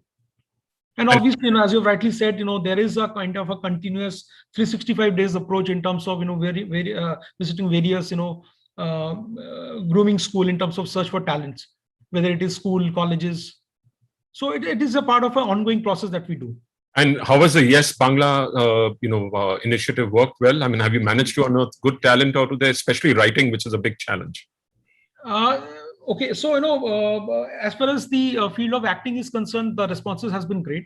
Obviously, in terms of the script writing, the responses, I would not say it has not been great, but it has been limited so far. All right. So you operate both in the TV and OTT space. I personally believe that both are going to coexist for a long time. Forget the language, forget the they're both going to be necessary, and they'll be watched by different audiences. I may watch TV at one time. I may watch an OTT show at one time. So what is your perspective on it? Did you share that with me? Yeah, absolutely. In fact, in terms of my view is that both are complementing each other. Yeah. Because the consumers are today operating in an AND space and not in an OTT space. Okay, yeah. And TV is operating in a family viewing space while OTT is in a personal viewing space.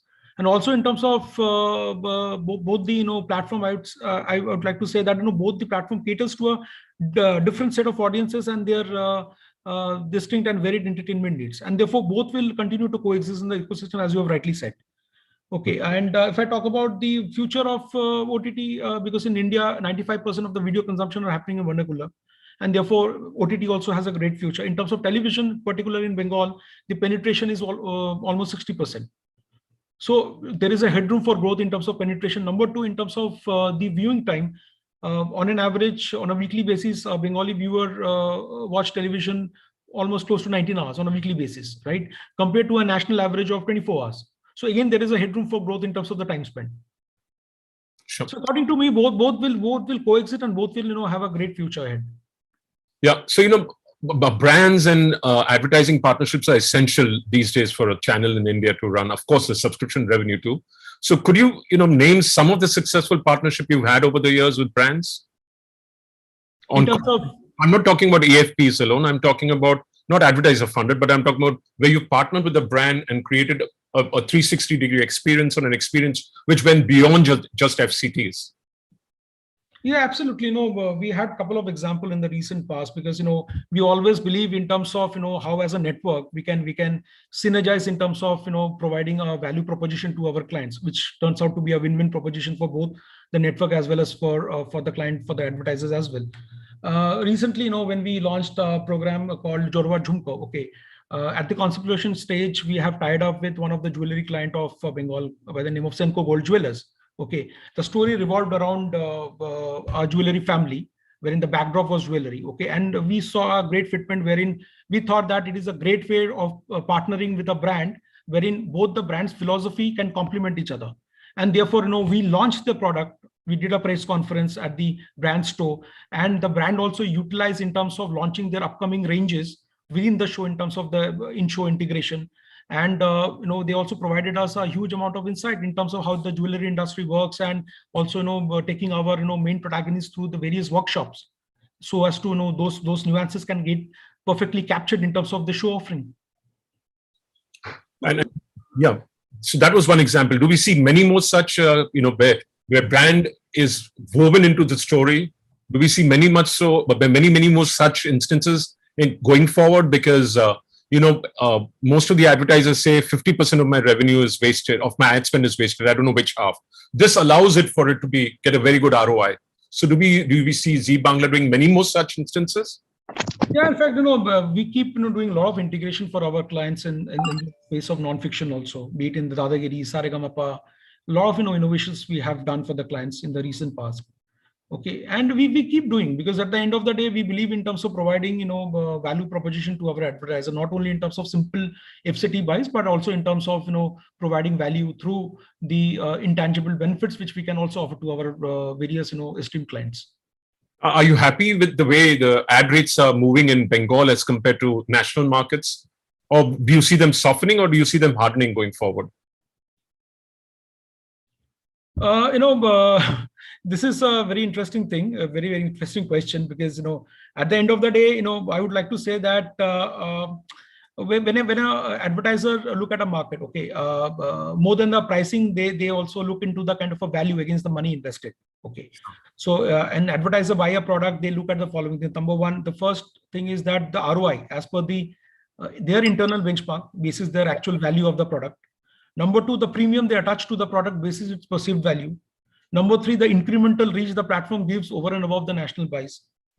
And obviously the brand, the cultural relevance that the brand has to offer, the brand loyalty and the engagement which the brand drives amongst its consumers. And also the opportunity, as I've already mentioned, the opportunity to co-create, wherein both the brand's philosophy can complement each other.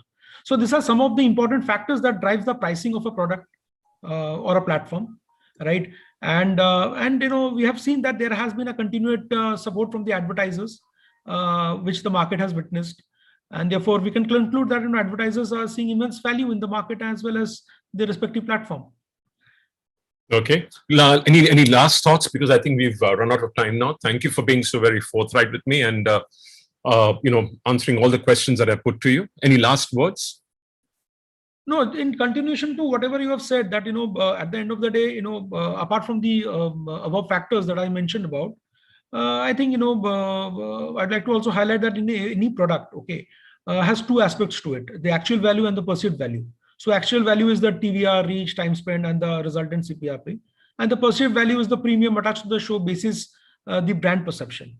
So as I've said, that at Zee, with our network synergy, we are able to provide holistic, proposition to our advertisers with a core focus on the value in itself, and thereby leading to a win-win for both Zee as well as advertisers.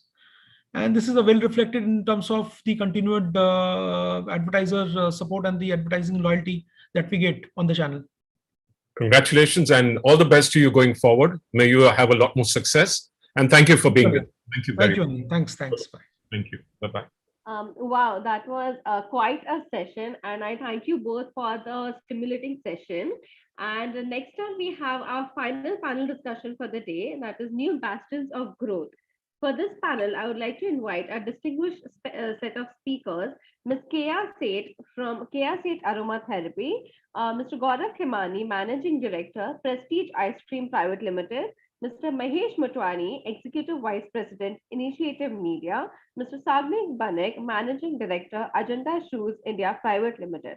This session will be moderated by Mr. Anil Vanwari, Founder, CEO, and Editor-in-Chief, IndianTelevision.com Group, and Gargi Sarkar, Senior Reporter, IndianTelevision.com Group. I welcome you all, and over to you, Mr. Anil.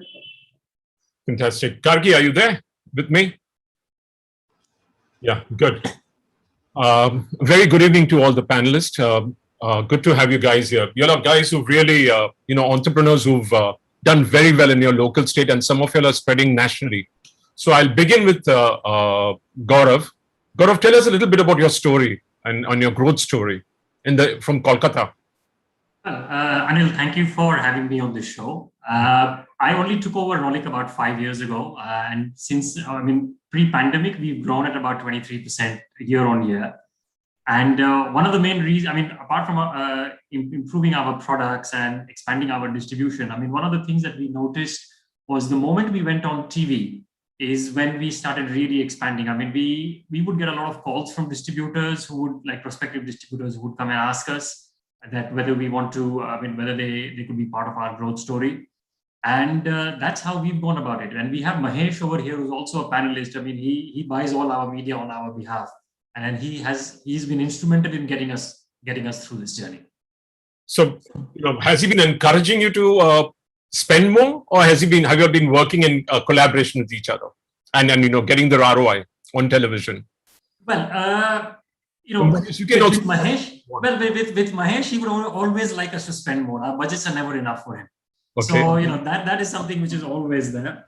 However, we've seen some good returns. I mean, I'll give you an example. I mean, usually being an ice cream company where our, bulk of our consumption takes place during the key summer months, which are usually from end of March up until end of June. But because of the pandemic last year, I mean, we were reeling with poor sales. So this year around, we had in February, we launched our campaign about 6 weeks earlier than we usually would have.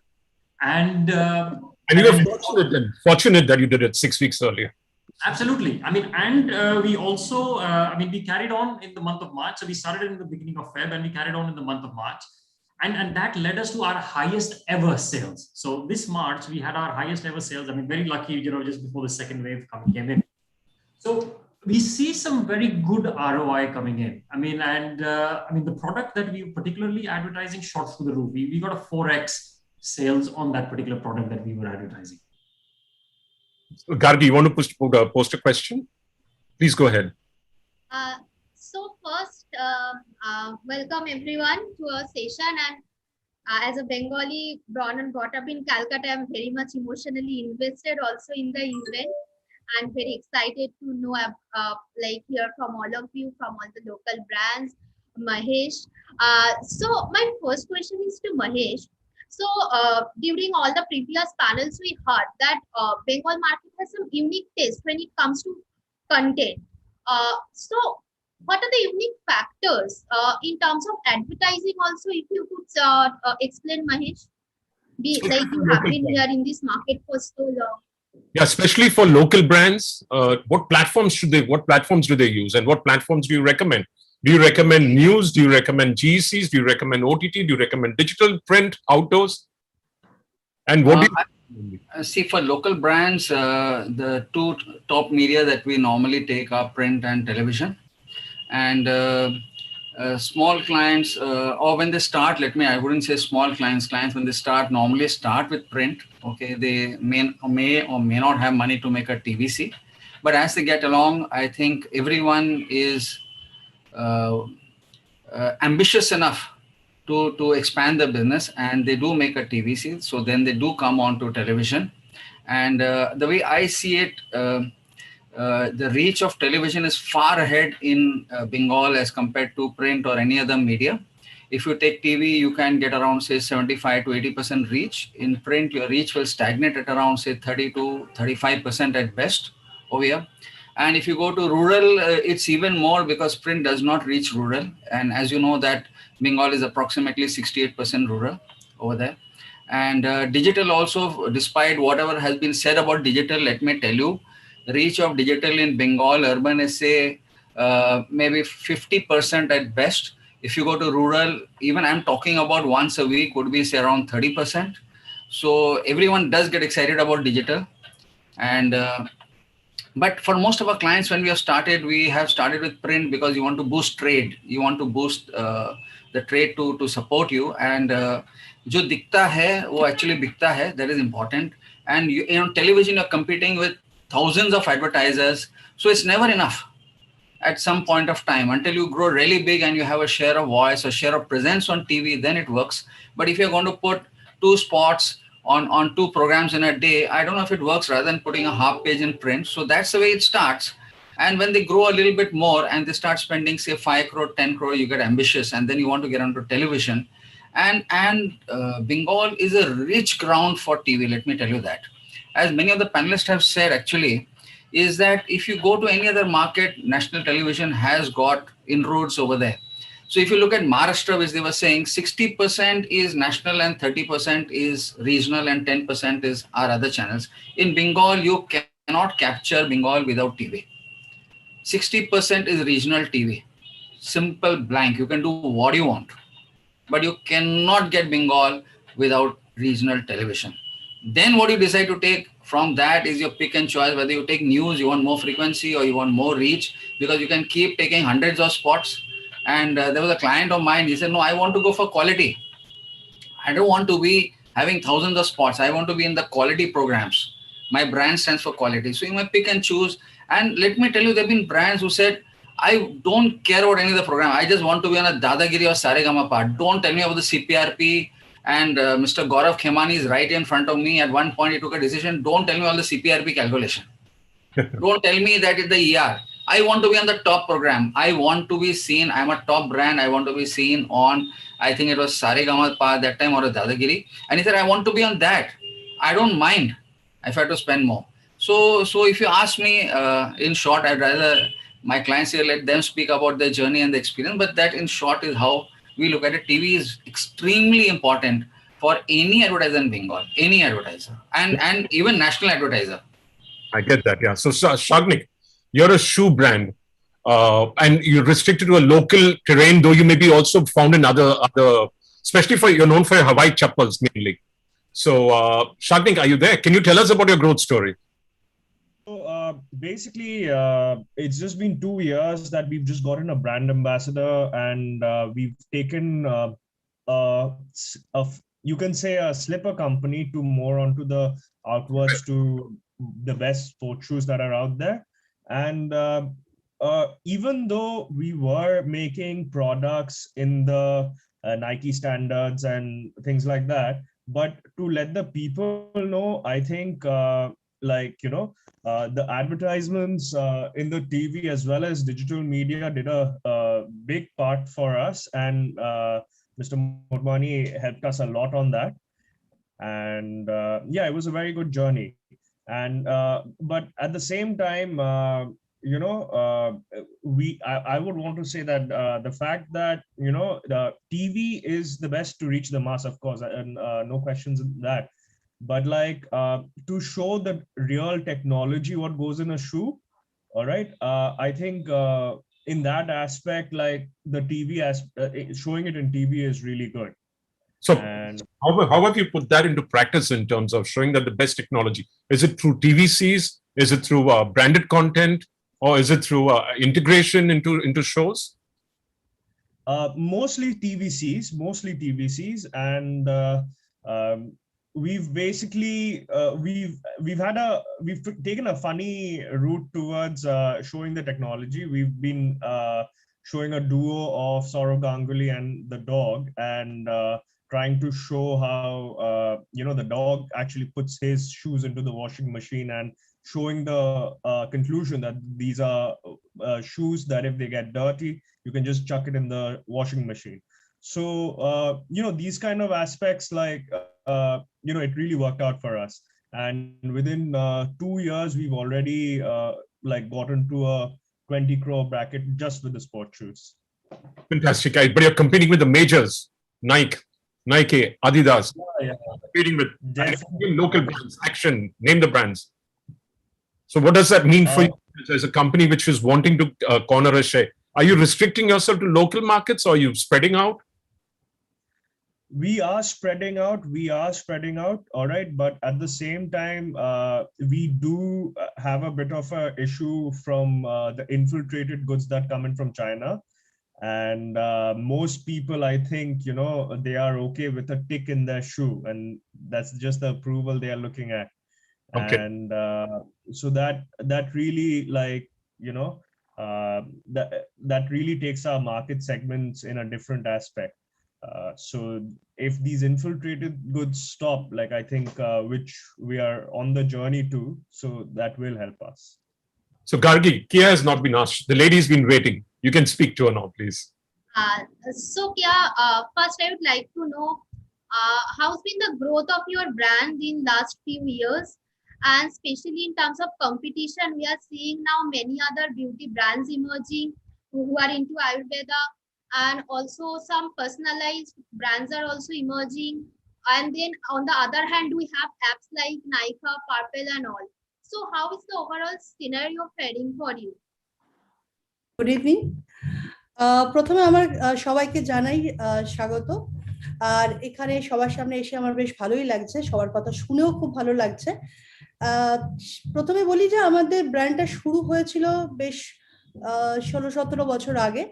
তো যেভাবে একটা local brand শুরু হয় ঠিক সেভাবেই শুরু হয়েছিল, কিন্তু আস্তে আস্তে করে সেটা গ্রোথ নেয় এবং বিভিন্ন মিডিয়াও সেখানে অ্যাটাচ ছিল, যেমন বিভিন্ন পেপার মিডিয়া, বিভিন্ন টেলিভিশন মিডিয়া, এগুলো অ্যাটাচ ছিল। এছাড়া আমার একটা সুবিধা ছিল, আমার আগে থেকে একটা পরিচিতি ছিল বিউটিশিয়ান হিসাবে, যেখানে আমি অন্য পেপার, অন্য ম্যাগাজিন, অন্য মিডিয়া, টিভিতে আমাকে তারা ডাকতো, ইনভাইট করতো। সো সেই পরিচিতিটা আমার কাজে লেগেছে। তারপর আমার কাজের কোয়ালিটি বা অন্য সবগুলোর সঙ্গে যেভাবে আস্তে আস্তে করে গ্রোথ নিয়েছিল মানে আমাদের কোম্পানিটা, এবং আস্তে আস্তে করে একটা জায়গায় আসার পর যখন এই সিচুয়েশনটা শুরু হলো, তার কিছুদিন আগে থেকে বিভিন্ন ব্র্যান্ড আসতে শুরু করলো, বিভিন্ন ন্যাশনাল ব্র্যান্ড আসতে শুরু করলো।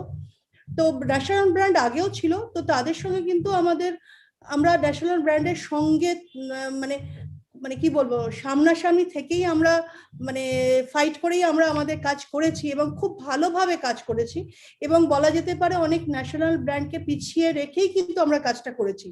তো সেইভাবেই আমাদের কাজটা চলে এসছে। এখন যখন এই সিচুয়েশনে অনেক ন্যাশনাল ব্র্যান্ড আসতে শুরু করেছে, তখন তাদের বাজেট অনেক রয়েছে, তারা অন্যভাবেও কাজটা করছে। তো আমরাও আমাদের যেসব জিনিসের উপর ভরসা করে এতদিন এগিয়েছিলাম, আমরাও সেই ট্র্যাকটাকে চেঞ্জ করেছি। আমরা যুগের সঙ্গে তাল মিলিয়ে কিন্তু আমরা আমাদের এখনকার যেভাবে লোকের কাছে প্রচার করা, পৌঁছানো, ভালো সার্ভিস দেওয়া, সেইগুলো কিন্তু আমরা আমাদের মতো করে চেষ্টা করছি। Yep. Nandi, over to you to translate. Yeah. So what basically Kia was saying that their brand started their journey 16, 17 years ago. And so Kia already had her own brand equity as a beautician in the market. She was invited for some panels on TV or also for some interviews for some print magazines. So basically she could cash on in that growth while Kia Shet Aromatherapy was expanding. And what Kia wants to say in terms of competition, that national brands were there earlier as well. It's not new. And earlier also they had to innovate, and now they are also constantly innovating. And since the competition has risen in last few years, so they are also changing their media planning. Am I right? Kia? Have I translated? Have I captured? তবে একটা কথা এখানে বলার আছে, আমরা যেহেতু কলকাতার লোক, পশ্চিমবাংলার লোক, তো আমাদের কিছু মানে জিনিস রয়েছে যেটা আমরা ভীষণ আপন করে নিতে পারি। আমাদের নিজেদের কালচার, নিজেদের ভাষা, বাঙালিয়ত্ব, এগুলো খুব আপন করে নিতে পারি। তো সেইটাও কিন্তু আমাদের কাজে কোথাও লেগেছে, কারণ আমাদের কোম্পানিতে কিন্তু আলাদা করে আমাদের কাউকে হায়ার করতে হয়নি। আমাদের কোম্পানির যদি মানে ব্র্যান্ড বলা যায় বা ব্র্যান্ড অ্যাম্বাসেডর বলা যায়, সেটা কিন্তু মানে আমাদের কোম্পানি, আমি রয়েছি, আমার মেয়ে রয়েছে। তো এটা আমাদের প্লাস পয়েন্ট, কারণ অন্য আমাদের এখানকার লোকেরা কিন্তু সেটা খুব আপন করে নিয়েছে। যদি আমার কোম্পানিতে অন্য কোনো হয়তো টলিউড বলিউড থেকে কাউকে এনে বা কাউকে এনে যদি আমরা সেটাকে ব্র্যান্ড অ্যাম্বাসেডর করতাম, তাহলে হয়তো মানে জানা নেই, হয়তো এতটা লোকে ভালোবাসাটা হয়তো পেত না, যতটা না আমাদের তারা বিশ্বাস করছে, আমাদেরকে তারা মানে আমাদেরকেই তারা কিন্তু মনে করছে যে হ্যাঁ, এরা প্রোডাক্টটা তৈরি করেছে, এরা সেটা প্রোডাক্টটাকে ইউজ করছে, এবং এরাই কিন্তু সত্যি কথাটা সকলের সামনে এসে বলছে, যেটা হয়তো অন্য কোম্পানির ক্ষেত্রে মানে কাউকে না কাউকে হায়ার করতে হচ্ছে, তৈরি হচ্ছে বেসিক্যালি, মানে ট্রাস্টটা তৈরি হচ্ছে অনেক একদম। So what Kia was saying, what is very unique to her brand, that first of all, she herself and her daughter Adri is the brand ambassador of Kia Shet Aromatherapy. They didn't hire anyone outside from outside from their company or any other big stars. So what Kia wants to say to us, that Bengalis are very attached to their own culture. They are very deep rooted in their in their history, in their language. They are very attached to that. So since they have been able to give that personal tone to their brand marketing, so people have loved that. And she thinks that if they would have hired someone outside from the company, if they would have onboarded some other brand ambassador, people might not have loved that much, that and that personal attachment could not have been grown. Yeah, and she's a standing testament for beauty products. I'm sure her daughter is also very pretty, like she is. Yes. Fantastic. So coming back to, Mahesh, when you're dealing with channels, especially in the SME and the smaller local brand segment, do you get any benefits from the channel so that they encourage these small players to spend more? Or is it always a challenge for you, getting the right price? Because they want to take their money that much longer and further. They don't have too much money to spend, local brands, or they have limited money. Not forget, and in relation to the national players, which have budgets running into thousands of crores. It is a challenge as when they in this era of actually FCT capping. So earlier days, a channel would carry 20 minutes of advertising, 25 minutes of advertising, 30 minutes of advertising. But now everyone has got some channel capping, 12 minutes of advertising or 14 minutes of advertising. So it is a channel in terms of getting the right rate. If I talk about GC, but actually what happens is that they do understand, some of them, that it is a retail player and we have to encourage. So they do make certain concessions. I think they do make, keeping in mind, and many a time the retail client gets a better rate than a national client. I'm not talking of a large advertiser that commits 100 crores to the channel. Say a large FMCG would definitely average it out in some way. Or if he's getting a better rate, then he's giving a commitment that I will sponsor 2 or 3 of your properties. What happens is that a large FMCG, he may give a better rate, but he has to give a commitment that 20% of his spend will go in some impact show. So that trade-off does happen. But as far as retail goes, we have seen that yes, we do end up getting good rates. And we don't have money always to give to all the channels. So a channel that does not give a good rate, we have to keep it out of the plan. There has to be some compromise somewhere. That is there. But having said that, I have come with a concept over here that you cannot milk 100% juice out of all lemons. It turns sour. And in terms of marketing, we always say I should get 100% ROI. Means everyone is chasing ROI, 100% ROI. But sometimes that 100% ROI does not even do 50% of the task. So today, a lot of accounts have shifted because of better CPRP. Over there, somebody is giving some 5% better rate, some better efficiency. And, a lot of it is now, cost per impression and stuff like that. And I have told that suppose you can get 80 to 90% of your value, good enough, your job is done. So I'd rather not compromise on the quality of the plan, the quality of the program. Sometimes I know that there's a little bit something extra we have to give. We tell that to the client if it's comfortable. Maybe it's because of the seasonality of it, the demand of it at that particular point in time. We do give our benchmarks because we have got a national benchmarking policy over here. And at the same time, then we do very hard negotiations. And it's not that, my client says I don't require media to sell your product. Many of them says my product sells by itself also. My product has got inherent strength. So if we don't get the right rate, we just don't come on air. And many a time we advise the client not to do the campaign if we don't get the right rate. Let me tell you, ours is not a revenue game.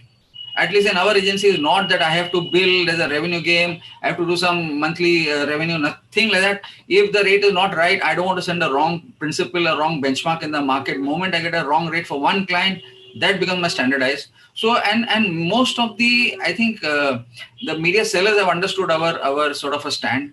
The channels have understood our stand, and we have ended up getting, in many cases, the sort of rates we want. And since we are extremely straight, a lot of, when we do get a certain account, we are sometimes appalled that there have been higher rates in the market. And people are doing a malpractice, but not in our case. So we do end up getting, let us tell you, that thing is there. And many a time they also, what they cannot make up in terms of rates, they make up in terms of not in time band. A lot of them, they upgrade our spots. Many a time they offer us more value add-ons in terms of non-FCT. It's a big non-FCT game in Bengal. I do not know how much is in the rest of the markets, but in Bengal, it's a very big non-FCT game. Especially if you see in the news, earlier at some point the slot would go vacant. Now people are booking for one whole year. So by the time you get to them, they say you're in waiting number 3. So similarly, even with a good program coming on air, a Dadagiri or a Saregama Pa and a really good program, there's a line of people, they say, boss, we are on to it. You know, it's launching in September. I'll call the head, book it for me. It's like that. So we eventually end up working out, and they have done integrations for a client, Saregama, for Ajanta Shoes. They have done, a channel has done on Dance Bangla Dance. So a lot of value gets built in onto that, lot of value. So that we end up, means if we get the value, we are okay with it. Yeah. The So now, brand gets recognized. yeah, all three of you all now, the entrepreneurs, what's your vision and how do you plan to use television as a component of your media mix to grow your brand? And what's your vision for your brand going forward? What do you see doing, Gaurav, yourself doing in terms of, do you see yourself, you're an Eastern brand. Do you see yourself spreading across when you have Walls, you have more, you have got local brands in almost every territory. So how do you see yourself growing? Because I believe the brand wasn't doing too very well in the early days when you came in from Dubai and you grew the brand and, you know, build your distribution network and you really made this a big success. You're instrumental behind its success. Well, Anil, where are you based out of? Mumbai. Okay. So you haven't tasted my ice cream then, I presume, right? I mean, if you tasted my ice cream, you wouldn't be telling me about these other brands that are there. So no, it's no offense. I'm just probing you to get your perspective. I was just joking over there. But at the moment, I mean, you know, a lot of plans have changed pre-COVID, post-COVID as well. I mean, right? So, I mean, I would say COVID has given us a really, really good opportunity to step back and really think through our brand, think through our strategy. Pre-COVID, I was really interested in going national straight away. I was interested in trying to get my ice cream to every corner of India as soon as I could. However, COVID gave me the time and the space to think through my plans. And I realized today I'm just under 10% market share in Bengal itself. And there is about 40-45% of the market which is unorganized. And I believe that there is a lot of room to grow in Bengal and the East. So we've diversified, so we've expanded geographies in the Northeast. We've gone into Orissa as well. I mean, Jharkhand and Bihar continue to be strong for us as well. So at this point in time, I mean, what we are thinking of is we're going to be staying in the East, at least for the next 3 years, take on a leadership position over here, and then start expanding westwards. So, but have you seen guerrilla tactics from the majors, like cutting into your space and especially on television buys? Well, I mean, in terms of television, I mean, it's part of our media mix. I mean, we do spend a lot of money on eating into your possibility, like, you know, overbidding you, fighting to get that space where you want to be, because you want to be amongst the top properties, right? Well, I mean, one thing that is there is, you know, the advantage of having the regional channels is that we are not very far behind from the top players as well. Okay. So that does give us an advantage. So if I was to consider, say, Unilever, right? I mean, nationally, they far outstrip us in terms of the spends that they do. But when it comes to only the Bengali channels that we pick up, they're not as far ahead as it may seem. So it's not, so this particular forum actually gives us an advantage over the national players because they obviously have to spread their money all across the country. And then they do a lot of Hindi speaking media as well. Whereas in Bengal, with 87% of the population speaking Bengali and about 72% penetration of the TV channels of Bengal, it gives us quite a level playing field with them. So you see yourself outstripping them at some stage in terms of market share as well? Absolutely. Fantastic. Congratulations. Sagnik. You know, because you got tons of play in your segment. I'd be shivering being in your segment. Sorry, mine. Yeah. Right. Yeah. See, that is one way of putting it. But the way we go about things is the fact that we like to think that we are the think tank of innovation, and that is literally what is keeping our company afloat. And in terms of like new innovation, we are going into ISO 14000 this year. So we've put in a lot of ecological processes in the factories and made things better. So right now what we are doing is we have a very new interesting campaign. So our production is about 2 lakh pairs a day. Okay. So for 2 lakh pairs, we need 2 lakh boxes. All right. So in that aspect, our boxes in a month, we reach about close to about 50 to 60 lakhs in the peak months. All right. So which I would say is more than any publication, newspaper or any publication house. So what we are trying to do is we are coming up with a new campaign where we are saying that J Ajanta Pore. All right, that means like a person who wears Ajanta, he needs to go by these abiding laws. All right, which is like not for pollution, not to stand up for pollution, not to for women's safety.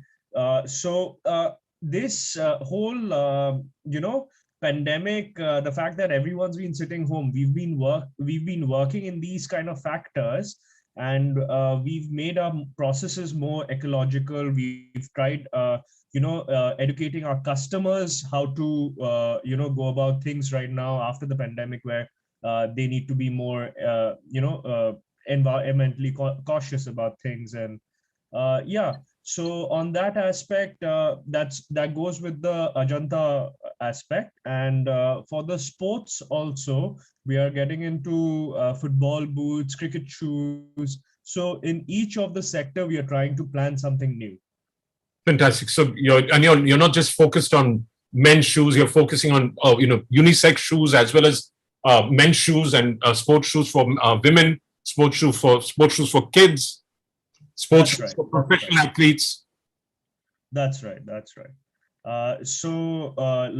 Just a few years back, when the 10 years challenge was going on, okay, so we had a very I like going through data a lot. So one really nice data we found was the fact that in 2008 or 9, we were selling maybe 90,000 school shoe boys, whereas we were selling maybe 25,000 school shoe girls.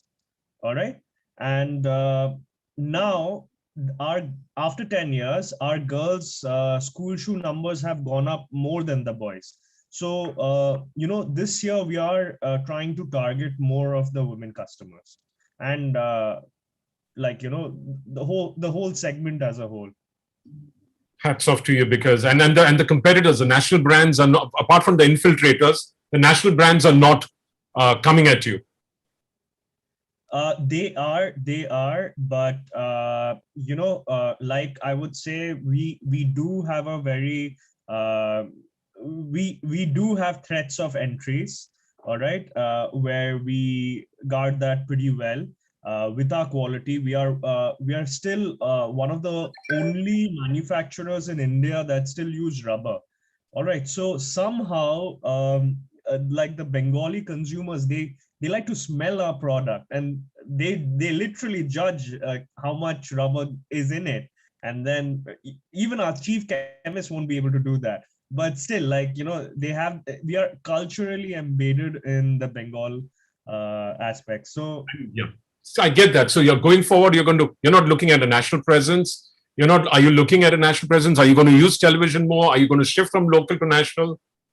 Yeah. We are. We've just started in Rajasthan, Punjab, UP. So we were most of a Eastern brand. Now we are moving towards these states.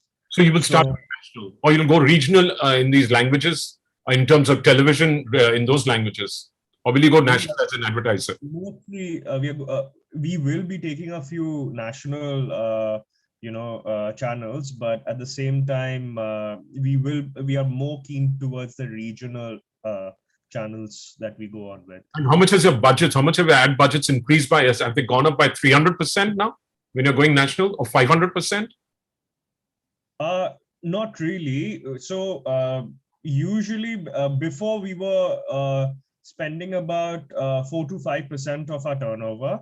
Now we are close to 9 to 10, and out of which I think as a whole for national, we still have a lower budget, which is about 3% or something.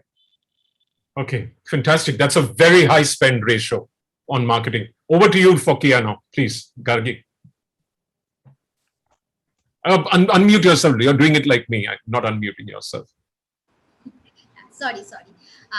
তো কি আপনারা কি nationally expand করার কথা ভাবছেন আপনাদের business, নাকি local মার্কেটেই limited থাকতে চান? বা আর যদি ন্যাশনাল মানে মার্কেটে এক্সপ্যান্ড করতে চান বিজনেস, তাহলে মিডিয়া প্ল্যানিং কিভাবে চেঞ্জ হচ্ছে? ভালো প্রশ্ন। অ্যাকচুয়ালি ন্যাশনাল যাওয়ার তো ইচ্ছা সব ব্র্যান্ডেরই থাকে, তো আজকে নতুন করে যাওয়ার কিছু নেই। আমাদের ন্যাশনালে আমাদের ওয়েস্ট বেঙ্গল ছাড়া কিন্তু অনেকগুলো জায়গাতে আমরা অলরেডি অনেক দিন আগে থেকে কাজ করছি। যেমন আমাদের পাশে দিল্লি আছে, ঝাড়খণ্ড রয়েছে, আসাম রয়েছে, ত্রিপুরা রয়েছে, ওদিকে জয়পুর রয়েছে, বেনারস রয়েছে, এগুলোতে কিন্তু আমাদের কাজ চলছে। এবং আমাদের কিন্তু পাশাপাশি দেশ যেগুলো সেখানেও কাজ হয়, বাংলাদেশে হয়, সেখানে নেপালে হয়, তো এরকম অনেকগুলো দেশেও কিন্তু কাজ হচ্ছে। আর ইভেন যেহেতু আমাদের এই পশ্চিমবাংলার মধ্যে একটা ব্যাপার রয়েছে, বাঙালির মধ্যে ব্যাপার রয়েছে, সারা পৃথিবীতে যেখানে বাঙালিরা রয়েছে, যে যে দেশে রয়েছে সেখান থেকে কিন্তু আমাদের প্রোডাক্ট যখন তারা দেশে আসছে তারা নিয়ে যাচ্ছে, তারা অনলাইনে নিচ্ছে, কারোর মানে তার আত্মীয় স্বজন যাচ্ছে, সেখান থেকে সারা বছরে একসঙ্গে পুরো বাল্ক অ্যামাউন্ট কিন্তু তারা মানে নিয়ে যাচ্ছে। তো এভাবে কিন্তু আমরা শুধুমাত্র ন্যাশনালের মধ্যেই কিন্তু থাকছি না, আমরা ইন্টারন্যাশনালের কথাও ভাবছি। শুধু না, আমরা অলরেডি পৌঁছে গেছি। আমার খুব ভালো প্রোডাক্ট বিক্রি হয় আমেরিকাতে, খুব ভালো প্রোডাক্ট বিক্রি হয় লন্ডনে, এরকম কিন্তু প্রচুর জায়গাতে কিন্তু বিক্রি হয়। আর সেটা অনেকটা হয়তো আমার টিভির মাধ্যমে খানিকটা পৌঁছেছে, কিন্তু এই প্যান্ডামিক টাইমে যেটা হয়েছে আমাদের কিন্তু ওখানে আর কোনো অ্যাড আমরা সেই থেকে স্টপ করে দিয়েছি। টিভি, পেপার, সমস্ত জায়গাতেই কিন্তু স্টপ করে দিতে, স্টপ করে দিতে বাধ্য হয়েছি, কারণ আমরা তো ওই রকম বানানো অ্যাড দিতাম না, আমাদের ৮ ঘন্টা করে স্লট থাকতো, রেগুলার আমাদের শুটিং করতে হতো। শুটিং স্টপ মানে আমাদের অ্যাডও স্টপ। কিন্তু দেখা গেছে যে আমরা সমস্ত অ্যাড বন্ধ করে দেওয়ার পরও, মানে জবে থেকে আগের বছর ঠিক 20 মার্চ বন্ধ ছিল, তাই তো? হ্যাঁ, 20 মার্চ থেকে যদি বন্ধ হয়ে থাকে তাহলে আজ পর্যন্ত কিন্তু আমরা 1 টাকাও খরচা করিনি। কিন্তু আমার কোম্পানি কিন্তু এবছরও গ্রোথে রয়েছে, অনেকটাই গ্রোথে রয়েছে। হ্যাঁ, যতটা গ্রোথ আমরা এক্সপেক্ট করেছিলাম ততটা গ্রোথ নেই, তো সব কোম্পানি কিন্তু কিছু না কিছু কমেতে রয়েছে, কিন্তু আমার কোম্পানি মিনিমাম কিছু পার্সেন্টেজ 4-5% হলেও কিন্তু গ্রোথে রয়েছে। শুধু গ্রোথে রয়েছে তা নয়, এর মধ্যে যেটা জয়েন হয়েছে সেটা হচ্ছে অনলাইনটা এত ভালো করে আগে কখনো হয়নি, তো সেটা কিন্তু একটা হিউজ অ্যামাউন্ট রয়েছে যেটা আমরা এর সঙ্গে যোগ করতে পারি। তার মানে কিন্তু আমার কোম্পানি আগের থেকে গ্রোথে রয়েছে, কিন্তু কোনো অ্যাড বাজেট আমরা কিন্তু রাখিনি। এবার যদি অ্যাড বাজেটটা রাখি, কিন্তু কারণ আমাকে তো এভাবে কাজ করতে গেলে অ্যাড বাজেট, মানে অ্যাডের জন্য বাজেট ভাবতে হবে, অ্যাডের কথা ভাবতে হবে, নতুন ভাবেই ভাবতে হবে। তো সেখানে একটা কথা, যে আগে যখন আমরা প্রথম টিভিতে গেছি তখন ন্যাশনাল ক্লায়েন্টের জন্য আলাদা ট্রিট করা হতো, লোকাল যারা ছিল তাদের জন্য আলাদা ট্রিট করা হতো। একটা সময় দেখা গেল যে জিনিসটা, যে কোনো জিনিস নিলামের মতো ব্যাপারটা হয়ে গেল, যে এই টাকার অ্যামাউন্ট যে কেউ দেবে, যে বেশি দেবে তাকে পাওয়া যাচ্ছে। তো অবভিয়াসলি এই ন্যাশনাল যারা প্লেয়ার আছে তারা অনেক বেশি টাকা অ্যামাউন্ট তারা দিতে পারে।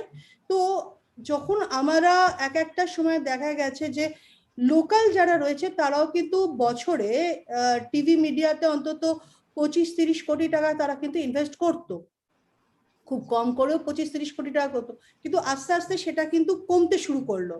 কি হয়, যখন কোনো একটা এই যে কোনো একটা মানে জি টিভি হোক, স্টার জলসার হোক, যে কোনো জায়গাতে যখন একটা কোনো প্রপার্টি তৈরি হয় তখন কিন্তু ঠিক এরকম ভাবেই চলে যে কে বেশি দেবে বলো তার কাছে। তো অবভিয়াসলি কি হচ্ছে, আমরা কিন্তু এই প্রপার্টিগুলো আগে যেরকম পেতাম সেখানে আমরা হয়তো আমাদের 10 টাকা বাজেট থাকলো, আমরা 20 টাকা বাজেট পর্যন্ত এগোতে পারি, কিন্তু 10-এর পর 20 পৌঁছাতে পারবো, কিন্তু 10-এর পর তো আর 100-তে পৌঁছাতে পারবো না। তো আমরা আস্তে আস্তে করে কিন্তু পিছিয়ে যেতে শুরু করলাম। কিন্তু একটা কথা, টিভিতে যারা রয়েছেন, যারা এটা মিডিয়া নিয়ে কাজ করছেন, তাদের কাছে একটা কথা আমার পৌঁছে দেওয়ার দরকার আছে, সেটা হচ্ছে যে আমরা যখন কাজটা করি তখন আমরা সারা বছরের একটা মানে একটা টার্গেট থাকে যে আমি এত টাকা অ্যাড দেব, সেটা কিন্তু প্রথম দিনই সাইন হয়ে যাচ্ছে, এত কোটি টাকার একটা অ্যাড দেব, ঠিক আছে? তো তাদেরও উচিত যে আমরা যে টাকাটা একটা সাইন করছি সেই টাকাটা যাতে আমরা ফুলফিল করতে পারি। ফুলফিল তখনই করতে পারবো আমরা যখন অ্যাডটা দিতে পারবো, লোকের কাছে পৌঁছাতে পারবো, ভালো একটা প্রপার্টি পাবো। তো তারপর দেখা গেল যে সেই প্রপার্টিটা হয়তো 1 মাস বা 15 দিনের জন্য একটা ন্যাশনাল কোম্পানি এসে বললো যে আমি এর ডাবল টাকা দেবো, তাহলে আমাকে দিয়ে দাও। তো আমাদের থেকে সেই অবস্থাটা সেইটা 1 মাস, 1.5 মাস, 2 মাস চলে যেত, কারণ অন্য কোম্পানি আরো বেশি টাকা দিয়েছে। তো ছোট একটা টাকার অ্যামাউন্ট পাওয়ার জন্য কিন্তু তারা এই বড় অ্যামাউন্টের যে টাকা, সারা বছরের যে আমাদের কমিটমেন্টের টাকাটা কিন্তু তারা হারাতে বসেছে। তো লাস্টের দিকে যেটা পৌঁছাচ্ছিলাম যে আমরা খুব ভালো টিভি মিডিয়াতে গিয়ে বা অন্য মিডিয়াতে যে কাজটা পাচ্ছিলাম, যে লোকের কাছে পৌঁছাতে পারছিলাম, যে ট্রাস্টটা পাচ্ছিলাম, সেটা কিন্তু পরবর্তী ক্ষেত্রে আর পাওয়া যেত না। সেক্ষেত্রে কিন্তু আমাদের এই টিভি মিডিয়া থেকেই কিন্তু আলাদা করে আমাদের সরে আসতে বাধ্য হচ্ছি।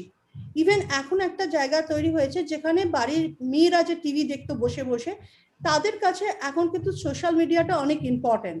তারা এখন টিভি থেকে সরে এসছে। আমি যদি আমার বাড়িতে দেখি, আমি তো টিভি দেখি না, তো আমার বাড়ির মেয়ে, আমার ছেলে কেউ টিভি দেখে না, কিন্তু আমার মা বসে দেখে। কিন্তু মাকেও দেখলাম যে তার 75 বছর বয়সেও সে টিভি না দেখে কিন্তু সে সোশ্যাল মিডিয়াতে তার আত্মীয় স্বজনদের সঙ্গে কথা বলছে। তার মানে এই লোকগুলো আস্তে আস্তে চলে যাচ্ছে। তো আমাদেরও আমাদের পরবর্তী ক্ষেত্রে অ্যাডটা কিভাবে দেবো, প্রচারটা কি করব, তার জন্য আমাদের কিন্তু সেকেন্ড কথা ভাবতে হচ্ছে। তো আমরাও কিন্তু অ্যাডটা লুকিং এট ডিজিটাল, মানে যখন অ্যাড বাজেট আপনারা রিভাইভ করবেন, তো টিভির বদলে you might look at digital going forward. অনেকটা প্রায় বেশিটাই। কারণ প্রথমত হচ্ছে টিভিতে আজকে যদি যেতে চাই একটা বিশাল বড় অ্যামাউন্ট নিয়ে যেতে হবে। তো সেকেন্ড হচ্ছে যে মাঝপথে টিভি মিডিয়াগুলো যেটা করে যে মানে বাড়াতে যে টাকাটা আমি মানে খরচা করবো, সেই টাকার কিন্তু আমি জিনিসটা পাচ্ছি না। মানে 10 টাকা যদি আমি খরচা করি, অন্তত সেখান থেকে আমার 70, 80, 100 টাকা কিন্তু আমার তুলতে হবে মার্কেট থেকে, সেটা কিন্তু হচ্ছে না। আর আরেকটা কথা, এই সিচুয়েশনে এই কারণেই ভাবতে হবে, মানুষ যখন ভালো থাকে, সুস্থ থাকে, মানুষ যখন এনজয় করে, তখন কেনার কথা ভাবে। এখন সব থেকে যেটা মেন দরকার, মানুষ বাঁচার জন্যই ভাবছে যে আমি বাঁচবো কি করে, আমি এই পরিস্থিতিতে আমার ফ্যামিলিকে বাঁচাবো কি করে। তো সেখানে না, আমি যেখানে যত অ্যাডই দিই না কেন, তার মাথাতে ঢুকবে না। তো সেক্ষেত্রে আমরা আমাদের অ্যাডটাকেও কিন্তু অন্যভাবে সরানোর কথা ভাবছি, যেখানে মাথার মস্তিষ্কে যেতে পারবে, যেখানে তার মানে তার মধ্যে কাজ করবে। Yeah. So quickly, in a nutshell, we're running out of time. So first part about national expansion. So what Kya was saying that they already do their business in some other states. That I've understood. Further down. And they have some international customers as well. They in US and London. Yeah. So that's the first part about that national expansion. So in the later part, what Kya was saying about their ad spend, about their media spend, is that earlier they were spending on TV, but since the pandemic started, they had to pull back their budget because rather than buying spots, Kiashet aromatherapy kind of does tele shopping kind of half an hour slots, and they have to shoot for that entirely. Tele shopping chilo na, ota chilo kintu program একটা ছিল। আচ্ছা, program, okay, sorry, I was wrong. It was not tele shopping. They do a half an hour program entirely, so they had to stop that shoot because of pandemic. And till then they have not revived their TV ad spend yet. Am I correct, Kya? Ekdom. Yes. So but what was one problem Kya wanted to convey here is that whenever they are spending on TV, so now many national brands are also entering the market, and they are basically outspending the local brands. And when like television channels are looking at the clients, if for suppose any XYZ brand has signed up for a spot already and signed up a contract already for 10 rupees, but when another national client is coming and they are promising 100 rupees for that spot, so basically the channels are going for the national brands. So that's one thing that is bugging the local advertisers like Kea. And secondly, in Bengal also, like any other Indian regional markets, people are moving towards social media. Even what Kia was saying, her 75-year-old mother is also active on social media. So since there are problems happening in TV in terms of budget, national brands are outspending them, and they cannot stretch the budget that much that could lead to their loss. So they might look at digital advertising in future when they will revive the television, when they will revive their advertising spend. একটা কথা এটা একটু বলে দাও যে আমরা কোনো add দেওয়া ছাড়াই কিন্তু আমার কোম্পানি গ্রোথ কিন্তু এবছর যথেষ্ট বেশি হয়েছে, এটা কিন্তু ভীষণ important. And what Kia really wants to mention is, despite not having any advertising for almost a year, they are still on their growth trajectory. Cashette aromatherapy grew around 4 to 5% in last 1 year. Congratulations. Well done. Now, coming back to no, all of you all, do you all do direct dealings with your agencies, or do you all have separate teams set up? Because many of the entrepreneur and organizations work with the agencies directly rather than through the professional marketing teams. Mahesh, what's your experience? And then going on to Gaurav, Sagnik, and then Kea. আমাদের একটা নিজস্ব team রয়েছে, যে team দিয়ে আমরা কাজ করি, আমার অফিসের সেই টিম রয়েছে। আমরা যখন মানে সোশ্যাল মিডিয়াতে জন্য আলাদা টিম আমার রয়েছে, সেটা অনেক দিন ধরে রয়েছে, এবার তারা কাজ করছে, সেই অনুযায়ী আমরা কাজ করতে পারছি। এজেন্সি রয়েছে অবশ্য, তারা আমাদের আগে যেটা কাজ করতো পেপার মিডিয়া বা টিভি মিডিয়ার সঙ্গে, তো এখন যেহেতু পেপার মিডিয়া টিভি মিডিয়ার সঙ্গে কোনো কাজ হচ্ছে না, তো এজেন্সির সঙ্গেও আমার কোনো কাজ হচ্ছে না। কিন্তু আমার অফিসেই আজ থেকে 2-3 বছর ধরে আমাদের একটা ফুল টিম রয়েছে, যেখানে আমরা, আর আমার একটা নিজস্ব বইও রয়েছে যেটা অদ্বিতীয়া নামে পরিচিত, বিউটি একটা লাইফস্টাইল ম্যাগাজিন রয়েছে। তো আমাদের পুরো টিম সেখানে কাজ করছে। Yeah. So basically, she has a team in place, right? Yeah. So basically, she has an in-house team. And since they are not currently working with TV media and print media, they were associated with agencies. But at this moment, their in-house team is basically working on their marketing campaigns. And another thing, what I should mention, Cashette Aromatherapy brand has their own magazine, own lifestyle magazine called Aditya. So that's another part where they can advertise actually. Yeah. So Gaurav, yeah, while what she's বলার আছে যে আমরা TV বা paper media বা টিভির জন্য কিন্তু আমরা এত মানে এটা নয় যে আমরা কোনোদিন ফিরে যাব না, আমরা কোনোদিন অ্যাড দেব না, সেটা নয়। কিন্তু টিভিকেও আবার আমাদের কাছে চলে আসতে হবে। টিভিটা আর আমাদের সঙ্গে সম্পর্কটা হয়ে গেছে চাঁদের, মানে পৃথিবীর সঙ্গে চাঁদের সম্পর্ক। তো চাঁদকেও নেমে আসতে হবে, পৃথিবীকে উঠে আসতে হবে। তো সেই সম্পর্কটা হলে আমরা আবার টিভির মধ্যে আমার মনে হয় যাবো, কারণ আমি জানি শুধু আমি নয়, লোকাল প্রচুর ব্র্যান্ড, বিউটি প্রফেশনে তো ম্যাক্সিমাম ব্র্যান্ড এবং আদার্স প্রচুর ব্র্যান্ড আছে যারা টিভিতে ফিরে এখনো যায়নি বা যাওয়ার ইচ্ছাও প্রকাশ করছে না। ইভেন যারা হয়তো জামা কাপড় নিয়ে কাজ করে তাদের কথাও আমি বলতে পারি, আদার্স অনেক ব্র্যান্ডের কথাই বলতে পারি। তো টিভিকে কিন্তু আবার আমাদের কাছে আসতে হবে, তো তাহলেই আমরা যেতে পারবো, না হলে দূরত্বটা বাড়তেই থাকবে। So basically, what Kia said just now is very important, that it's not like they are totally moving away from TV. They don't want to even move away from TV.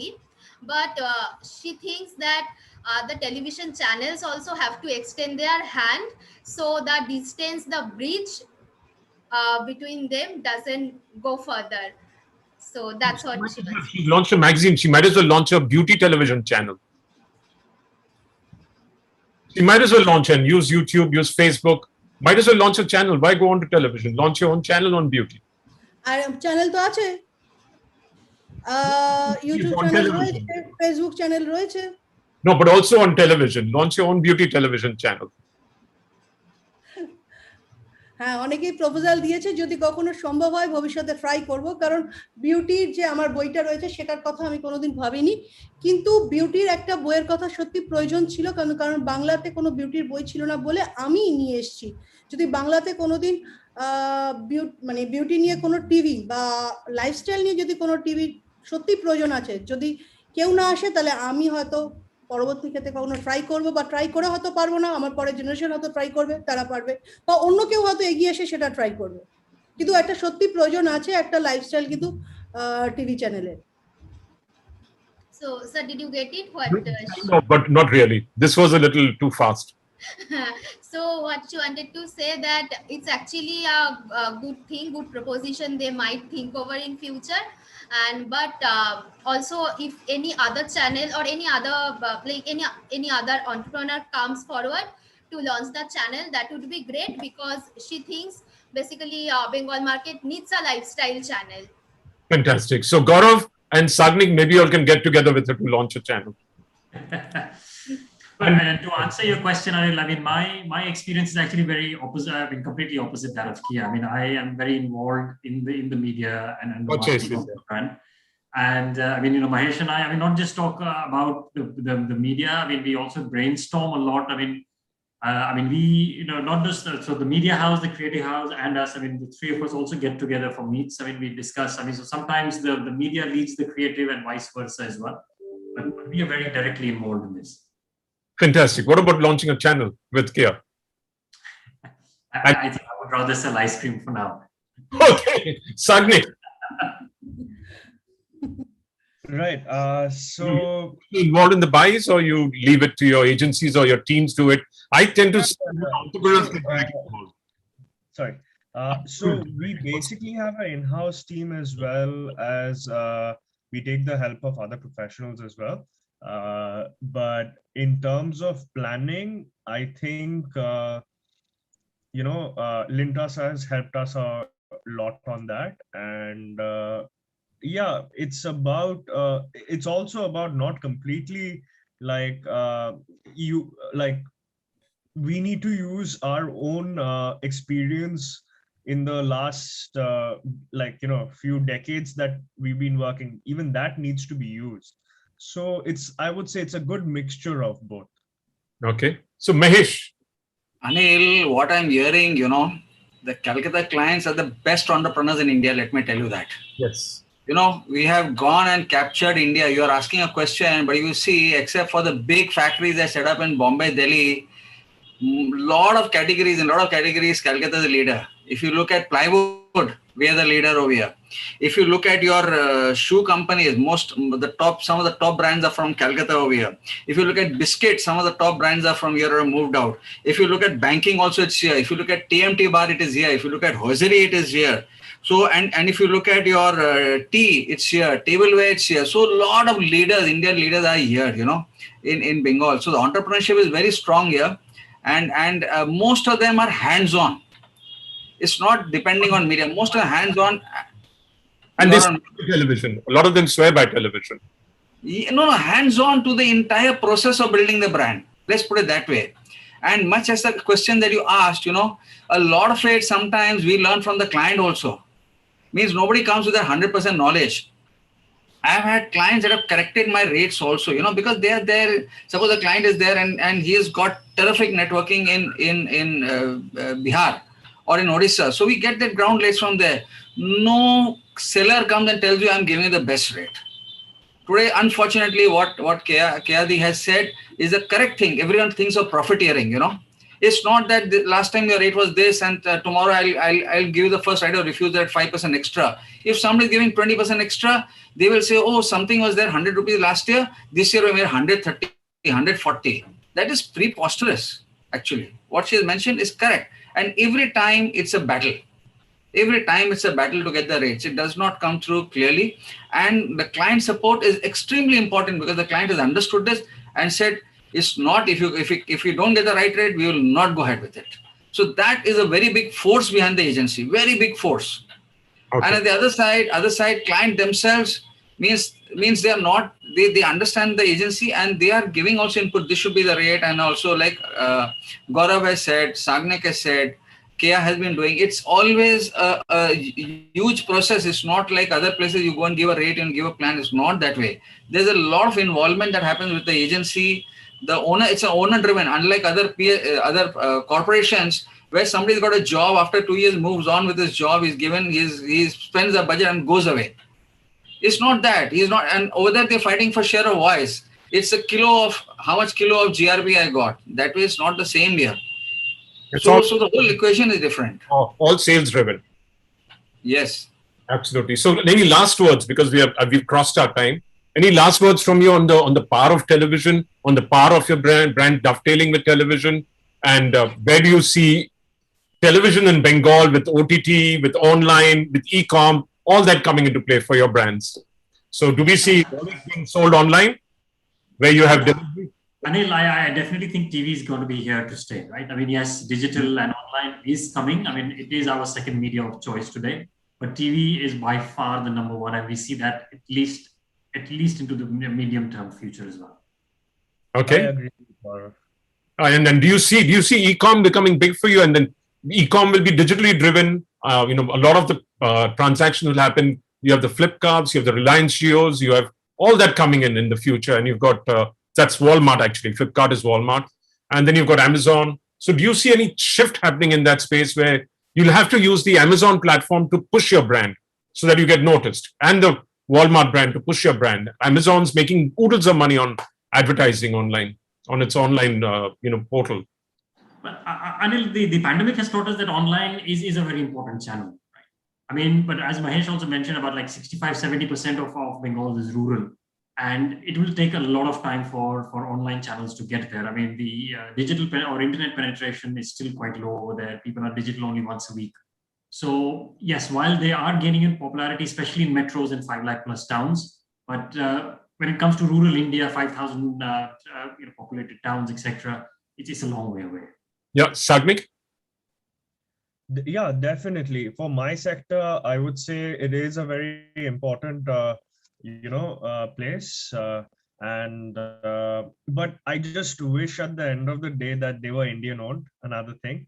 But at the same time, like the kind of spends that other brands are doing out there, and trying to get their presence on homepage is remarkable. But at the same time, another thing that another change rather that we've seen on Amazon and many portals are the fact that just for profit they put in these kind of infiltrated goods as well, and you can't stop them. And that's why Nike has pulled out completely from Amazon. So sometimes you do not know if it's a fake or original. And so you build your own platform where you sell your shoes. That's what you would do. Like, yeah, that's great. Any last words, Kea, Gaurav? Your last words on local entrepreneurship, the power of television, and last words. Gaurav. Well, we are here to stay. I mean, we aim to become a national brand at some point, but at a regional level, we believe that there's a lot of room to grow, and we believe in the power of television advertising over there. Fantastic. Sagnik? Yeah, definitely. I think the brands here that we've mentioned here are like here to stay, and television will play a big part to it, to set it up more integrated, more culturally.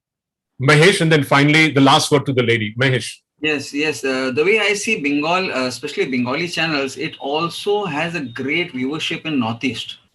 It has in Orissa. And it is consumed by Bengalis all over the world.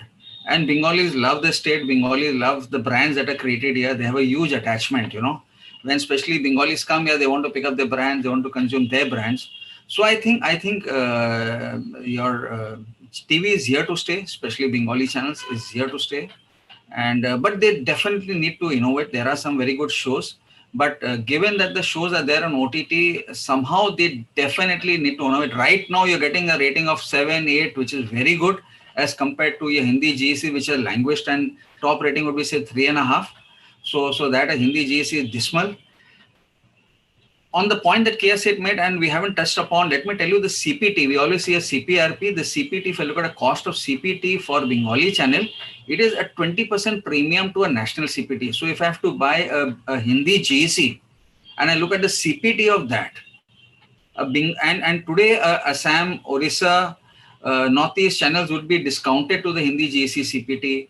Maybe TN also will be on par or slightly discounted. Bengal right now, because of the monopoly of the language, OVR and the sort of ecosystem here, is going at a 20% higher. So that is one. Secondly, like Kea said, has mentioned the shift that is happening. If we are not careful in time to come, we will be not reaching the SEC A or SEC AB. We will be left with the SEC C, D, E, so to speak. That is what may happen as far as TV. Although on the other side, I'm also finding that HD is growing. This also trend we have not discussed upon. The HD rating is growing quite a bit, not so much like an AP, TN and all, where an HD rating comes to around 240 GRP. A channel is getting 240 on HD is a huge amount. In Bengal, they say 60, 70. So an HD may grow. But for that, I think programming have to change. There has to be a rationalization of rates. There has to be somewhere some sense prevailing. Okay, thank you. Kia, your last words. How would you say it in Bengali, last words, Gargi? Okri Shob. মানে আমি এটাই বলবো যে আমরা যারা লোকালে কাজ করছি তারা যেমন চাইছি যে আমরা ভালো জায়গায় পৌঁছাতে, সেটা তো কোনো একটা মিডিয়া, কোনো একটা ভেহিকলের মাধ্যমেই তো পৌঁছাতে হবে। কারণ আমি যখন এখান থেকে কোনো জায়গায় যাবার কথা ভাববো তখন একটা ভেহিকলের কথা ভাববো। ঠিক সেরকম আমরা যখন এখানে কাজ করছি আমরা কিন্তু কোনো একটা মিডিয়ার মারফতই পুরো ওয়েস্ট বেঙ্গলকে ছাড়িয়ে পুরো ইন্ডিয়াকে কভার করার চেষ্টা করব। সেটা একমাত্র আমাদের টিভি মিডিয়াই দিতে পারে। তো টিভি মিডিয়া যদি আমাদের সঙ্গে ঠিকঠাক মতো মানে রেটে বা সবকিছু ফ্যাসিলিটিটা দিতে পারে, শুধু রেট দিলে হবে না। তো সেখানে মনে হয় আমরা আবার টিভি মিডিয়ার সঙ্গে থাকতে পারি। কিন্তু এখন একটা সুবিধা যেটা হয়েছে, যখন তখন কিন্তু আমি নিজেই টিভি হয়ে যেতে পারি। মানে আমি জাস্ট মজা করেই বলছি, কারণ আমি মোবাইলটা নিলাম, একটা মোবাইলটা দেখা যাচ্ছে, হ্যাঁ মোবাইলটা একটা এখান থেকে লাইভ শুরু করলাম। আমি একটা যে কোনো টিভিতে গিয়ে হয়তো একসঙ্গে 2 লাখ 5 লাখ লোকের সঙ্গে কথা বলতে পারবো না, কিন্তু এইখানে এই মোবাইলের মারফত আমি যদি এক্ষুনি একটা লাইভ শুরু করি, এখানে 5 লাখ 10 লাখ 20 লাখ লোক কিন্তু এক্ষুনি এসে যাবে। তো সেক্ষেত্রে আমাকে বারে বারে ভাবতে হবে যে আমি এটা বিনা পয়সায় কাজ করছি আর টিভি মিডিয়াতে আমি পে করে কাজ করছি, তার মানে এখান থেকে আমাকে বেশি পেতে হবে, তাহলেই আমি যাব, নাহলে যাব না। আমার এটাই ঠিক আছে। Okay, wow. Translate. So basically what Kia said is, if any local brand wants to expand themselves and want to go pan-India, obviously they have to depend on TV media. But TV media has to, like TV channels also have to be careful about what other facilities they can offer, what other extra mileages they can offer to brands, because now everyone can leverage social media. And like what Kia was saying, that she can just come on live on Facebook anytime and speak to 6 lakh, 7 lakh people at a go, and she doesn't have to pay also. So if she paid for it, Facebook will pay her for advertising on her page. Yeah. So she has to, like, when she has to pay for TV, she would look at what are the extra facilities she is getting out of it. Well spoken, madam. You've been one of the boldest in this panel. Congratulations. Just translate that for me if you can, Gargi. Yes, sir, definitely. And I hope I have not misinterpreted you. I'm not a professional interpreter. She's one bold lady. Hats off to you. I'll call her the she's not only the beauty of Kolkata, but she's also the bold and beautiful of Kolkata. Thank you very much, all of you all. Strognik, thank you very much. I just wish you had spoken a lot more. Gaurav, thank you for being so forthright. And thank you, Kia, and thank you, Gargi, and thank you, Mahesh. I hope it was a fruitful panel and you're happy with the way it went, Mahesh. Yes, Anil, thank you. Thank you very much. Thank you. That's all of you all. And thank you to all the viewers for listening in, and look forward to connecting with you guys again. Thank you. Bye-bye. Thank you. Thank you, everyone. Thank you. So it was really a great session, as Anuj sir mentioned, and I'm sure our audience has found some really interesting points. And thank you all for the delightful exchange. Now that brings us to the end of Telewise Bangla 2021. Once again, I would like to thank all our partners for their immense support. That is our supporting partners, Z Bangla, media partners, telechecker.com, radioandmusic.com, and animationexpress.com. This event is produced and executed by ITV 2.0 Productions. On behalf of IndianTelevision.com Group, I would like to thank all the speakers and viewers for taking out your time to join us today. And we hope you had a fruitful time. Have a nice evening. Thank you. Sobake dhanyabad, sobake sondhya, bholo thakbe, সুস্থ থাকবে। Thank you.